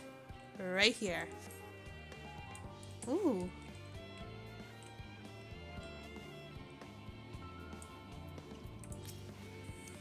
You're with Master Fauchenal, yes? Just step inside the lift here. Descend to the lower level.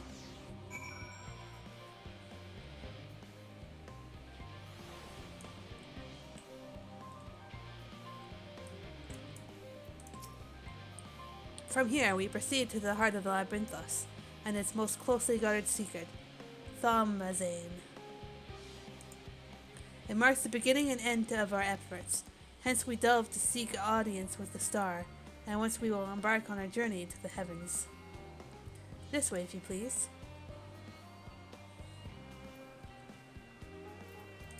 Oh boy, oh boy, oh boy, oh boy!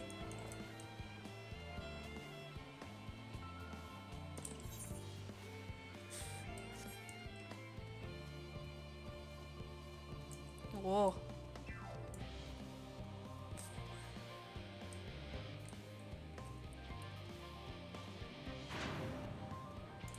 Whoa.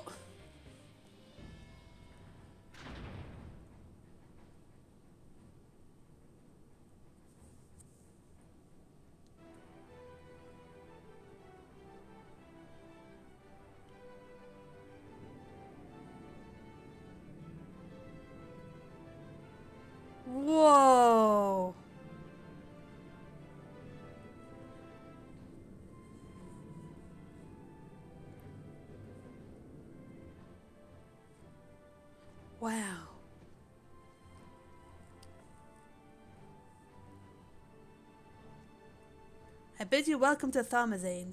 Direct your attention towards the center to behold the ark over which we have long labored.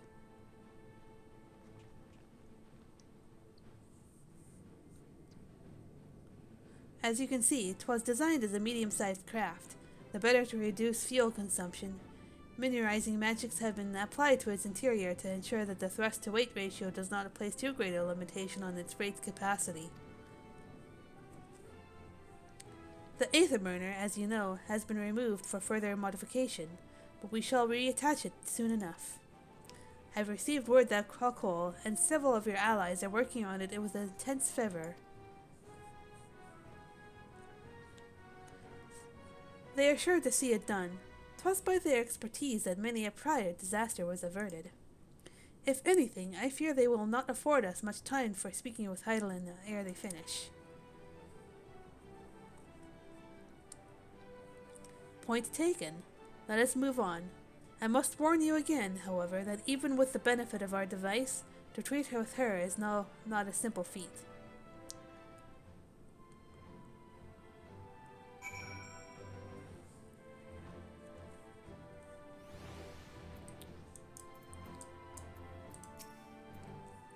To think how many generations labored for this end, and that we aim higher still. It must spare no preparation, and that means speaking with Heidelin, no matter the cost. I can well imagine the seal in which they are working on the Aether Burner, and all I can say is that I'm glad we have something to do other than get in their way. Once it's ready, we'll see to it that the ship is put to good use. If meeting Heidelin proves difficult even for the Forum, then perhaps Oh, 'tis an unformed idea at this phase, I'm afraid. I will duly inform you if anything comes of it. I doubt this is what Ehrenville meant when he said that there remains much we do not know, but I still can't believe everything that was hidden underneath the city this entire time. It was the Alligans who first combined the mechanical and ethereal sciences into a revolutionary discipline. Given that this ship is nothing short of a technological marvel in that precise vein, elegant salvage should suit it well. 'Twould seem enchantments most advanced had been woven into the ship's very bones. Wolfstone and Boy Reda were doubtless called upon for their expertise in teleportation magics. You feel it too, don't you? This ship is impressive, but it pales in comparison to the vast primordial power beneath our feet. Primordial power. Okay, yeah, it was primordial. Power beneath our feet. We must learn of Heidelin's greater plan. We can only hope that she also knows the current location of Meteon.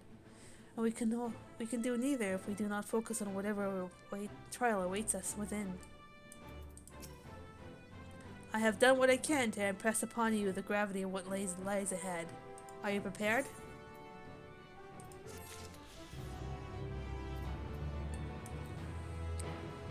Okay, it seems I need to run a quick dungeon or a roulette or something. But first I'm gonna open these and get some new gear.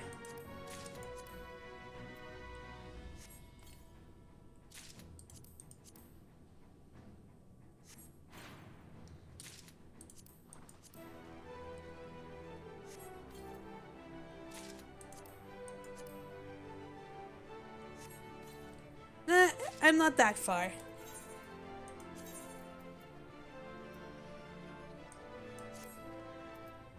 Ooh.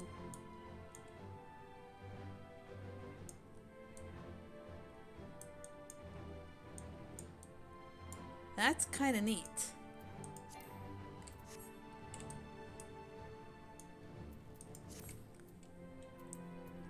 Alright, roulette. Maybe trial? Yeah, I'll do a quick trial, see if that pushes me over the edge.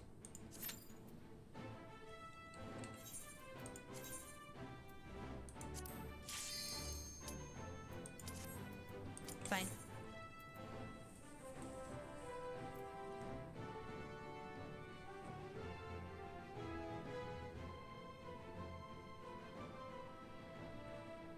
$70 on Reaper? Nice.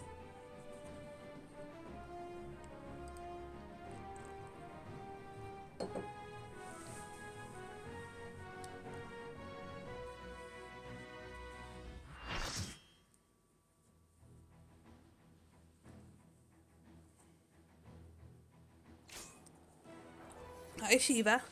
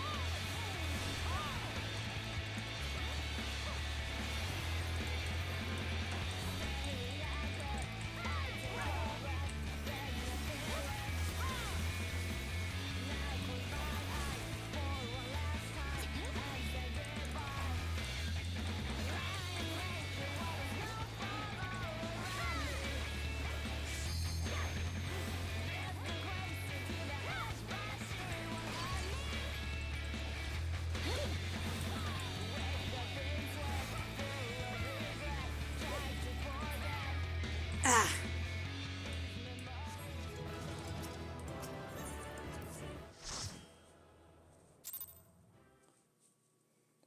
Your trial route was Titania? Nice. Let's see, what other thing can I do that's quick?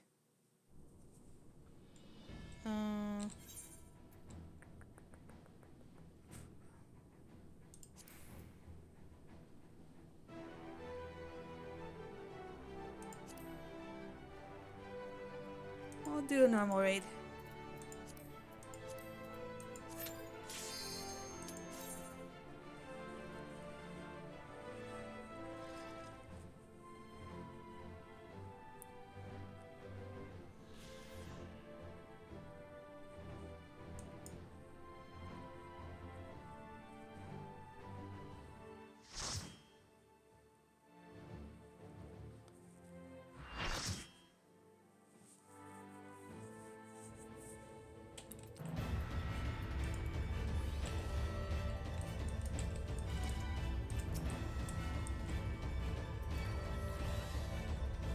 I'm ready.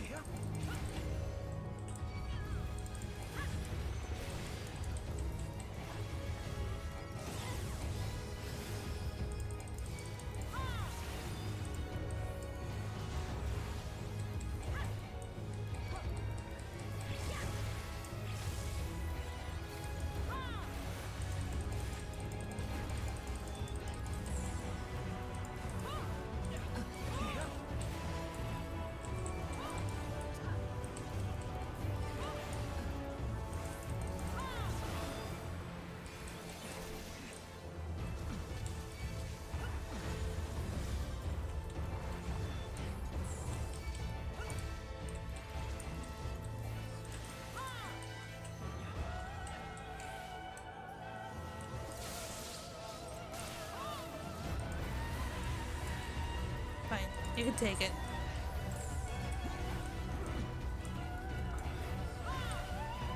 I really hate it when the other tanks do that. Really rude.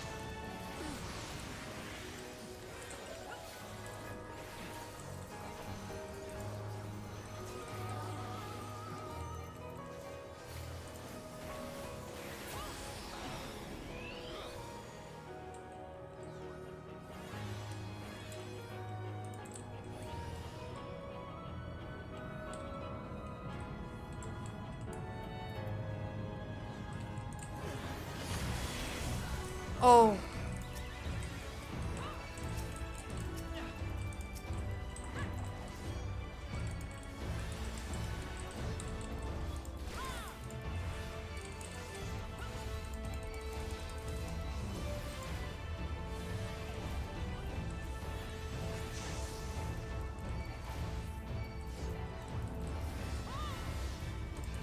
We might not get this.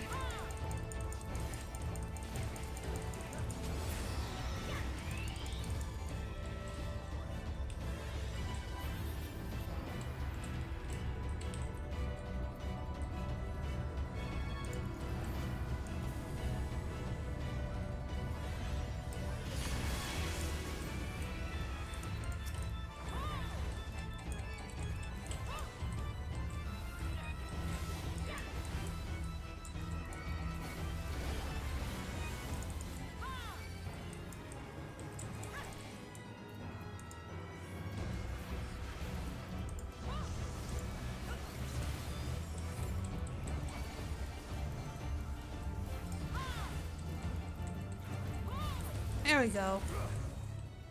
It's time.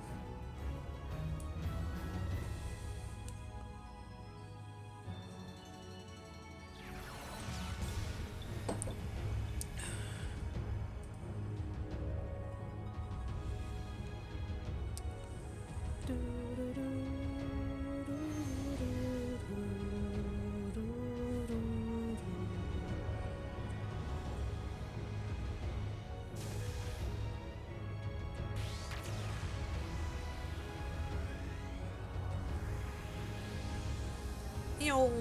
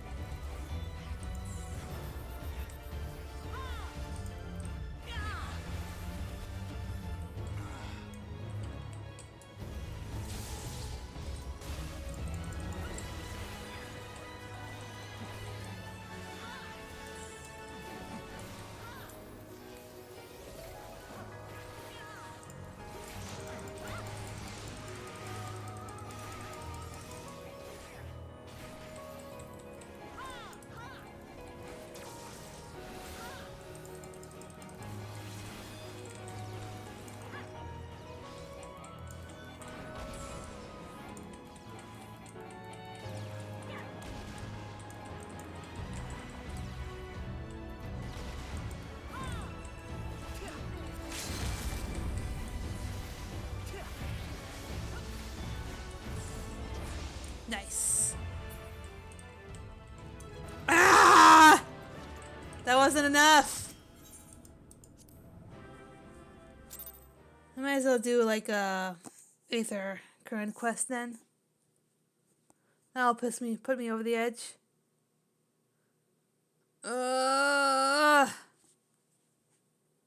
No. No.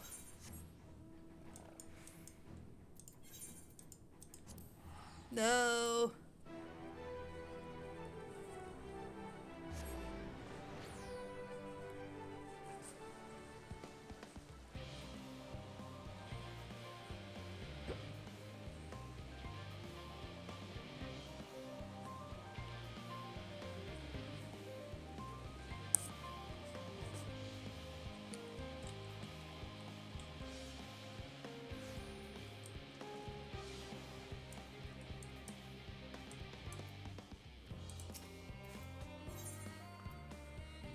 Oh.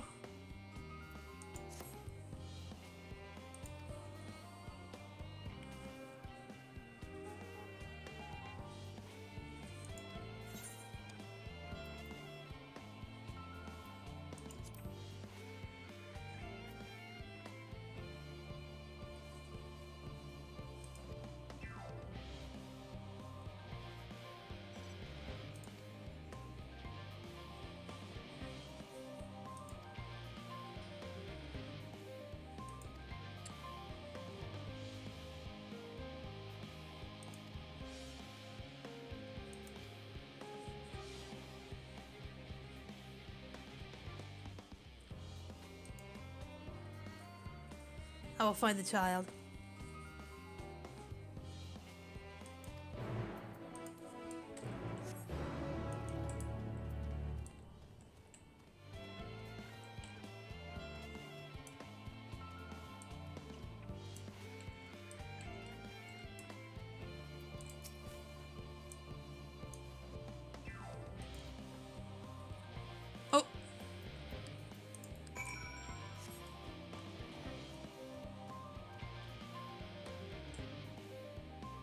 You don't see that happening? Oof.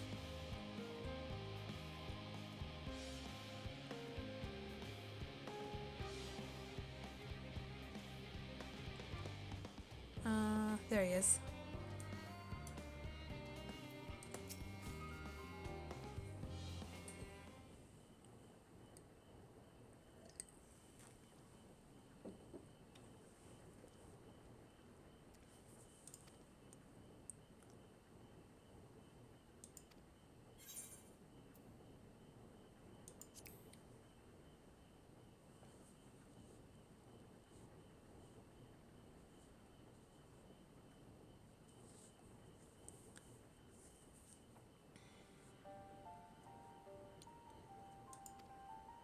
It's changed.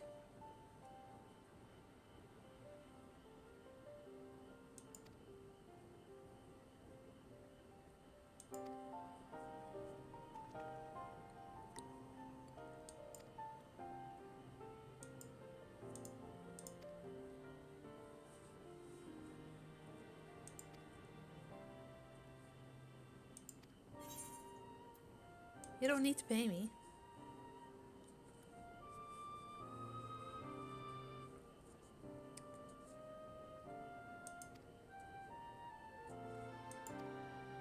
Okay.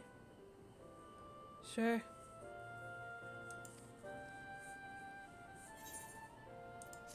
And that should push me over the edge. There it is. There it frickin' is. I'll take that too.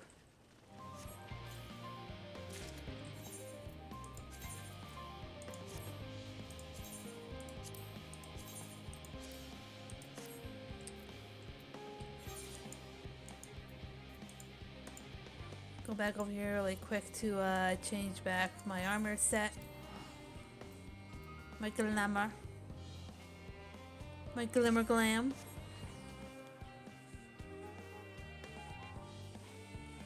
Oh, I'm so close to 80.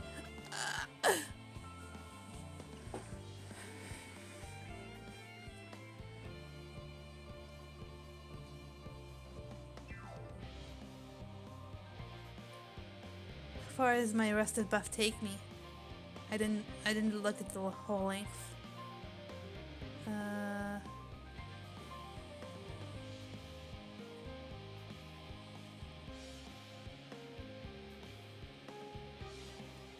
Come on.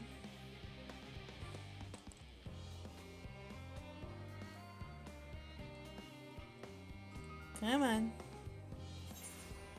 Alright, it'll take me all the way there. Okay. So we'll go back to this. Apply. There. Now we go back.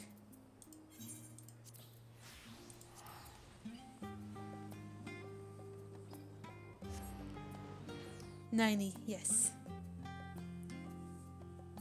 What did I say?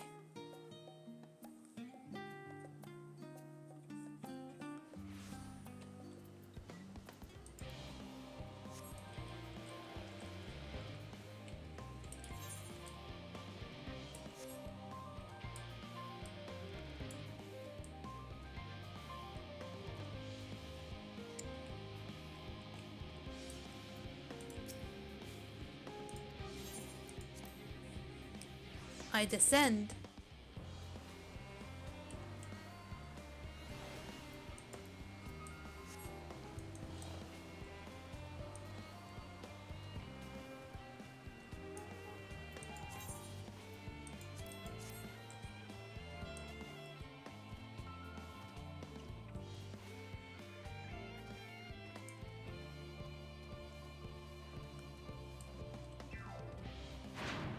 That's still really cool. Alright. Fortunal is really ready to lead you to Highland at last. We make for the lift at the center of this chamber. Come.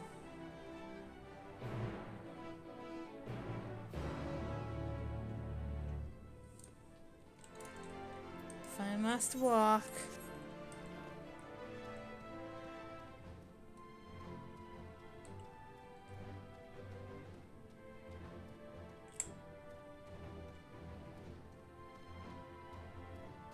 Wow.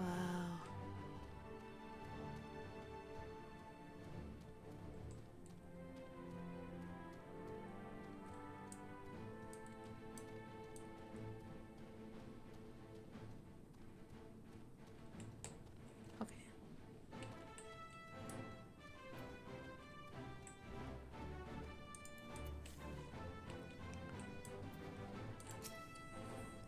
As a means of communing with the heart of the star, 'tis a disappointingly mechanical in design. Am I the only one feeling terribly nervous? Surely not. I doubt there's anything worth worrying over. Not for Heideling's champion, at any rate. The ether here is more brilliant than I have ever seen. This doesn't strike me as particularly dangerous unless one is afraid of lifts. With a ship in the way, I didn't even notice this was here. I should hope that Master Fortuno has more to share ere sending anyone stumbling into the ethereal sea.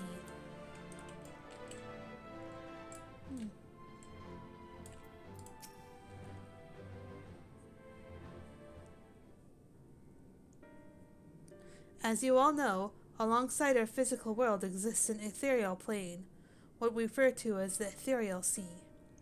At the heart of the star, the physical and ethereal are one and the same. Thus, the deeper we go, the easier it becomes to pass between said planes. We utilize this principle in constructing the anti-tower, and once more here in Thomazane. No sooner did the Forum decide to withdraw from Eorzea than we began to work on this facility. Our work accumulated in a device that allowed us to peer deeper into the ethereal sea than ever before, in search of Heideling's ever fainter echoes. The Itiascope. And you communicate with her through this device? For a time, yes, but since the seventh Emerald Calamity, it has been rare to hear even a whisper. If you wish to reach her, you must journey closer to the center of the star than we have ever dared, beyond the Itiascope. Even so, I make no guarantee that you will find her, nor of your safety, not so deep in the ethereal sea. We understand, but if we are to deliver this world, we have no choice but to try.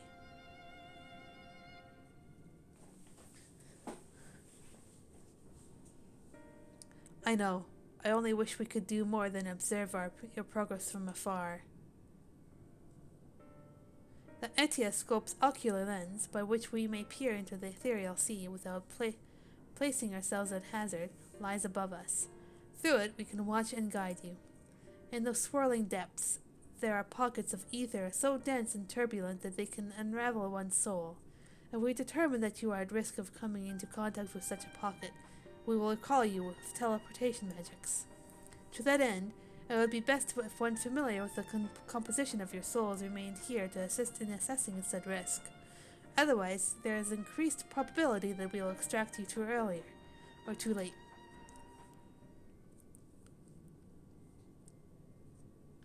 Please allow me. I have thought upon this much, and in truth, I do not believe that I am fit to join you in the trials ahead. The events at the Tower of Babel drained me, yes, but even before that, your capabilities far outstripped my own. This was no time to have a weak link in our vanguard, no matter how much you may wish it were otherwise. If I assist in the manner that Master Foshinol has laid out, however, I may still be of use. Will you trust me to do so? I can think of none I trust more. Compared to all that effort you put into keeping us alive while our souls were in the first, preventing us from dissolving into ether on a single expedition ought to pose no challenge at all. And even if we did, I expect you would hunt us down and restore us to health somehow. You flatter me, but rest assured that I will be keeping a close eye on all of you. There is one more thing. Those in ages past referred to the ethereal sea as the underworld, our final resting place. In its embrace is memory washed away, leaving only the purity of one's soul, or so we believe. Yet what of these memories? Few think to ask what becomes of them, cast adrift on ethereal tides. Some theorize that they linger for some time, those associated with strong sentiment in particular. I have a bad feeling about this. In those depths, memories of the departed may even coagulate around you, for hatred or for love. Thus do I caution you to be wary, but also to have faith.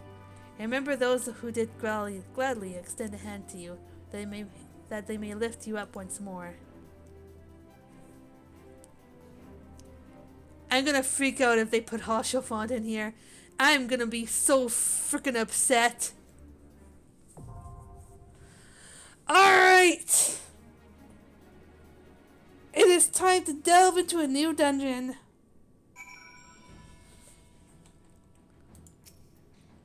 Once you are below, you should proceed through the Ateoscope to the Central Observatory. That is where the objective lens is located. We can manipulate it to direct an ethereal current deeper into the sea. Though I shall assist you in every way possible, this is your journey to make. When you are ready, I bid you to step forth. I hope to guide you via LinkPro while you are inside, but given the density of the ether, I'm not sure how long the connection will hold.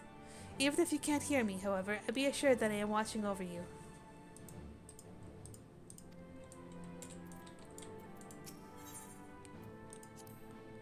Maybe our enemies are down there, but if we've beaten them before, we can beat them again. I'm more concerned about our meeting with Heidelin. We may find our truth, but what if?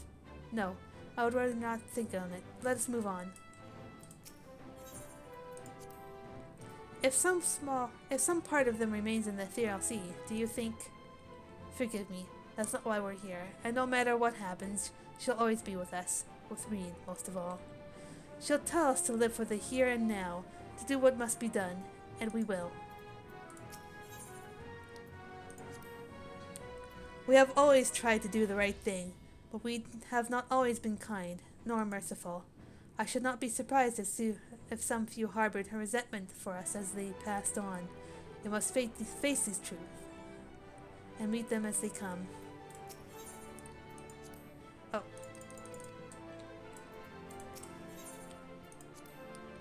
I've seen more than enough death in my time. Friends, enemies, far too many to count.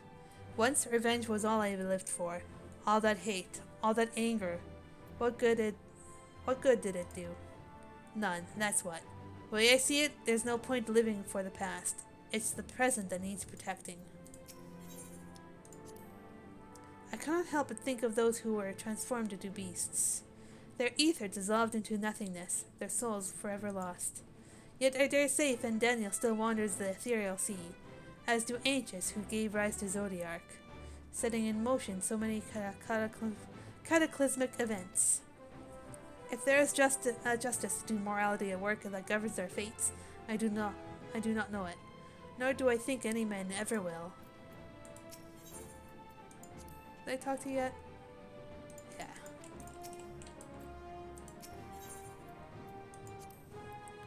I now understand why these facilities are so heavily guarded. If it fell into the wrong hands, the wisdom of Heidelin could be dangerous. 'Tis true. However, that danger is not compared to what would result should the common folk en masse venture into the ethereal sea unprepared, which they most certainly would, if they thought it would allow them to speak to the dead.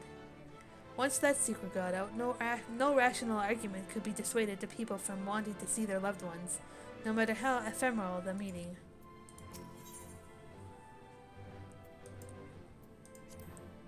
If Heidelin be unwilling or unable to divulge Meteon's location, I shall see our comrades delivered to the moon, one and all. I pray, however, that this eventuality doth not come to pass. While even a sliver of hope remaineth, we must needs fight on. Alright. It's time. Right then. Let's do it.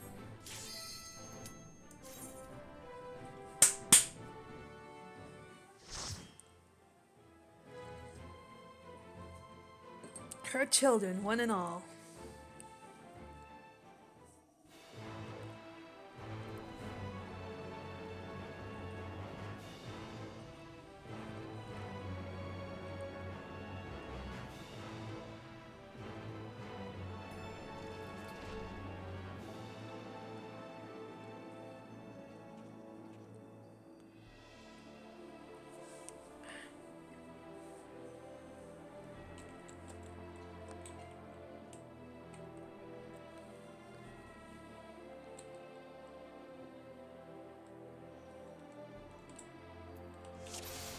All seems in order with the lens, and I trust you can hear me.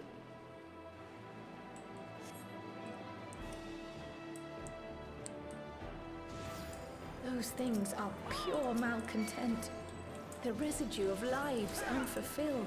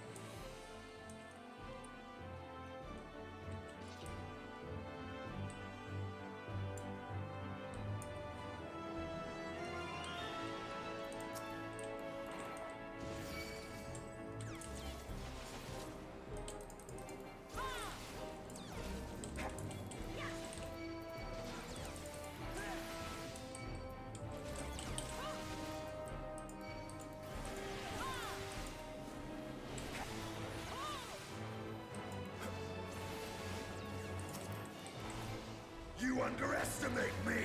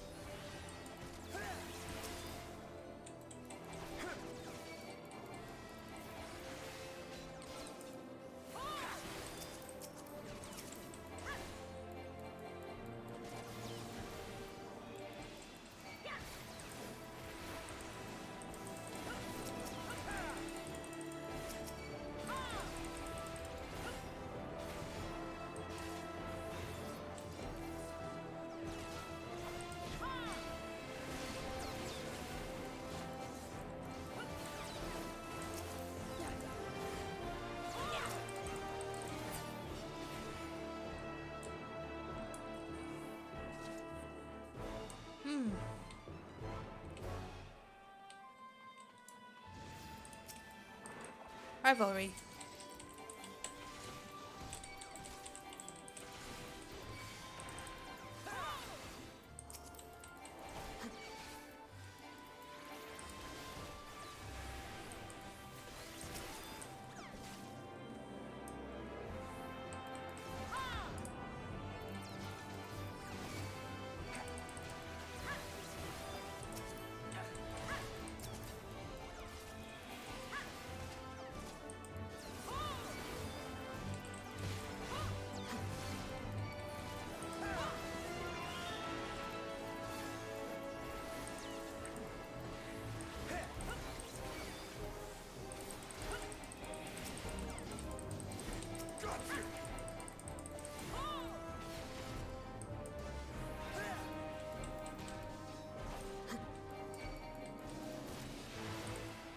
You underestimate me!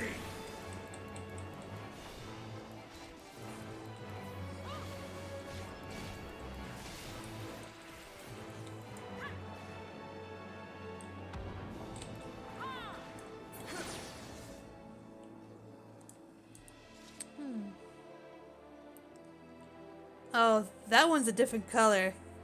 That's probably a friendly soul. Let's see if I'm right.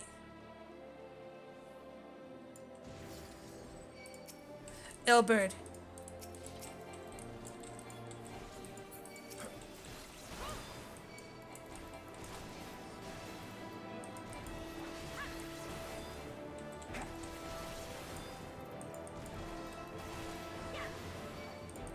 You cannot stop us!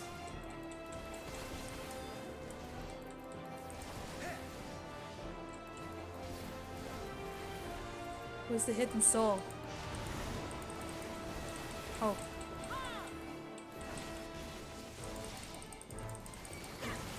Existential dread? Uh-oh. You underestimate me. Science memory. Nourish your familiar wisdom, this memory of a principled scion takes form.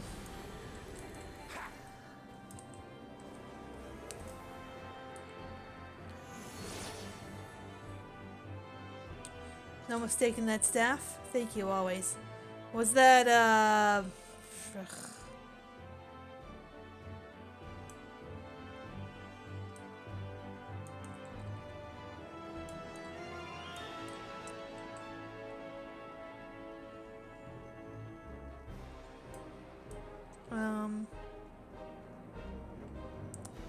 oh, the name escapes me. Papalymo? Oh. Olivia the Deterred. Olivia.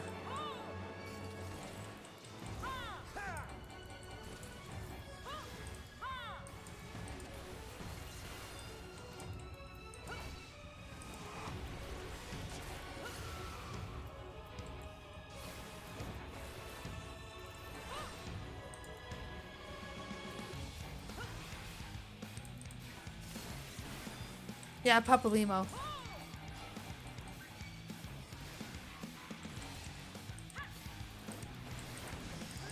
I have you now.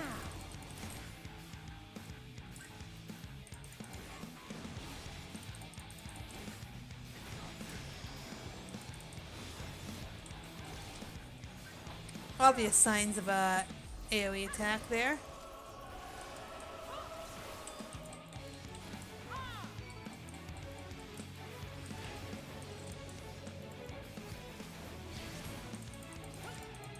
Oh, those are gonna rebound back. Hold position. There we go. You're mine!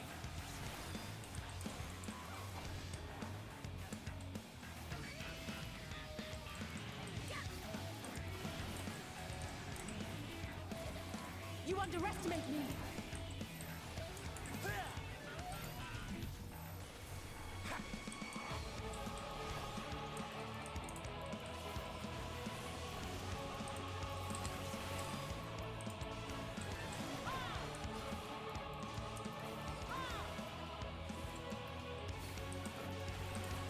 I have you now.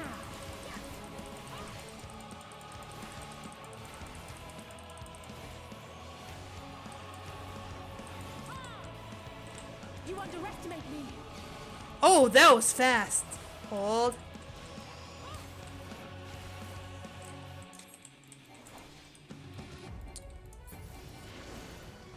Trixies. Nice! You beat Alcide to the punch there, Estinian.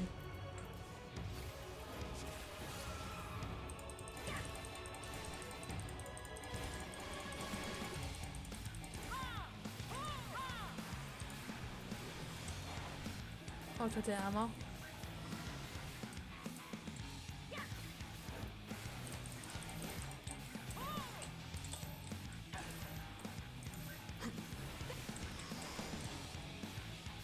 Oh, You underestimate me.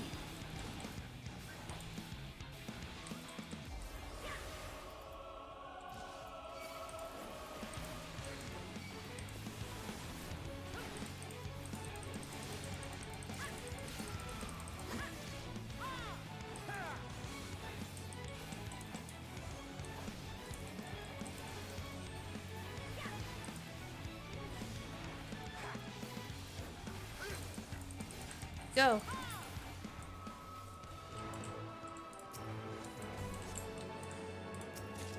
the flow Fending. of ether. Nice. It will guide you. Place those earrings. Okay. Follow the ether current.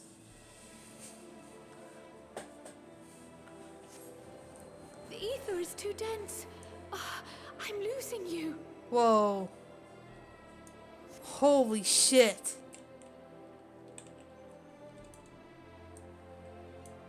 Man.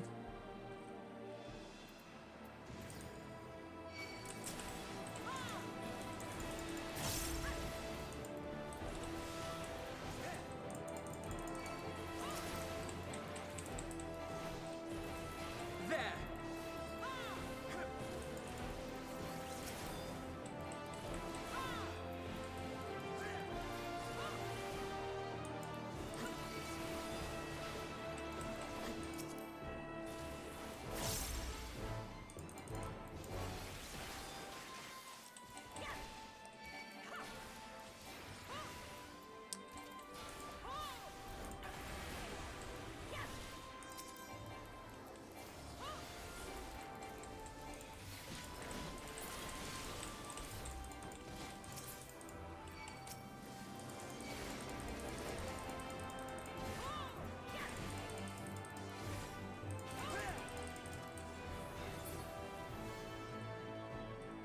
Wowie.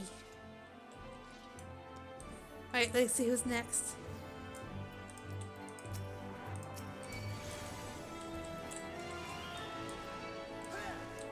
Is that Moonbraidus?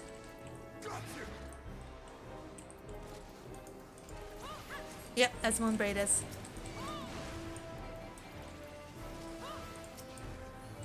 You cannot stop us!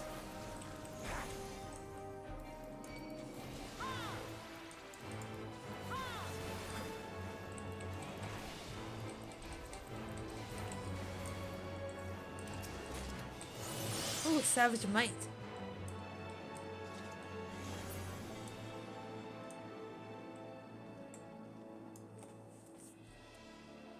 Oh, Chiffon.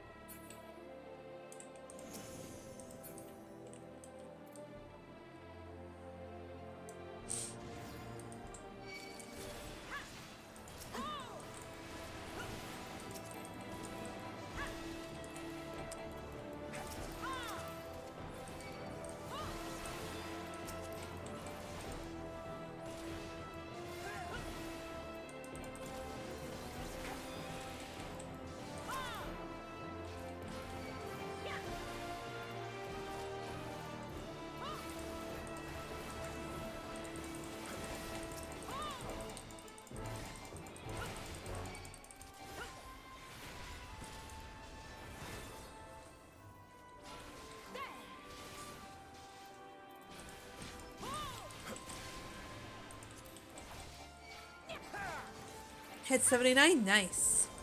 Close enough indeed. Almost out of rested? I'll better get that back there, friend. Oh, Chiffon.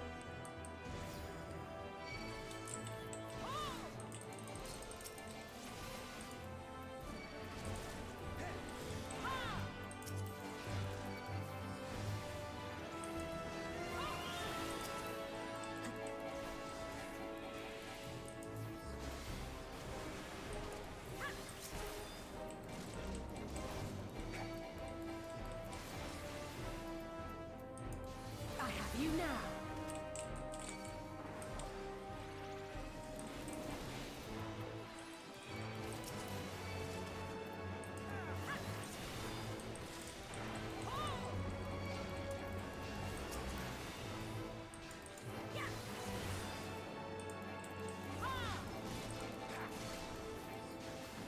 You're mine!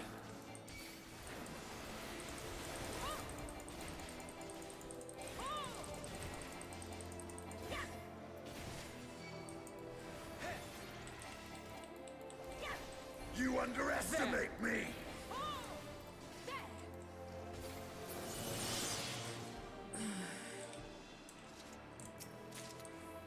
Casting, nice. Next boss.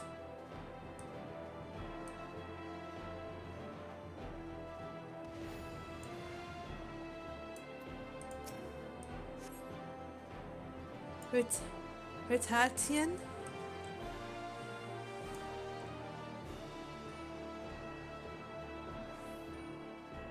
Oh, it's that guy!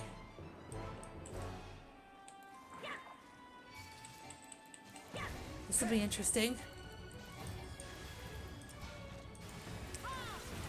There!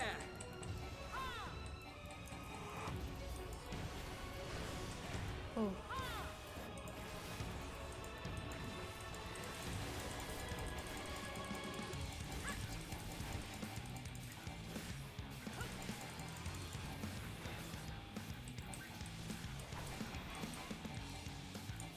I have you now. Oh boy.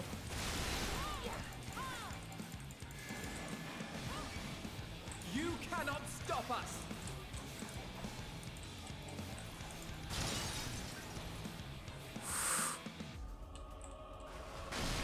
Whoa, that's a cool mechanic.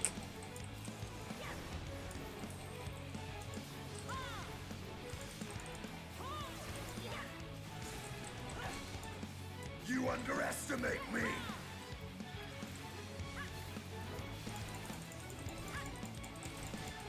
Uh-oh.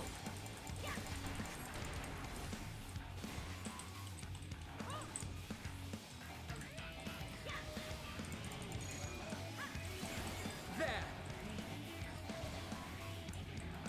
Huh.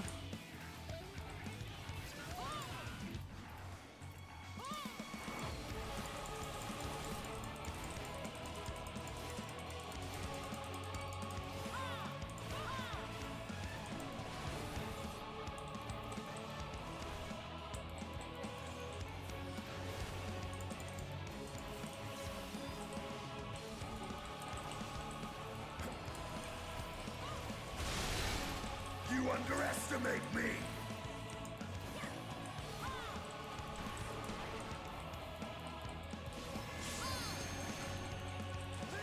On guard.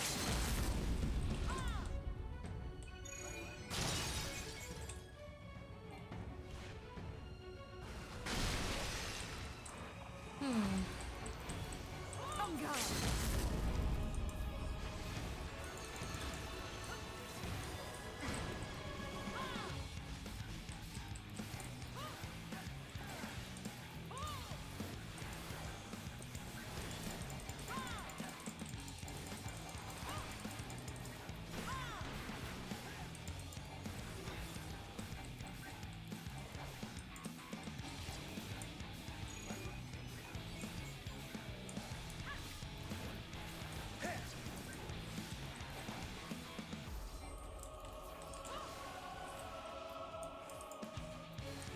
You underestimate me!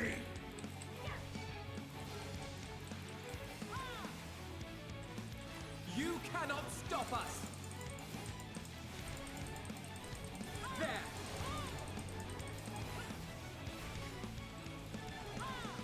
And down he goes. Lord Von Balser. Again, I fail you. Right. Oh yes, the first two bosses do look familiar.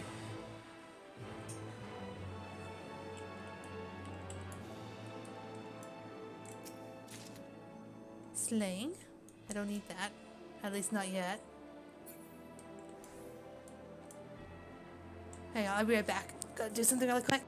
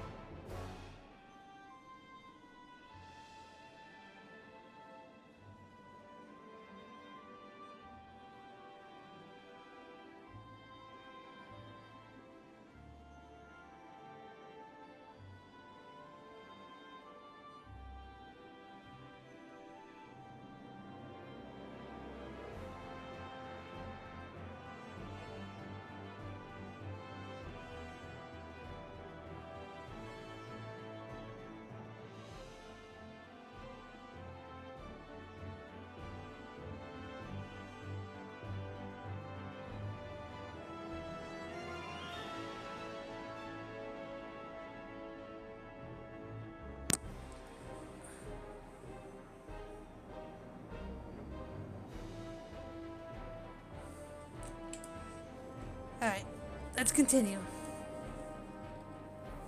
Oh. Hello?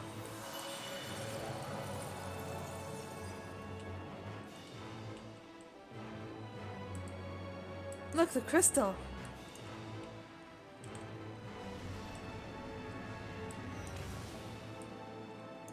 The fuck?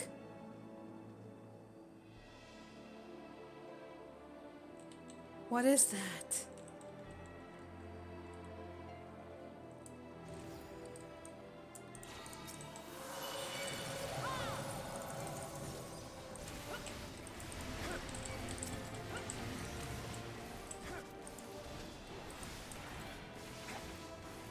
There's so much going on. I don't know what's going on.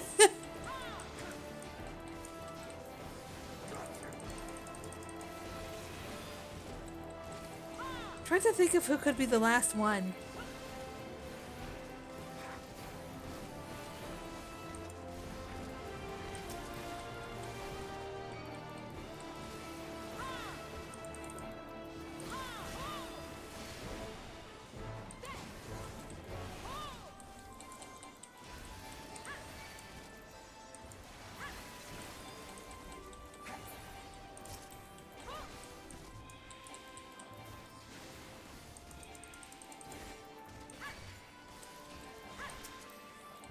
I will laugh if it's gonna be who I think it's gonna be. But I doubt it. We never really faced him in battle. And he died like a bitch.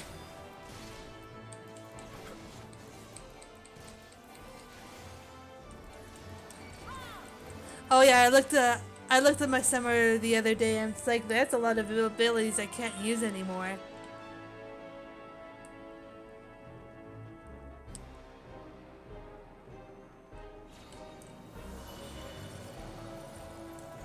Who's that making all that steps for me? Heaven's Eye Materia.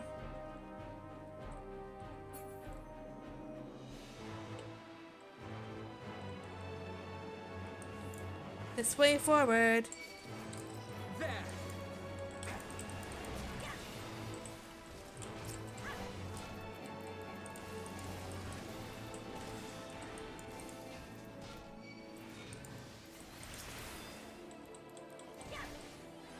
You cannot stop us. I forget his name, but he was the guy from Werlet. The guy behind like all the weapons being made.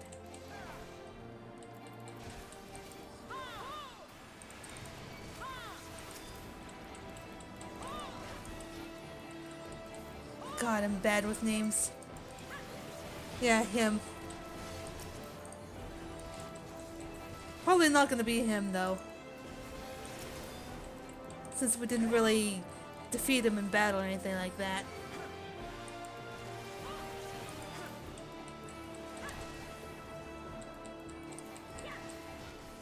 He didn't even go out with a bang, honestly.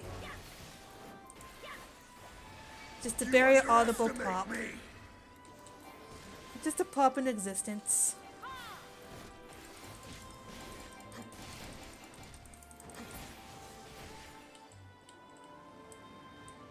Sail? Minfilia!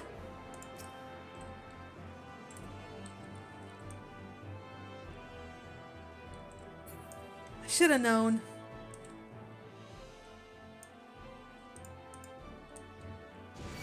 I should have known. Where's your sail?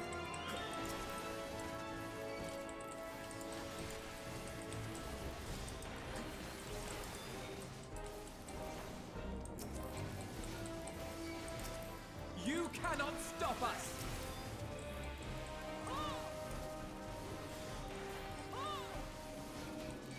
You're sad you didn't bring Thancred in here? Ah. You underestimate me!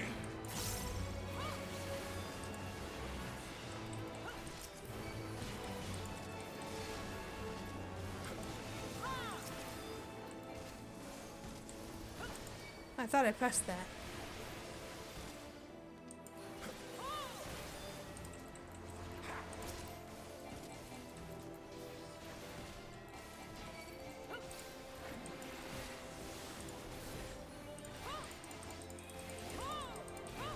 underestimate me!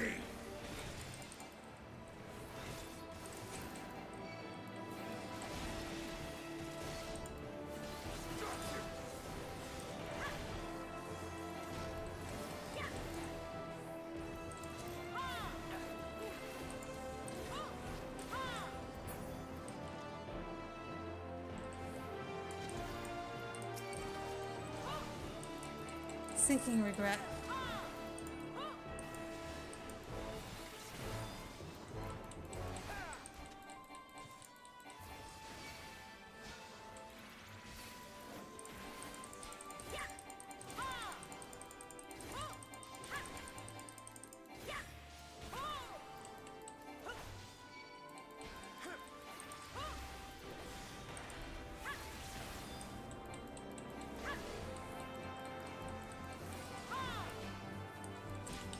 Oh. That's a big attack. You're mine!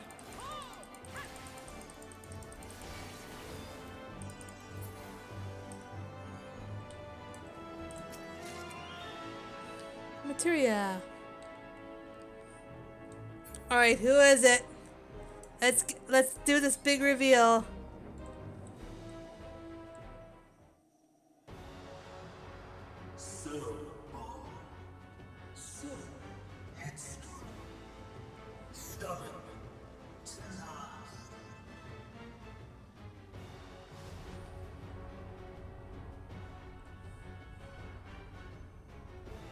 Oh. Oh. Oh shit, it's Hermes. Oh, he looks like Deathwing. Holy shit. Oh, not Deathwing, Doomgaze.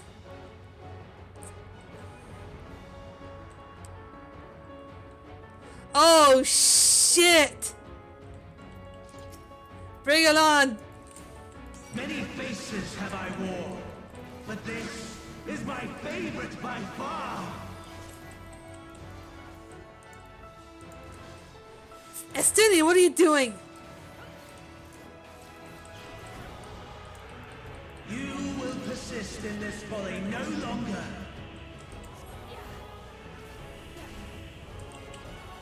Oh?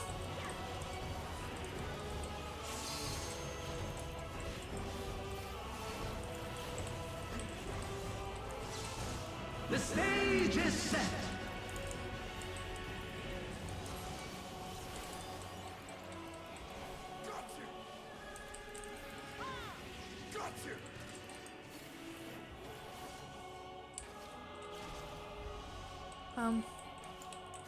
Okay.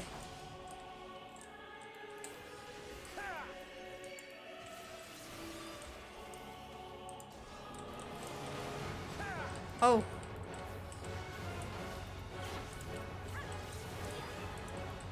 I evaded that by accident.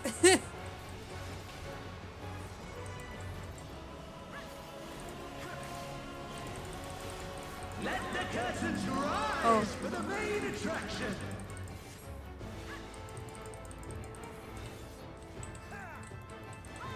You cannot stop us!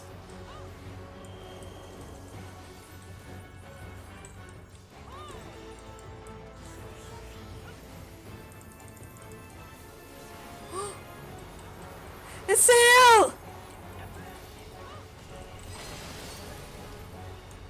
Yeah! Hell yeah! Oh, fuck, that's cool. What a boorish audience you are.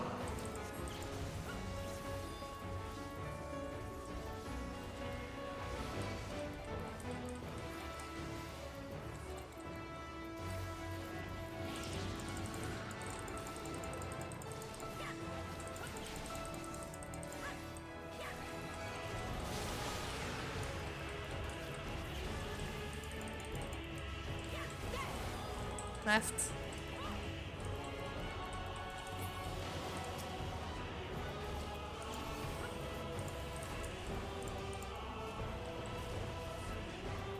You underestimate me.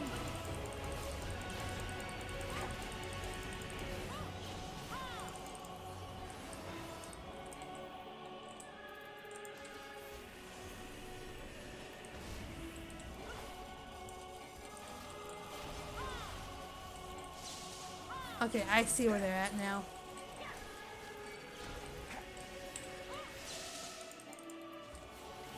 Left. You now.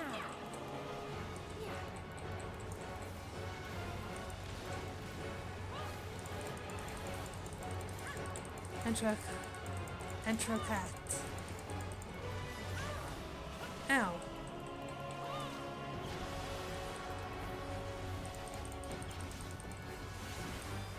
Eruption Forte.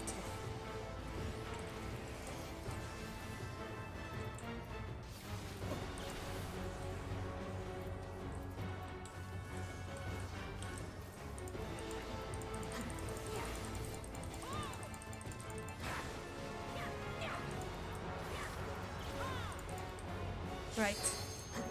Time to end this! Stydian.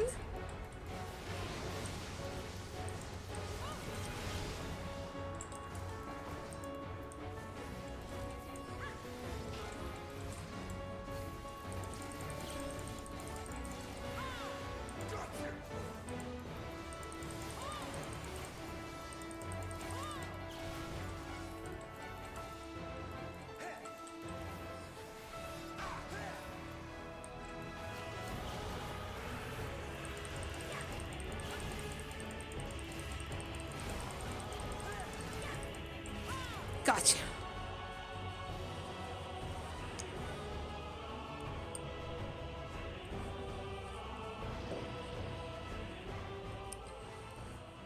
Lies! All lies! Your dreams, your hopes, your futures, delusions and lies! There he goes.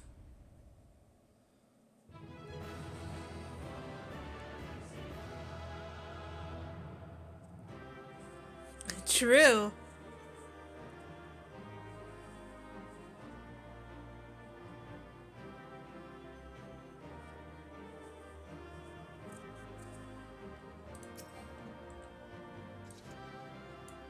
Rip.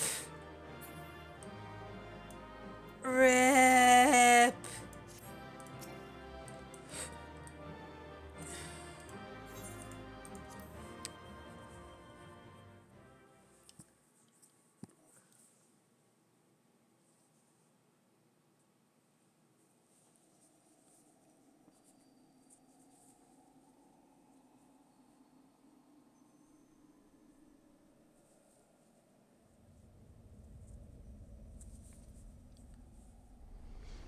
Oh, he's coming back.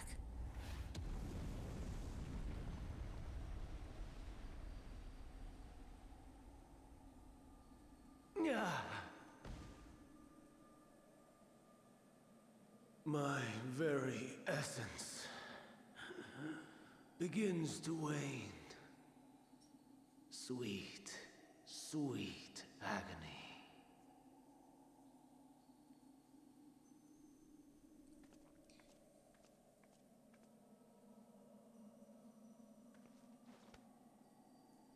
Leave this to her.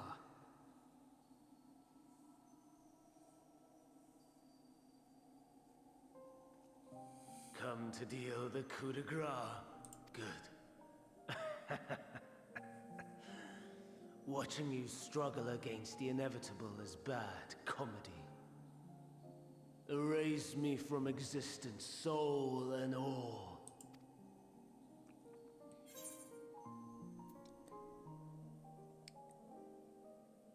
Do you recall your days as Hermes?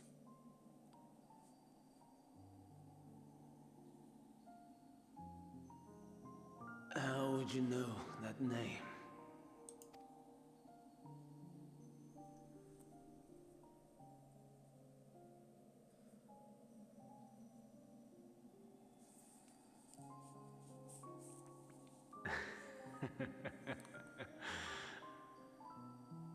Then it was you. In Elpis. With Emmett Suck.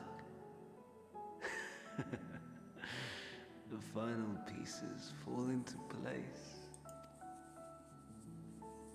In my halcyon days, as the mortal Ammon, I was haunted by a dream. Night after night, the faceless multitude, the voiceless cries, shards of shattered memories. But slowly, the fog began to clear. This was Elpis. And I was Hermes. Recurring though it was, I paid this dream little heed. It was only when I was granted the seat and memories of Fandaniel that I knew these visions to be true. They were the memories of Hermes that he himself erased using the power of Kairos. Or so he thought. In his attempt to burn away the events of that fateful day, he succeeded only in searing them more deeply into his soul. My soul. Death failed to expunge them. No matter how many times it came.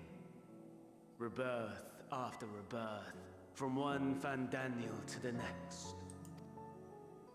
I wonder, is Emet-Selch adrift somewhere in this ethereal sea? In defeat, finally remembering your time together in Elpis? How it must gall him to be entrusted with knowledge of the final days, only to be rendered powerless to act upon it. So many lifetimes dedicated to restoring his beloved Amarok in blissful ignorance. Oh, folly. But make no mistake.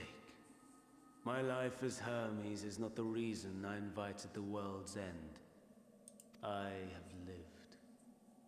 I have struggled. I have dredged the very depths of despair. And in the detritus of existence, I found the truth. I served a great ruler, powerful beyond measure. The world, his dominion. Yet even he and his vast empire were destined to fall. To become one with oblivion. At the end of life's journey lies only death. So I ask you, why live at all? We betray, we torment, we murder.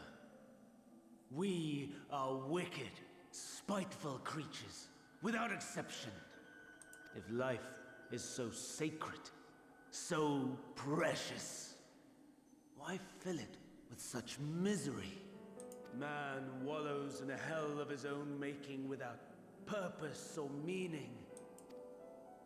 To live is to suffer, and I would end that suffering by my own hand. It matters not if it flies in the face of all believed right and just. Death is the only solution!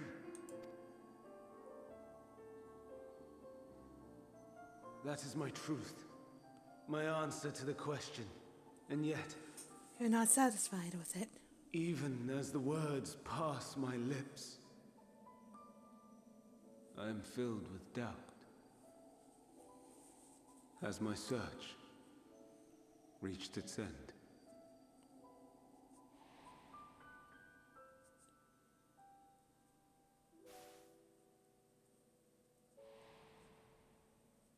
Was this the only way?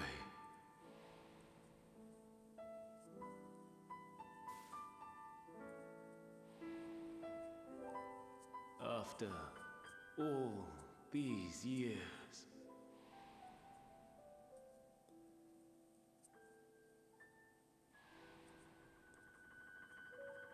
is this the answer I was hoping for?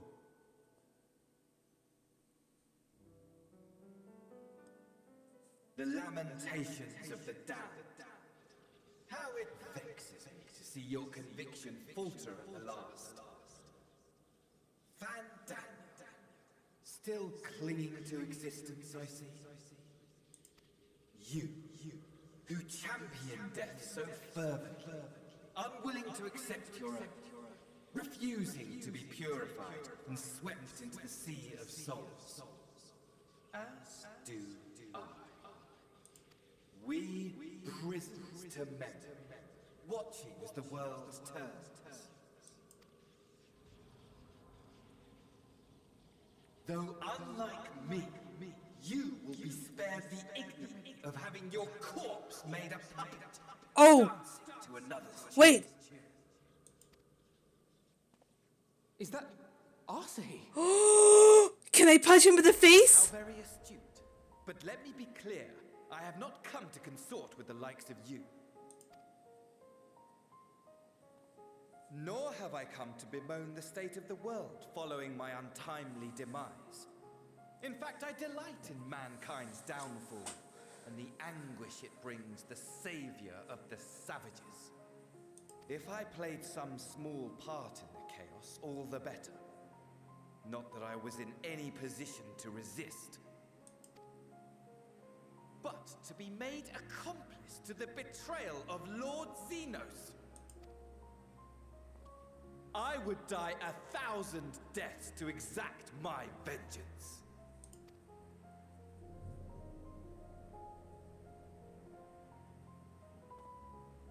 Now you are at my mercy. I shall drag us both into oblivion, and you will never see the fulfillment of your magnum opus, even should you be reborn. Your desperate search for answers must start again.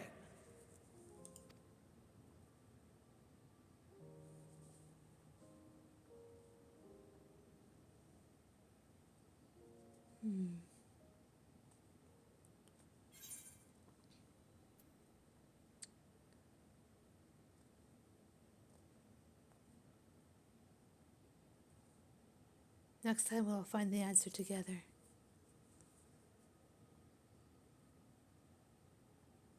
Even here, even now, you have every right to hate me. For the fool I was, for the monster I became, but I will not beg forgiveness. The tale of Hermes, the man who knew so much, yet understood so little, ends here.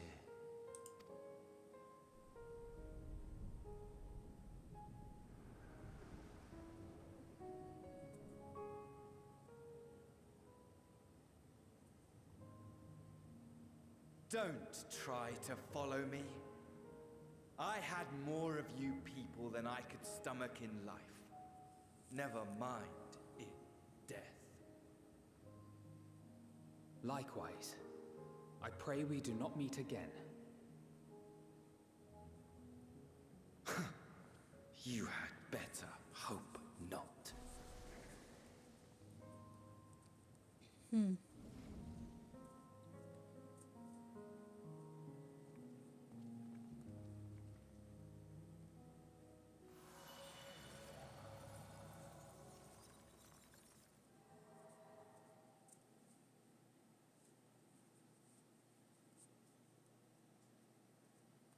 Come. Hydaelyn is waiting.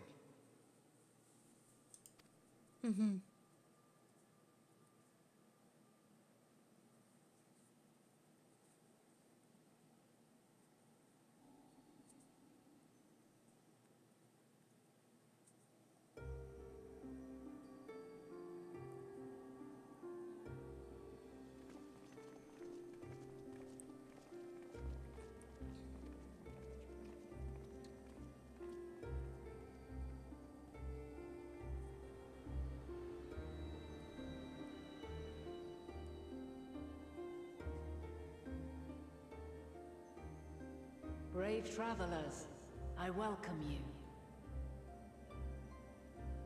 Whoa.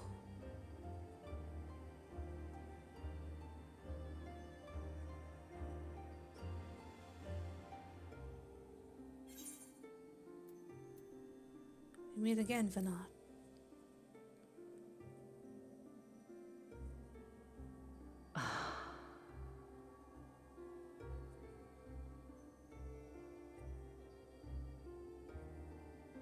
I see. Thou didst journey unto Elpis.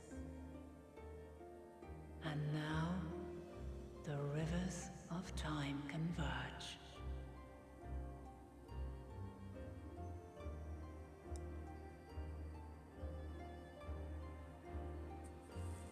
I know why you have come.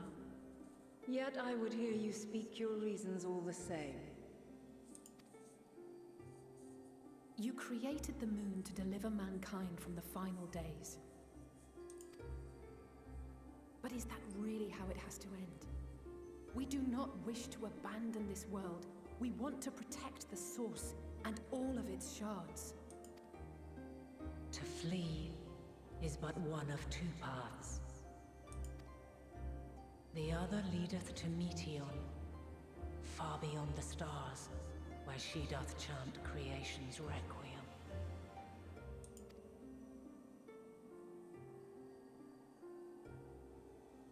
Her domain is formed of dynamis, pure, absolute. Where emotion and memory govern all, ether will avail you naught.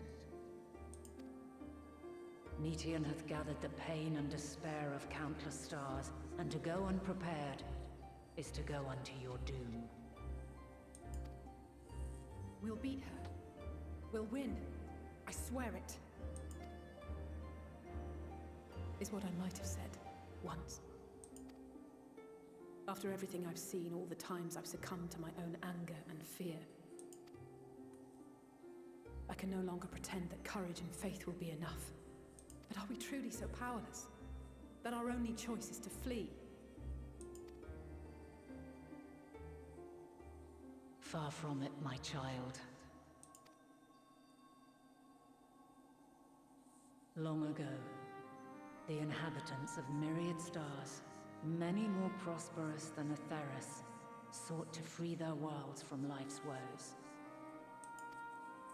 Sorrow and anger, conflict and hostility, despair, and even death itself. But as Meteon reported, every attempt ended in failure. Darkness abideth within every living being and can never be cast out. Neither reason nor faith can challenge this immutable truth. To live is to suffer. And in suffering, find strength and purpose and hope. As you have done so many times before. Thou dost pursue an impossible dream, yet knowing this, you pursue it nevertheless. And thou hast learned to depend on others as they do thee. Thy yearning for the power to save the powerless hath ever driven thee to greater heights. Thou hast grown strong. Though those closest to thee no longer walketh by thy side, their love remaineth thy guiding light. For duty's sake, thou hast been bound by truths unutterable time and time again. Yet thy heart hath never wavered, as thy companions will attest. In thy pursuit of mysteries great, all thou believest is brought into question. Undaunted, thy thirst for knowledge remaineth unquenched. The fires of hatred that once burned in thy heart burneth no more. From their ashes doth spring the light of love, warm and pure. As witness to black calamity, thou despaired at man's helplessness. Resolved, thou didst unite a distant world on the brink of collapse.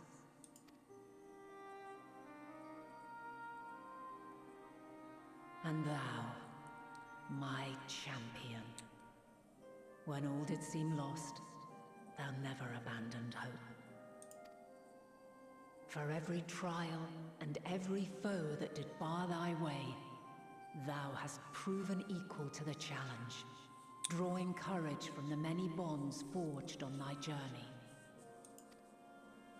You have all known despair, and though the end approacheth, you walk on, heads held high. Therein lieth your power, the strength to silence the song of oblivion. Then there is a means to confront her. Yes, if you should prove yourselves worthy. Hark!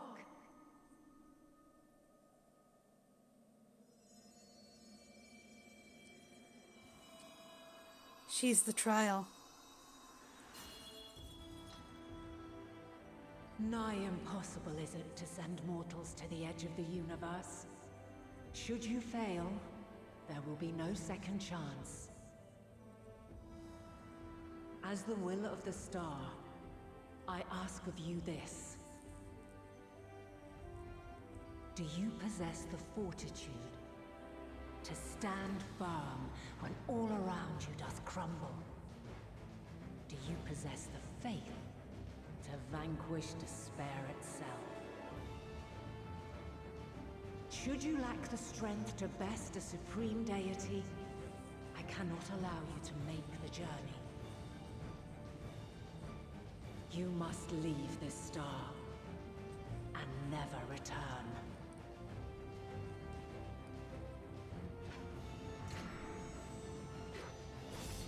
Prepare yourselves. Prove ourselves worthy, eh? Sounds straightforward enough. Aye. No room for confusion there. In any case, we've come too far to back down now. I am of the same mind.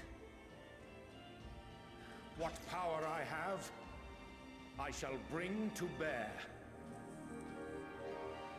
The three of you seem to be forgetting who we're up against.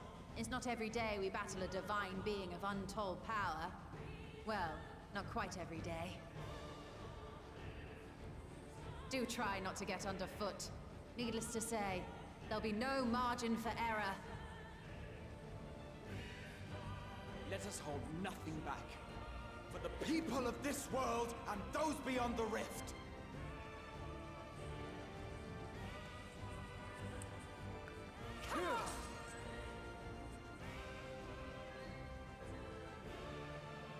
Alas, the question I posed to thee in Elpis hath remained unanswered these long years.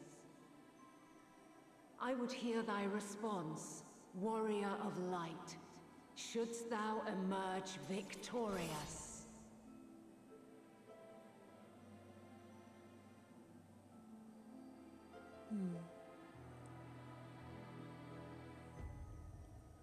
Is this a solo duty or is it a trial? It's a trial.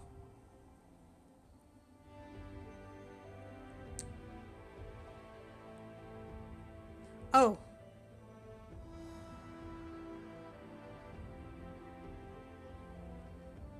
Oh.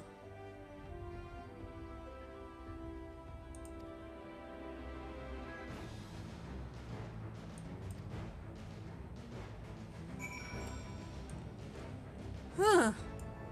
Trust trial, that's interesting.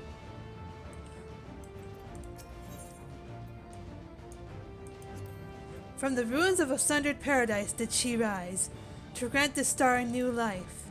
As its will, long has she labored to guide her children. Make no mistake, this trial puts to proof Hydaelyn's own faith. Pain and despair, aye, we're old friends. I've lost count of the times I've cursed my own powerlessness. But it's the blessed moments in between that I choose to hold in my heart. Memories, possibilities. I fight to keep those things alive. When Philly and Reen, to say nothing of you lot, I know I would never settle for less. Should we bring our singular talents to bear as one, even gods may fall. Nevertheless, I prithee throw myself not into peril, lest our curative resources be spent. Emmett Sell called us incomplete. Pitiful creatures, he said, and maybe we are. Pain, grief, fear, they walk with us wherever we go. But we prove to him that we deserve to live, and we'll prove it to Hydaelyn, Meteion, to the universe itself if we must. If strength is the courage to confront your failings and accept that you are worthy of another chance, to rise from the ashes while the fire still burns, bloodied but unbowed, then, my friends, have made me strong. What? Surprised to hear me and love mentioned in the same breath? I've not a heart of stone, even in my darkest hour, where there were people I cared for, mentors, comrades, the mad woman who gave her life for us. Then you and Alphinaud threw my eyes off a bridge. I've never known peace since. Never in the past, present, or future have I found only happiness. To live is to be beset by hardships great and small. Yet it is in adversity we find the strength to strive for the next moment of peace, and the next, no matter what trials we face. By this strength I have the will of gods been defied, and the fortunes of men have been forever changed. May it be so again this day. I choose to do the trust for this, as want for the story. Let's do this.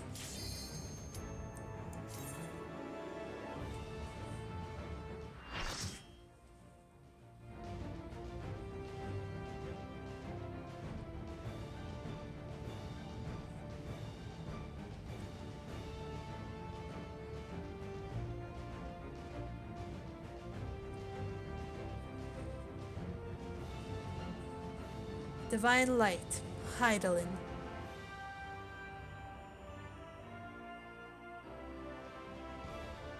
We will prove ourselves, Hydaelyn. I, the last of my kind, shall test thee. Come, prove thy worth.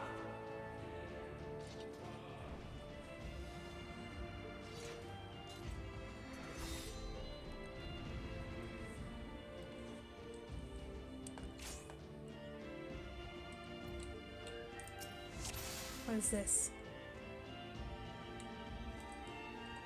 Burning for battle, sustaining most damage that will normally result in kill will to live. Have you the strength of will to alter man's fate? Shall overcome this.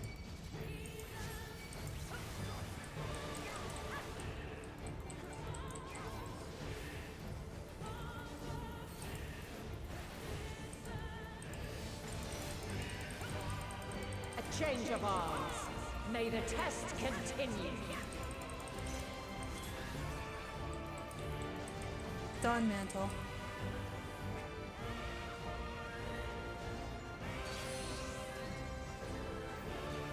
You underestimate. Where near or far.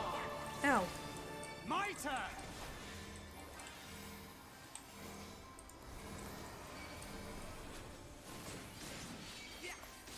And now this.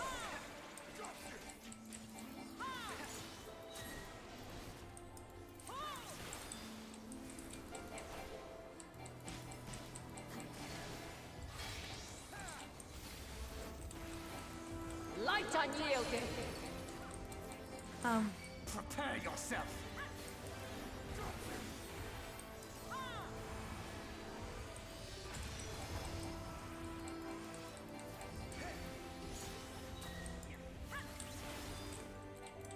You cannot stop us!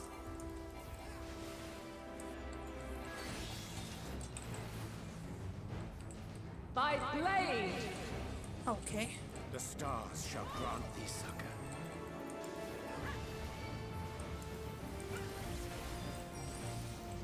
Ow!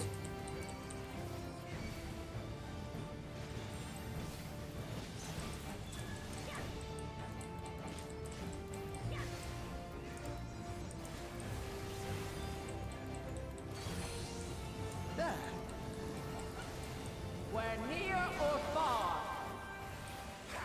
This will hurt.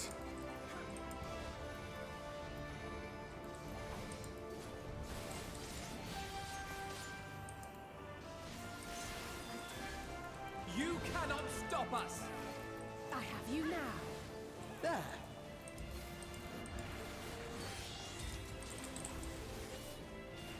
By blade! Okay. No more bone stacks. Crystals of light. Oh. To me.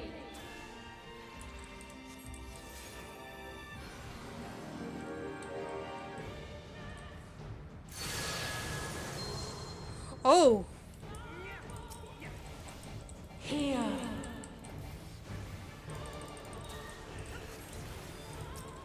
The song of creation's end. Feel. Prepare yourself. The sorrow at hope's demise. Think. I may.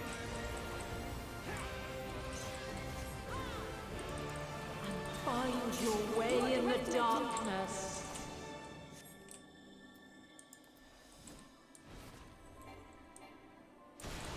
You underestimate me.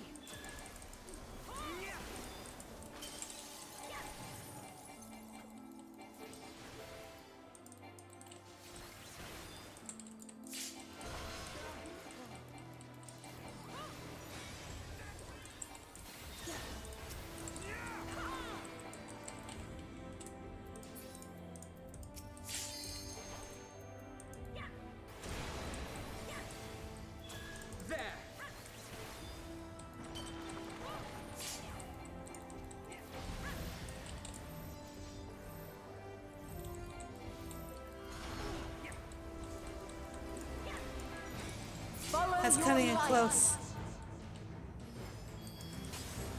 Or fly, my children, and never look back. Whoa! Breaking of the world! Whoa! With heart and speed. But this test is far from over. By crystal's light. Let's give them a show. You're mine.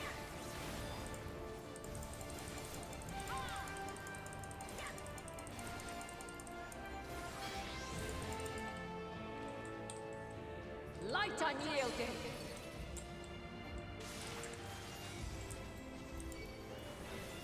I have you now.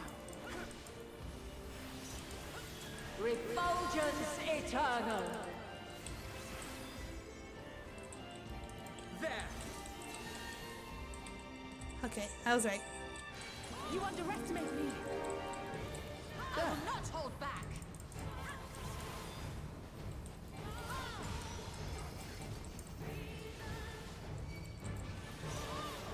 You're mine.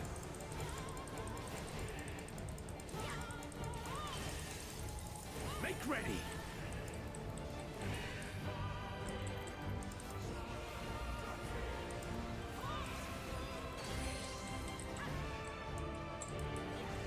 Where near or far.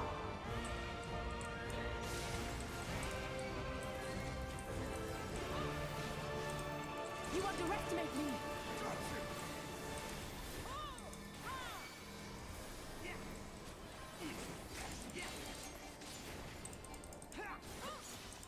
Where high or low. You cannot stop us.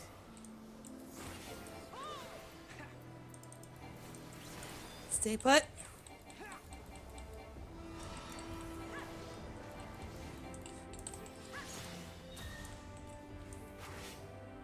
Oh shit.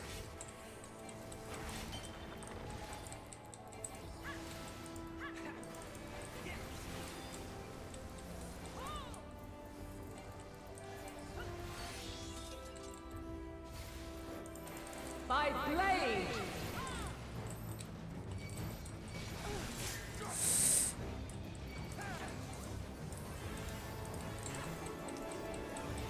It killed me. My turn! There!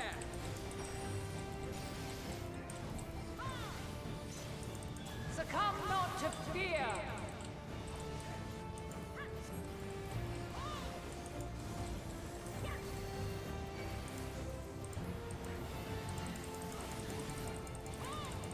Flood of light.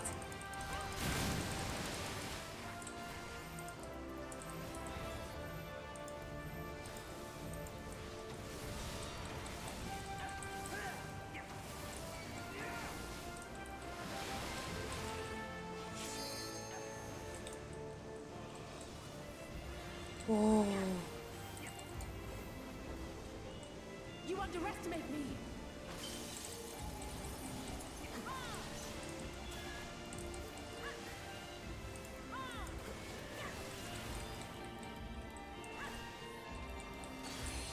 Right in. Where near or far! You cannot stop us! I will not hold back!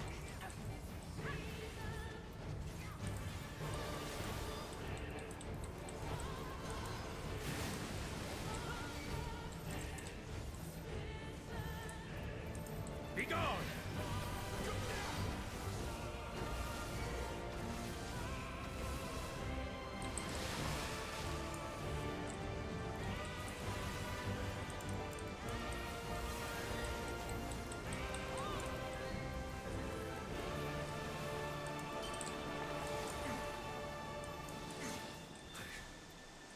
I can't hold My fast. turn! Stinian! Hold fast, friend.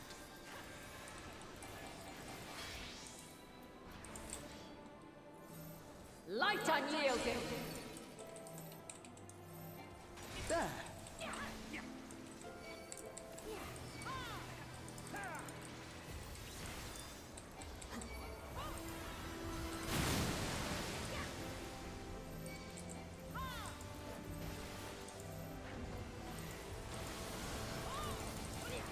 I will not hold back!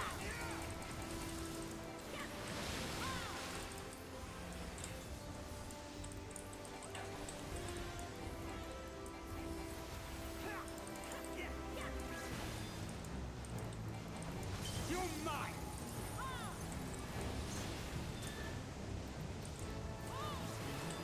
You I will underestimate not me! hold back!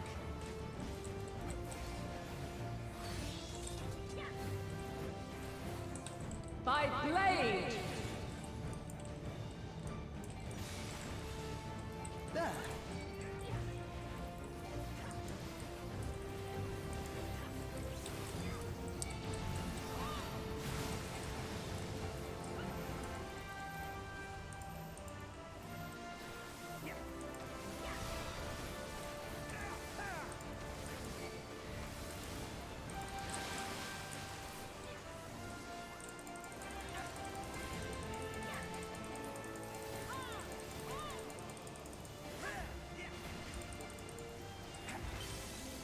Hold still. Hold still.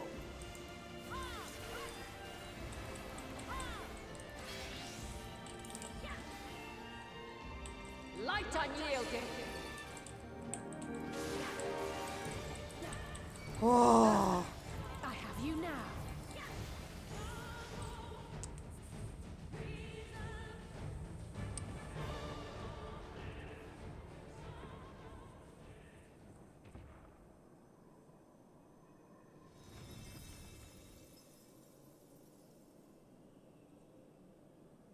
At last, man has the strength to.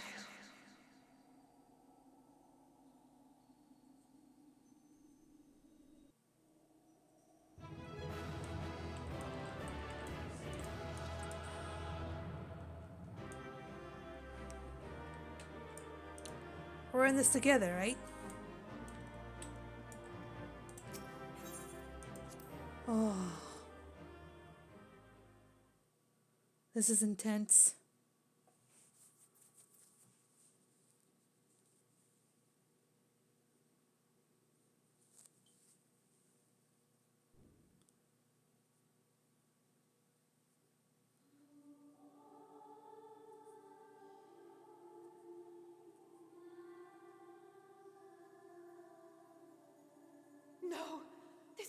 happening?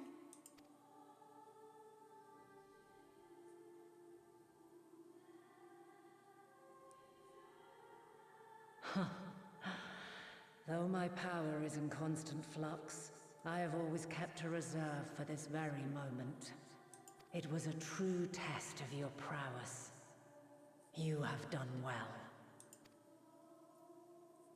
There is one thing I must ask. By sundering the world into 14 shards, the ether of all living beings too was divided. This reduction would in theory allow us to more easily interact with Dynamis. Having seen mankind brought to the very precipice of extinction, you wished for us to develop a means to overcome despair.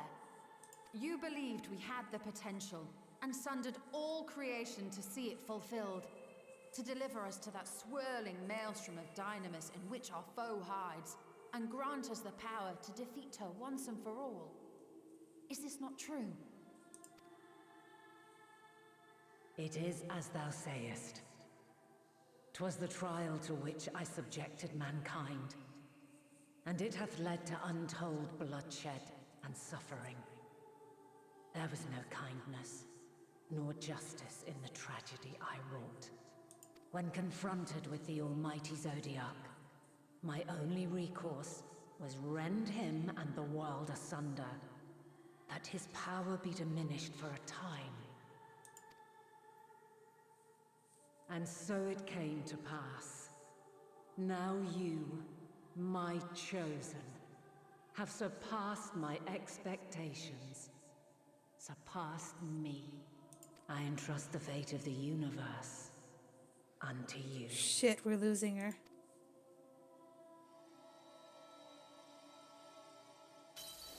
This crystal contains the memory of Meteion's passage through the stars.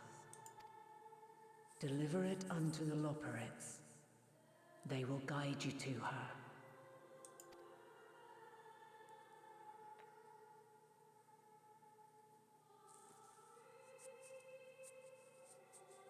Though they may be capable of crossing great distances, there is a vast difference between traveling to the moon and the furthermost reaches of the great expanse. And unlike Meteion, we cannot simply soar on waves of Dynamis to our destination. Indeed. To make such a journey would require an astronomical amount of ether. Oh no. But a solution lieth close at hand.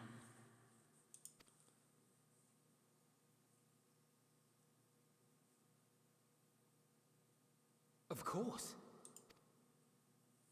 Yes, my child. Ever since I became the will of the star, the ether drawn here had slowly crystallized. They who have answered my call know it well. While I have remained hidden, it hath become the embodiment of the planet's will in my place. A faceless, omnipotent force of nature. The Mother Crystal, our final hope.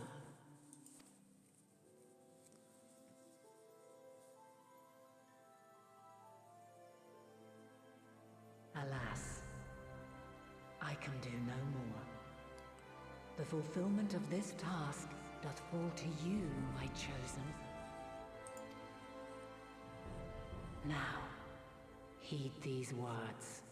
Darkness and light, despair and hope. As goeth one, so goeth the other. Become light, become hope.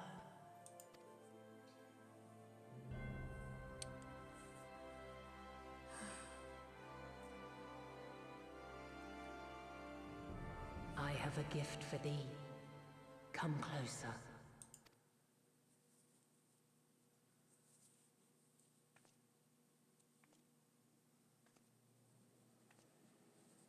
Long have I searched for a means to safeguard the future of this star. Though I knew failure after failure, by recalling thy tales and my promise to thee, I found the strength to carry on.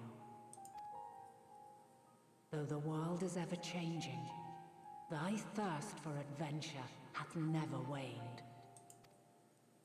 Thine unshakable resolve never ceases to amaze, to inspire. My brave little spark, how long you've wandered, burn bright as a star.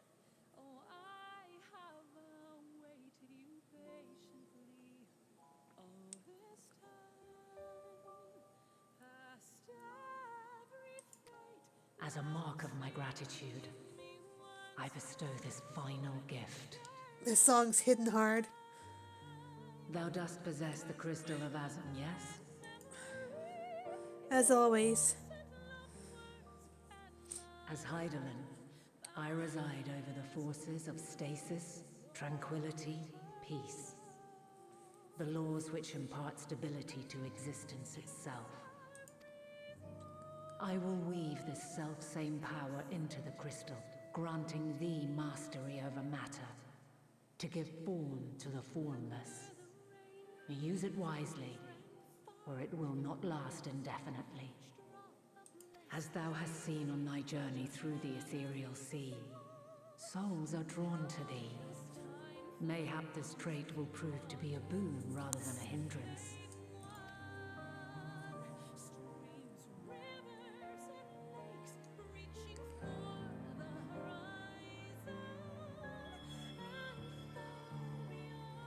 It is thy hopes and prayers that enable Azum's invocations and give them life. So keep them close. But pray, remember this. When the way forward is hidden, even from the mind's eye, look not to the invocation, but within yourself. These were the words of the crystal's original bearer.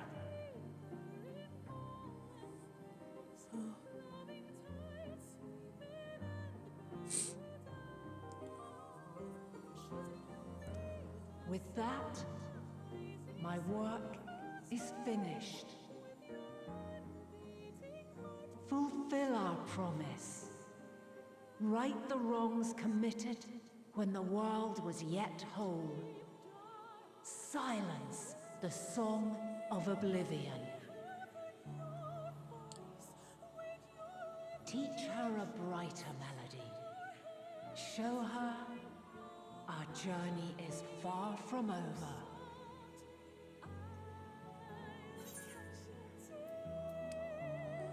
We will find our way if not.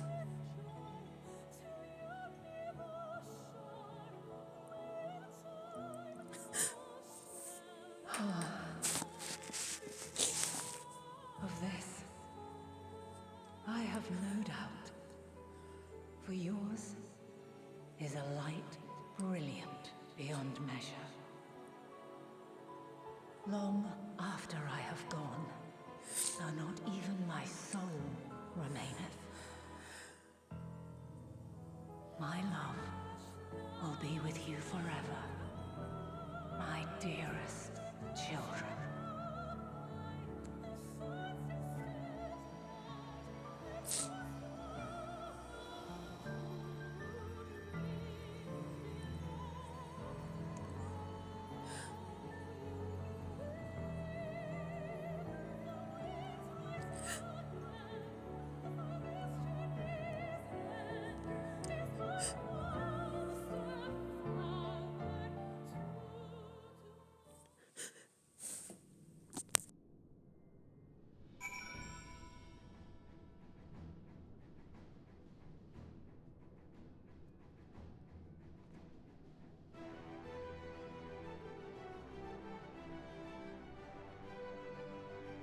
Oh, fuck, man, that hit hard.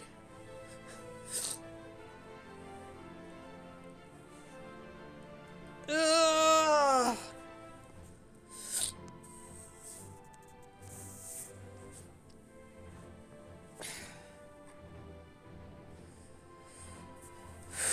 Okay. Deep breaths. One step at a time.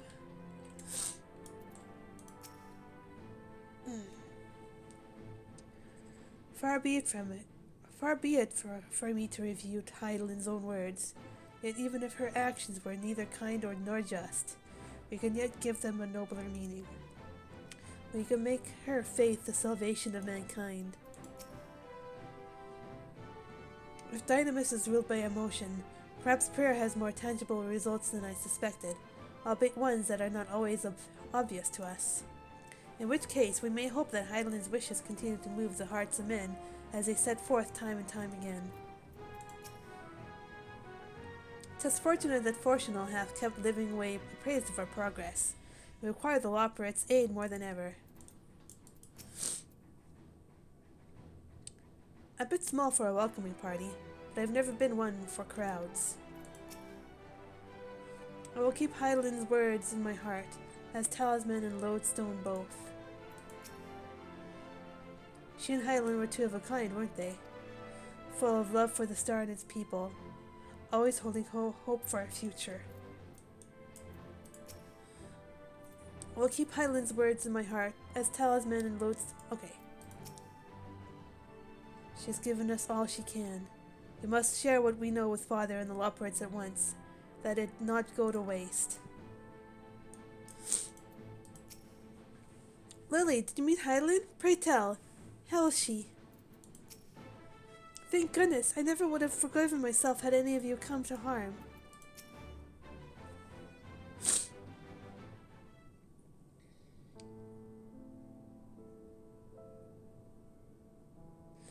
I am glad to see you well, though we could roughly place your souls, deep as you went. We could neither see nor hear you. The fluctuations in the ether near the end gave me quite a fright. What in the world happened?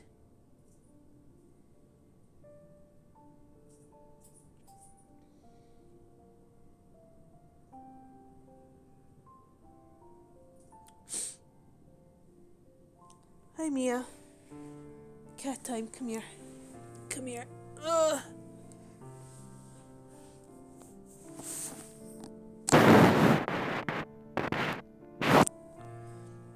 You mean to say Heidelin is...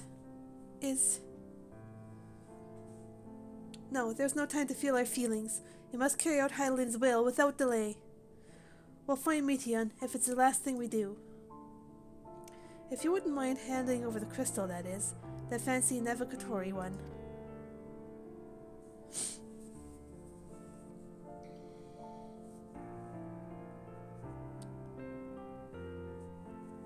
To the edge of the universe, where it congregates the despair of countless stars. You are determined to see this through. We are. Should words fail us, we will fight to the bitter end. I know that it pains you to accept this. Would that I need ask nothing more of you. Yet we have only two means to travel the great expanse, the moon and Charlene's Ark. I am all too aware that without both of them there will be no exodus. But I nevertheless beg you to honor the agreement we made.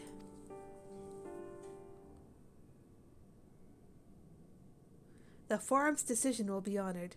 You have earned the right to use the ship as you see fit, and I could not rescind it even if I wanted to. As it happens, I do not. I would do all within my power to aid your cause. With that settled, might I suggest you rest a while? Proving oneself to Hyland is never easy, and despite our unparalleled genius, we need a day to make the necessary calculations. You may as well take advantage of it. You can chart a course through the sea of stars in a single day? Ye gods!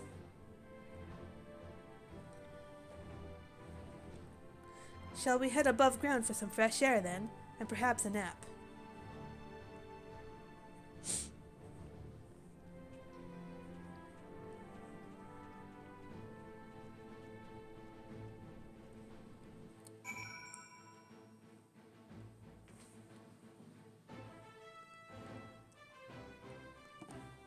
Where's my stream? Okay.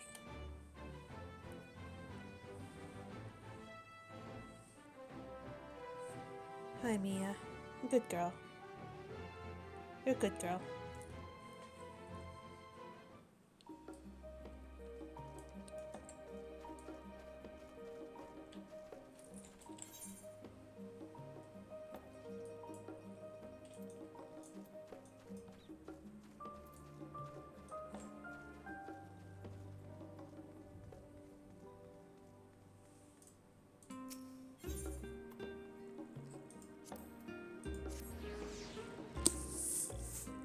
cat time.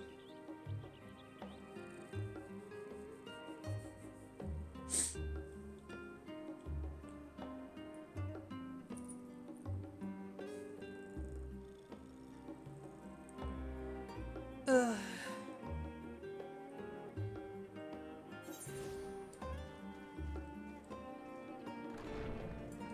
No, Mia. Aha, I've been expecting you. I heard about your foray into the ethereal sea. The students have ventured far and wide, but never quite so deep as that. Are you experiencing any after effects from your prolonged exposure? Nausea, dizziness, hauntings? Well, have a pleasant sleep, and if you do experience any unusual phenomena, please let me know. I shall add it to our records. Complete.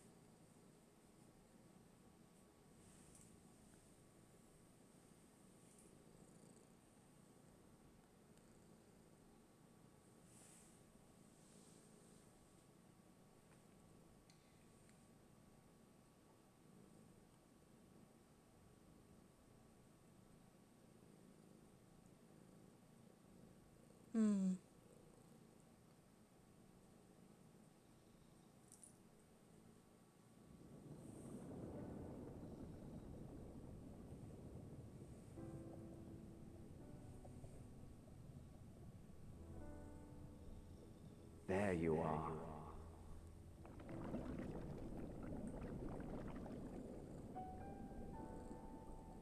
Some time, indeed. Yes. For you, at least. Hythlodeus?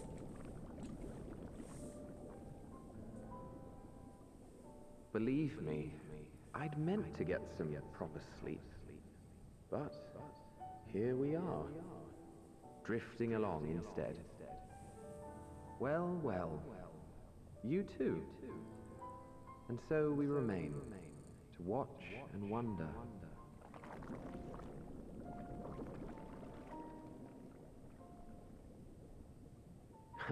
Yes, indeed. To begin, we first must see the end.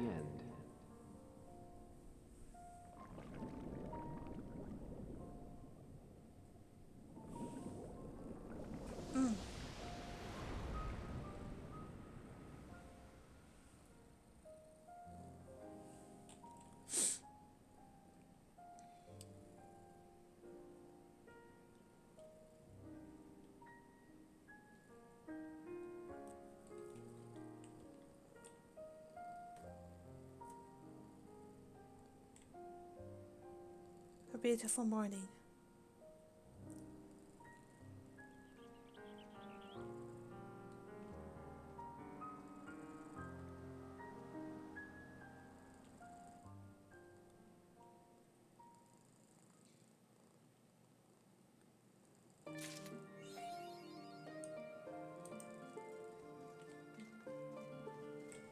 Ugh.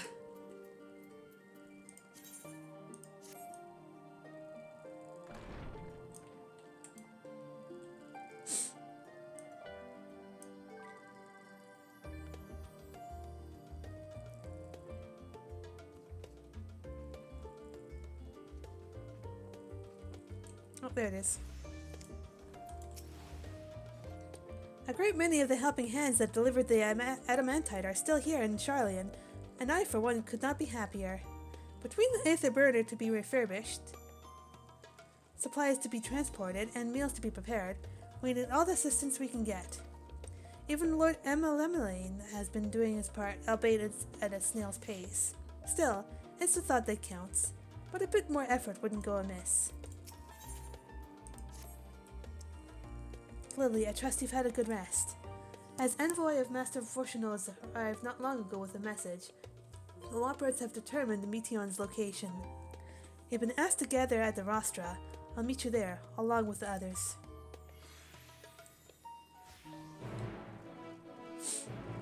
Ugh.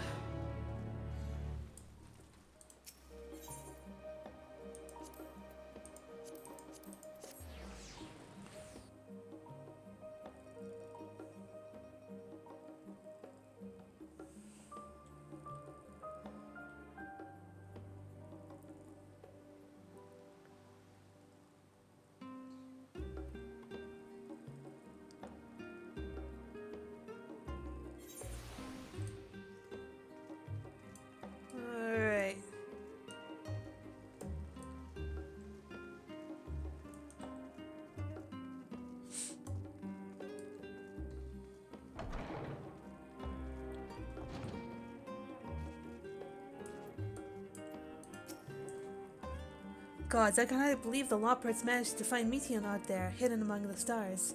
The sheer distances involved are mind-boggling. What took you so long? We have much to discuss and scant time to do it. I fear our recent travails within Labyrinthos and the Ethereal Sea have taken their toll on my mind. For last night I received a visitor in my dreams, Monbrida. A vision not of the woman she was, nay, but the woman she would have become. Aww.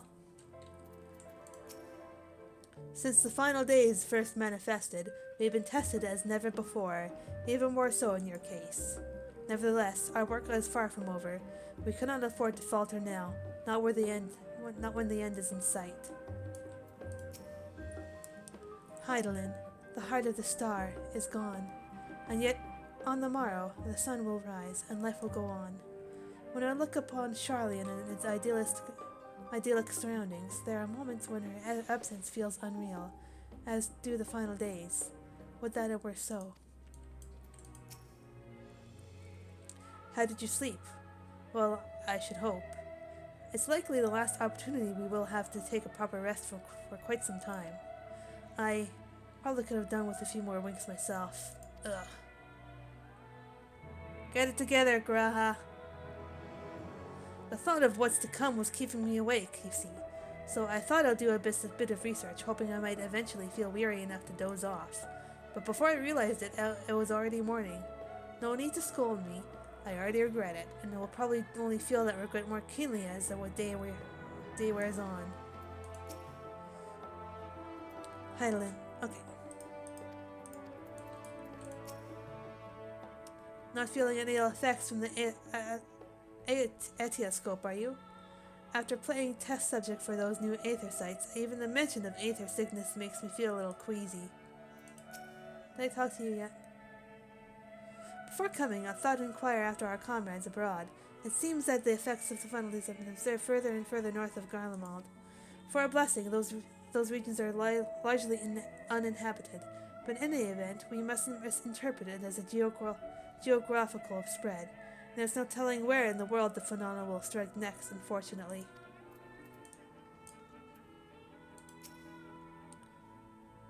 If you would know the reason for this assembly, you had better ask Master Lavier.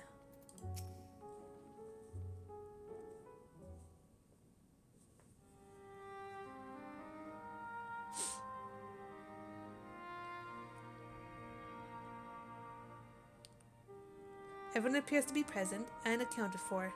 Good. As you know, the Lopperids have deduced the whereabouts of Meteon by means of a crystal bequeathed to us by Hydaelyn herself. Your quarry's location is a place far beyond the moon, in the farthest reaches of the Sea of Stars, at the edge of creation.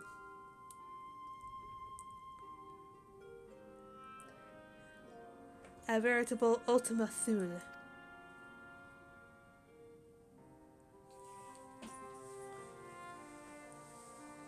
Indeed.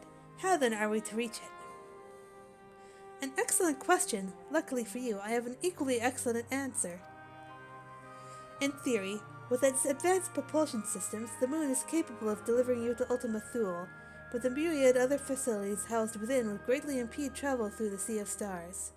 Even the Mother Crystal may not possess aether enough to bear it so massive a vessel to our destination and back.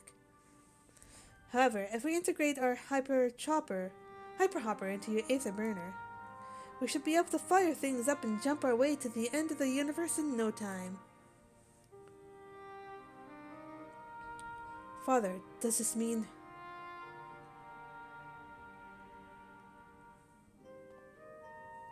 Bear in mind, this decision was not made solely at my discretion, but with the consent of the Forum. Here in the Lopperids' proposal, the Forum was faced with a grave decision. To commit the Ark to this endeavor would mean abandoning both our plans to evacuate the True Moon and to resettle on another star.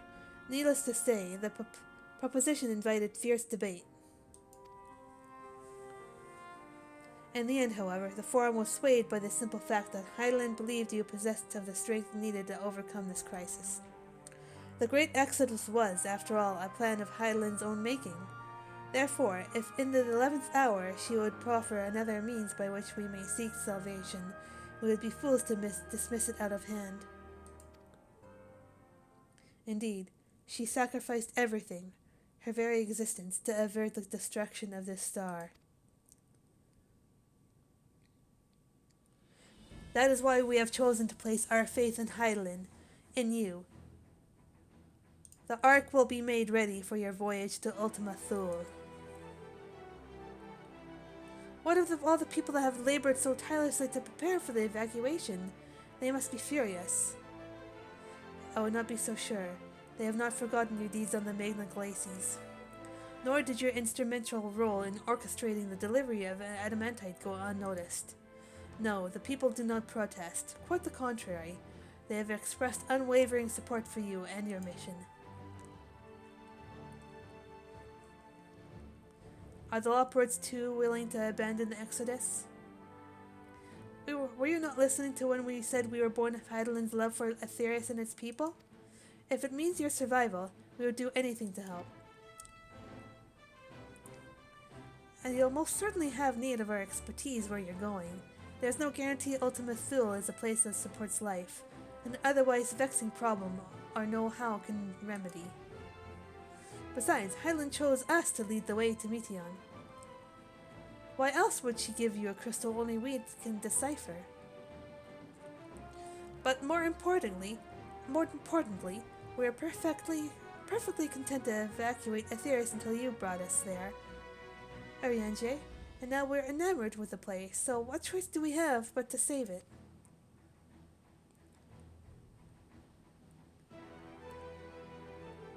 Of course, none of this is possible without you and the Scions, so I must ask, are you certain you wish to do this?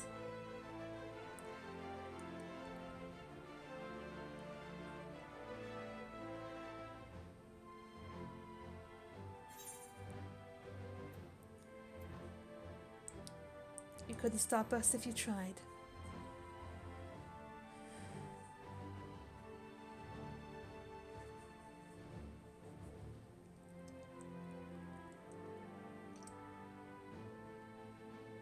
Very well, we shall inform the Forum of your decision, and begin preparations to bolster the Ark with the, Hyper Hopper.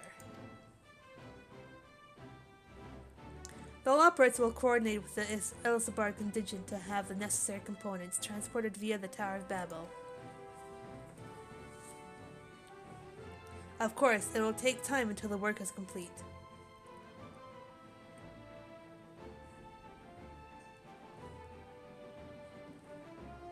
For now, pray take your ease. 'Twould seem there is naught to do but rest and prepare, shall we?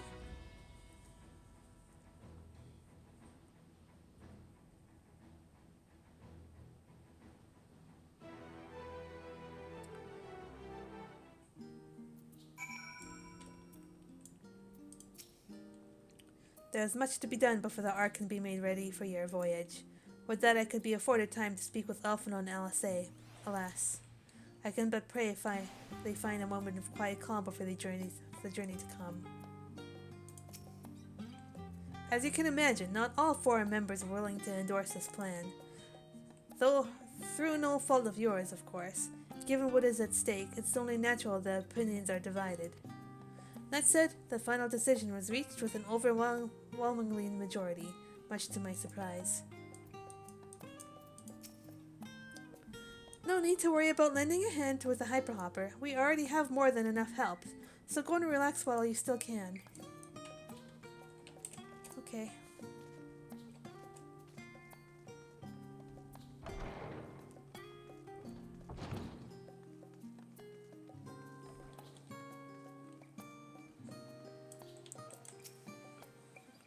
The Forum hath placed the fate of mankind into our hands.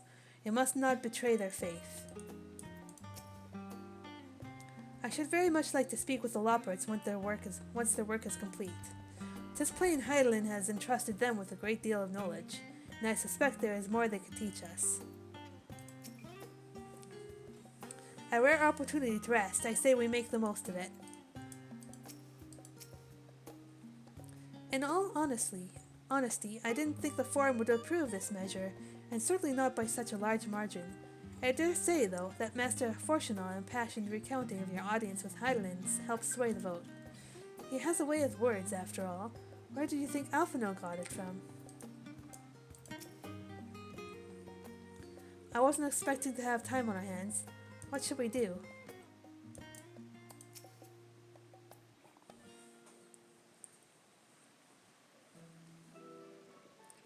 Ere we depart, we must leave nothing undone.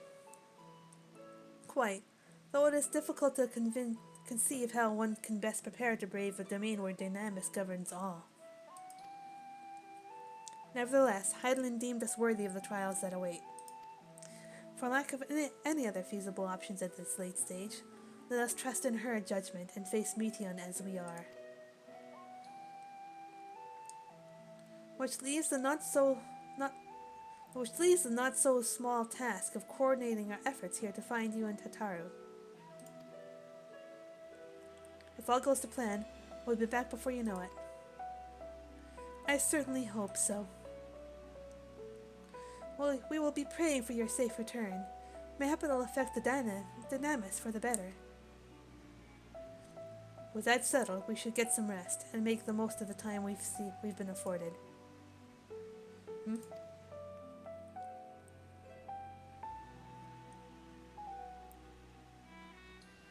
The meeting's over, is it? You were in there for so long I started to worry. What did they have to say?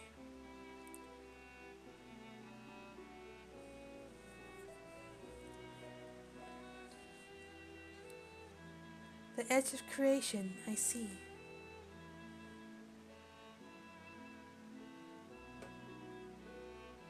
Rest assured, everything will remain in order until you return, and you will return.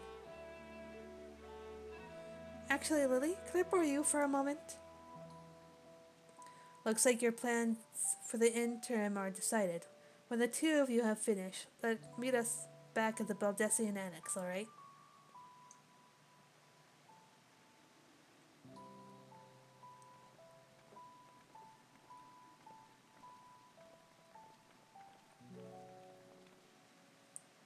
Come with me to the Agora.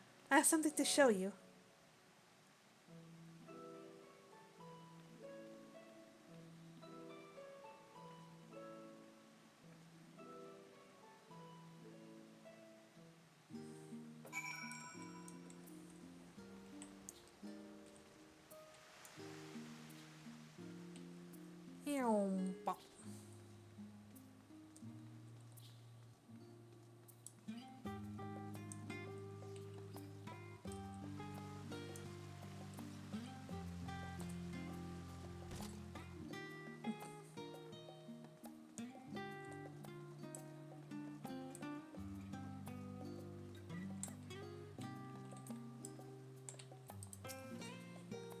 Welcome, Lily, to Tataru's boutique. I've always done my best to provide the signs with fashionable attire, but in your case specifically, I make an extra effort to strive for the most functional yet stylish clothing one could ask for. Not that I am playing favorites, but you are the warrior of light. Faced with this unprecedented crisis, I knew you would need an ensemble unlike anything I've created before, and that I wouldn't be able to do alone. And so, after enlisting the aid of the world's finest artisans, I finally completed my career-defining masterpiece. But then the inspiration struck, and I saw a golden opportunity just begging to be seized. With the help of some Thavnarian refugees, I decided to set up shop here in Charlian. Of course, I would never charge you for any of my works. Perish the thought.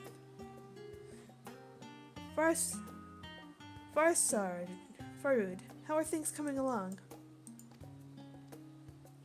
Everything is in order, Mrs. Tataru. We'll be ready to open shortly.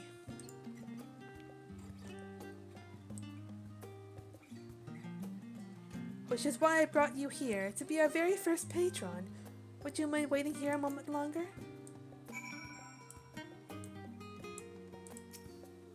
The following event cannot be skipped. You may wish to cancel any pending duty finder registrations. I wait.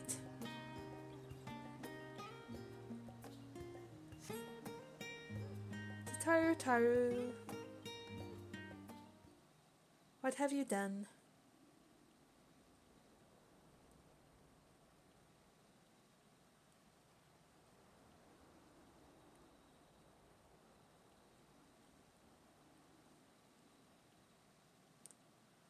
I did not expect to find you here. Oh, Vitra. I imagine that Hannah would also wish to offer her regards.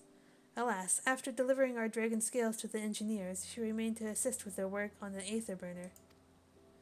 This simulacrum, too, will stay in Charlian, while I oversee matters in Radzat Han. It is a rather convenient means to keep abreast of developments pertaining to the final days or anything else. It also allows me, after a fashion, to watch over my people in this distant land.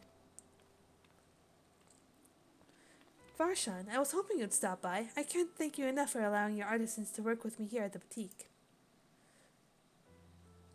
Please, it is I who should be thanking you. This establishment has restored a sense of normalcy to their lives. You have blessed them with newfound purpose, and a means by which to support themselves in these troubled times. What's more, when they at last return home to Radzat Han, the experience and knowledge they have gained in your employ will no doubt prove a boon to the artistry and commerce of our land. In fact, I came here to see how your new employees are settling in, and to express my gratitude for granting them this opportunity. It's an opportunity for me as well. Believe you me, your artisans have taught me so much about Thavnarian craftsmanship. Their resourcefulness and ingenuity are nothing short of inspiring. I can't wait to see what kind of wonders we'll come up with.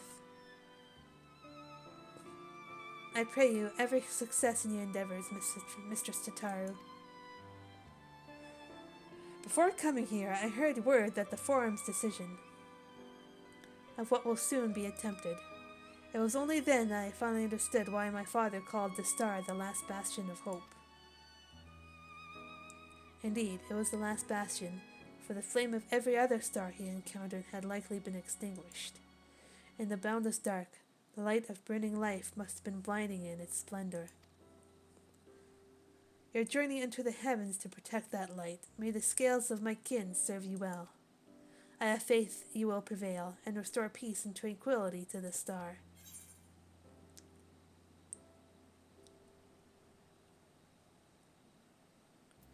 I should like to visit Radzat Han again when this is all over. And we should be honored to receive you. There's still much of Radzat Han you have yet to see. Yep. Forgive me, but I must take my leave. Fare you well, and remember, the people of the star have not yet given up hope, and neither must you.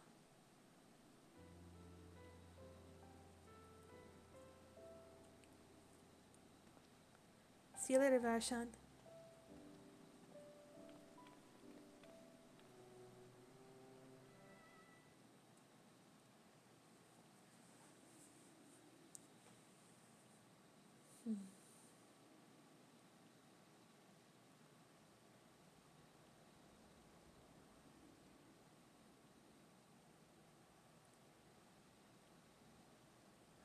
Where must I go to get a meal with some flavor in this wasteland of taste?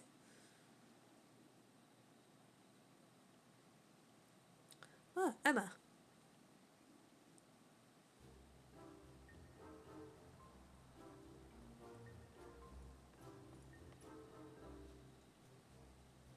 Lily, old girl. My, whatever are you doing here? A new boutique, you say? I had been meaning to expand my wardrobe. Yes, something with a little more flair, perhaps befitting a man of my station. Though I have nowhere to flaunt said raiments for so long as my confinement continues indefinitely. Aye, the young Lord Fortoms insists that, so long as there is work to be done, no matter how trivial, I must abide here in Charlian. Thus do a toil, through every fiber of my being rails against it. Why, I've even suffered the company of that brute Sakar to see supplies transported in a timely fashion. Yet he was the one granted leave this morning to participate in some supposed covert operation. So I suffer instead to this otherwise welcome absence. Now burdened with extra busy work, and without honor here, there's no one to prepare my meals. I came here in the hopes of finding a nice cafe. Perhaps, alas, the Charlian delicacies I sampled were lacking in every aspect. If a hearty meal is what you're after, I'll suggest the Last Stand. The cafe over on the pier? Their cuisine didn't appear all that appetizing, but if you vouch for their cooking, then perhaps I will give it a try. Thank you for the suggestion. And ta-ta for now, old girl. Bye, Emma.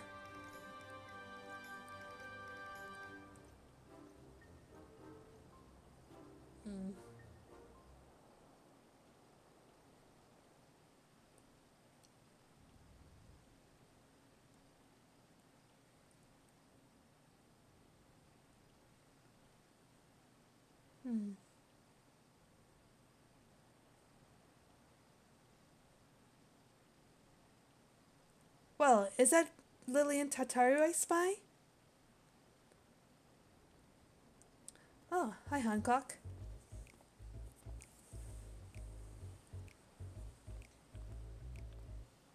Hancock, what are you still doing here?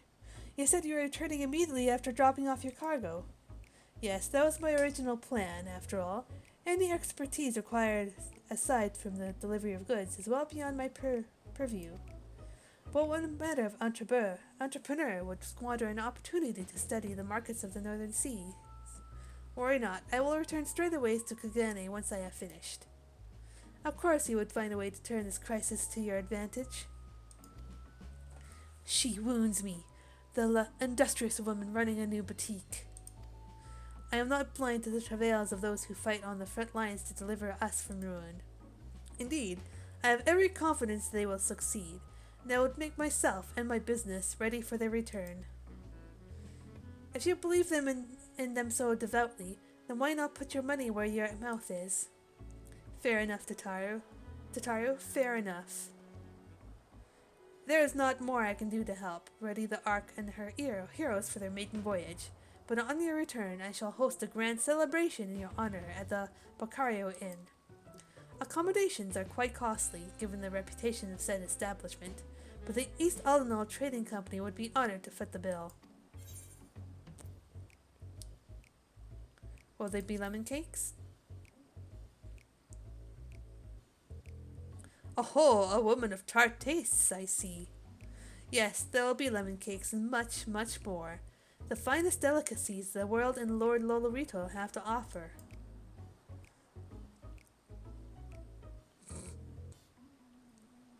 But let us speak more of this upon your return, lest I draw even more of Tataru's ire, until next we meet. See you later.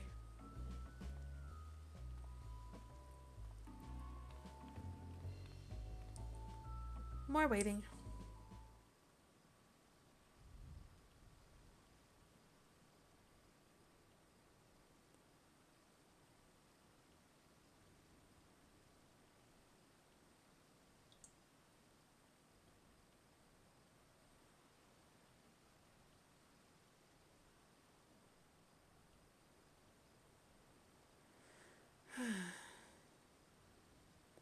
Ah, Lily, decided to spend your time at the markets, did you? Who goes there? Ah! Biggs and Wedge!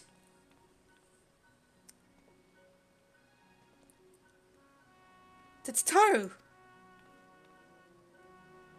Biggs, Wedge, I take it work in the Ark proceeds apace. Aye, it does indeed. Collaborating with the greatest minds of Charlian and Razat Han has been a rewarding experience, and that's to say nothing of what we've learned from the Loporets. The Ark is unlike anything we've ever had the pleasure to work on. Even Nero was rendered speechless on more than one occasion. I can't wait for you to see it. Yeah. And you'll never guess who paid us a visit before we came to Charlian. Alpha! I think he sensed the coming danger and returned to check on us. He was always one to turn up in time of need, and I suppose that's why he decided to join us here in Charlian. Good thing, too. I don't know how he does it, but he has a knack for brightening your day just by being there. It's still hard to believe that we have the means to send you off into the great expanse, though, to the farthest known reaches of, well, everything. I never thought I'd live to see such marvels, yet here I am. More often than not, you and the Scions are the catalyst that sparks the need for these great innovations. To think how much I've missed out on had I not been a member of the Ironworks. An awful lot of work, to be fair, and the privilege of being worked like a cart chocobo. Ha! There is that, too. As busy as we've been, I wish there was more we could do for you, Lily. But no matter what happens, we have to keep believing. For a brighter future. And one filled with even more adventure.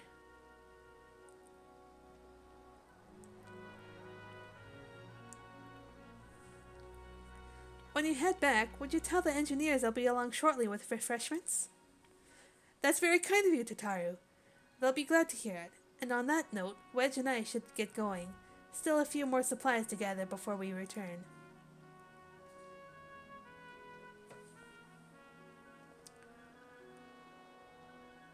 Oh?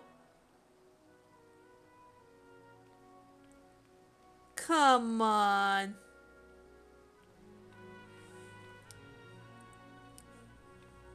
Yeah. Terribly sorry for the wait. Right this way, if you please.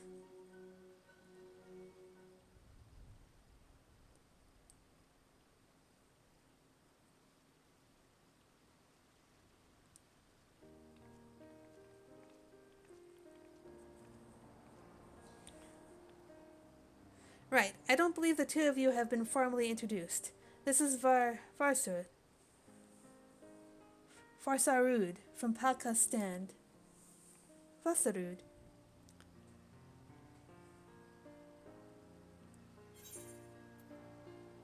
Haven't we met before?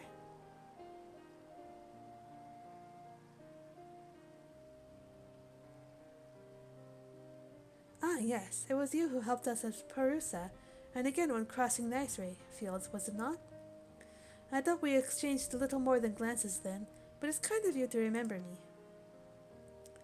Thanks to Mistress Tataru, I and many of my friends have found gainful employment in this foreign land. It is only natural to feel fear in the face of calamity. In such times, we must look to one another for strength and succor. I know not whether we will come to call this place home or return to Thavnair, but we are here today, and are glad to have contributed to the cause.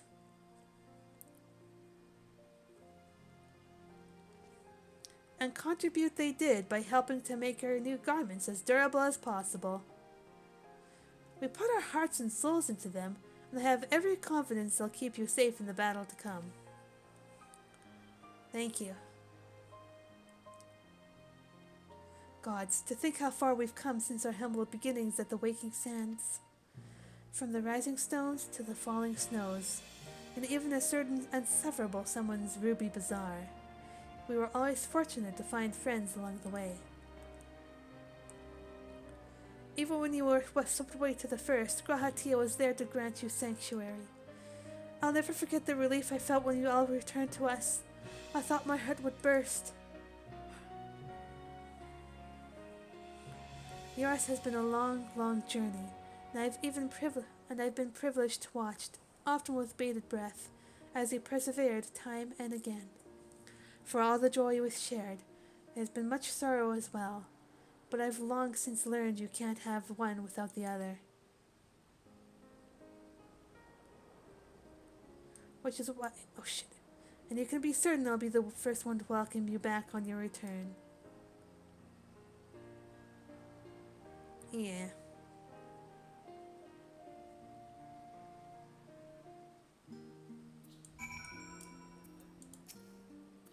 In addition to your new ensemble, we have raiments and weaponry for every need, so please feel free to browse our stock.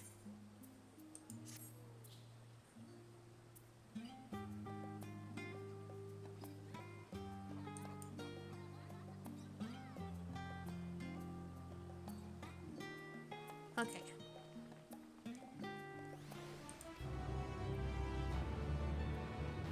Nice.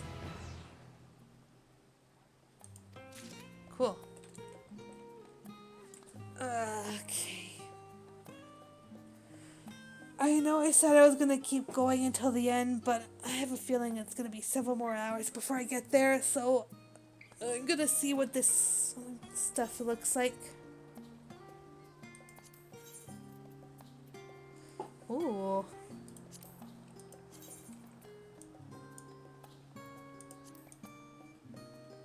Lightbringer. Hero's Shield. Try on. Oh wait, this is the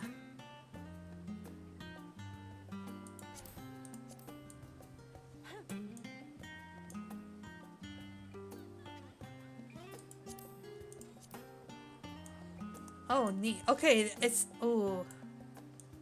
Oh boy.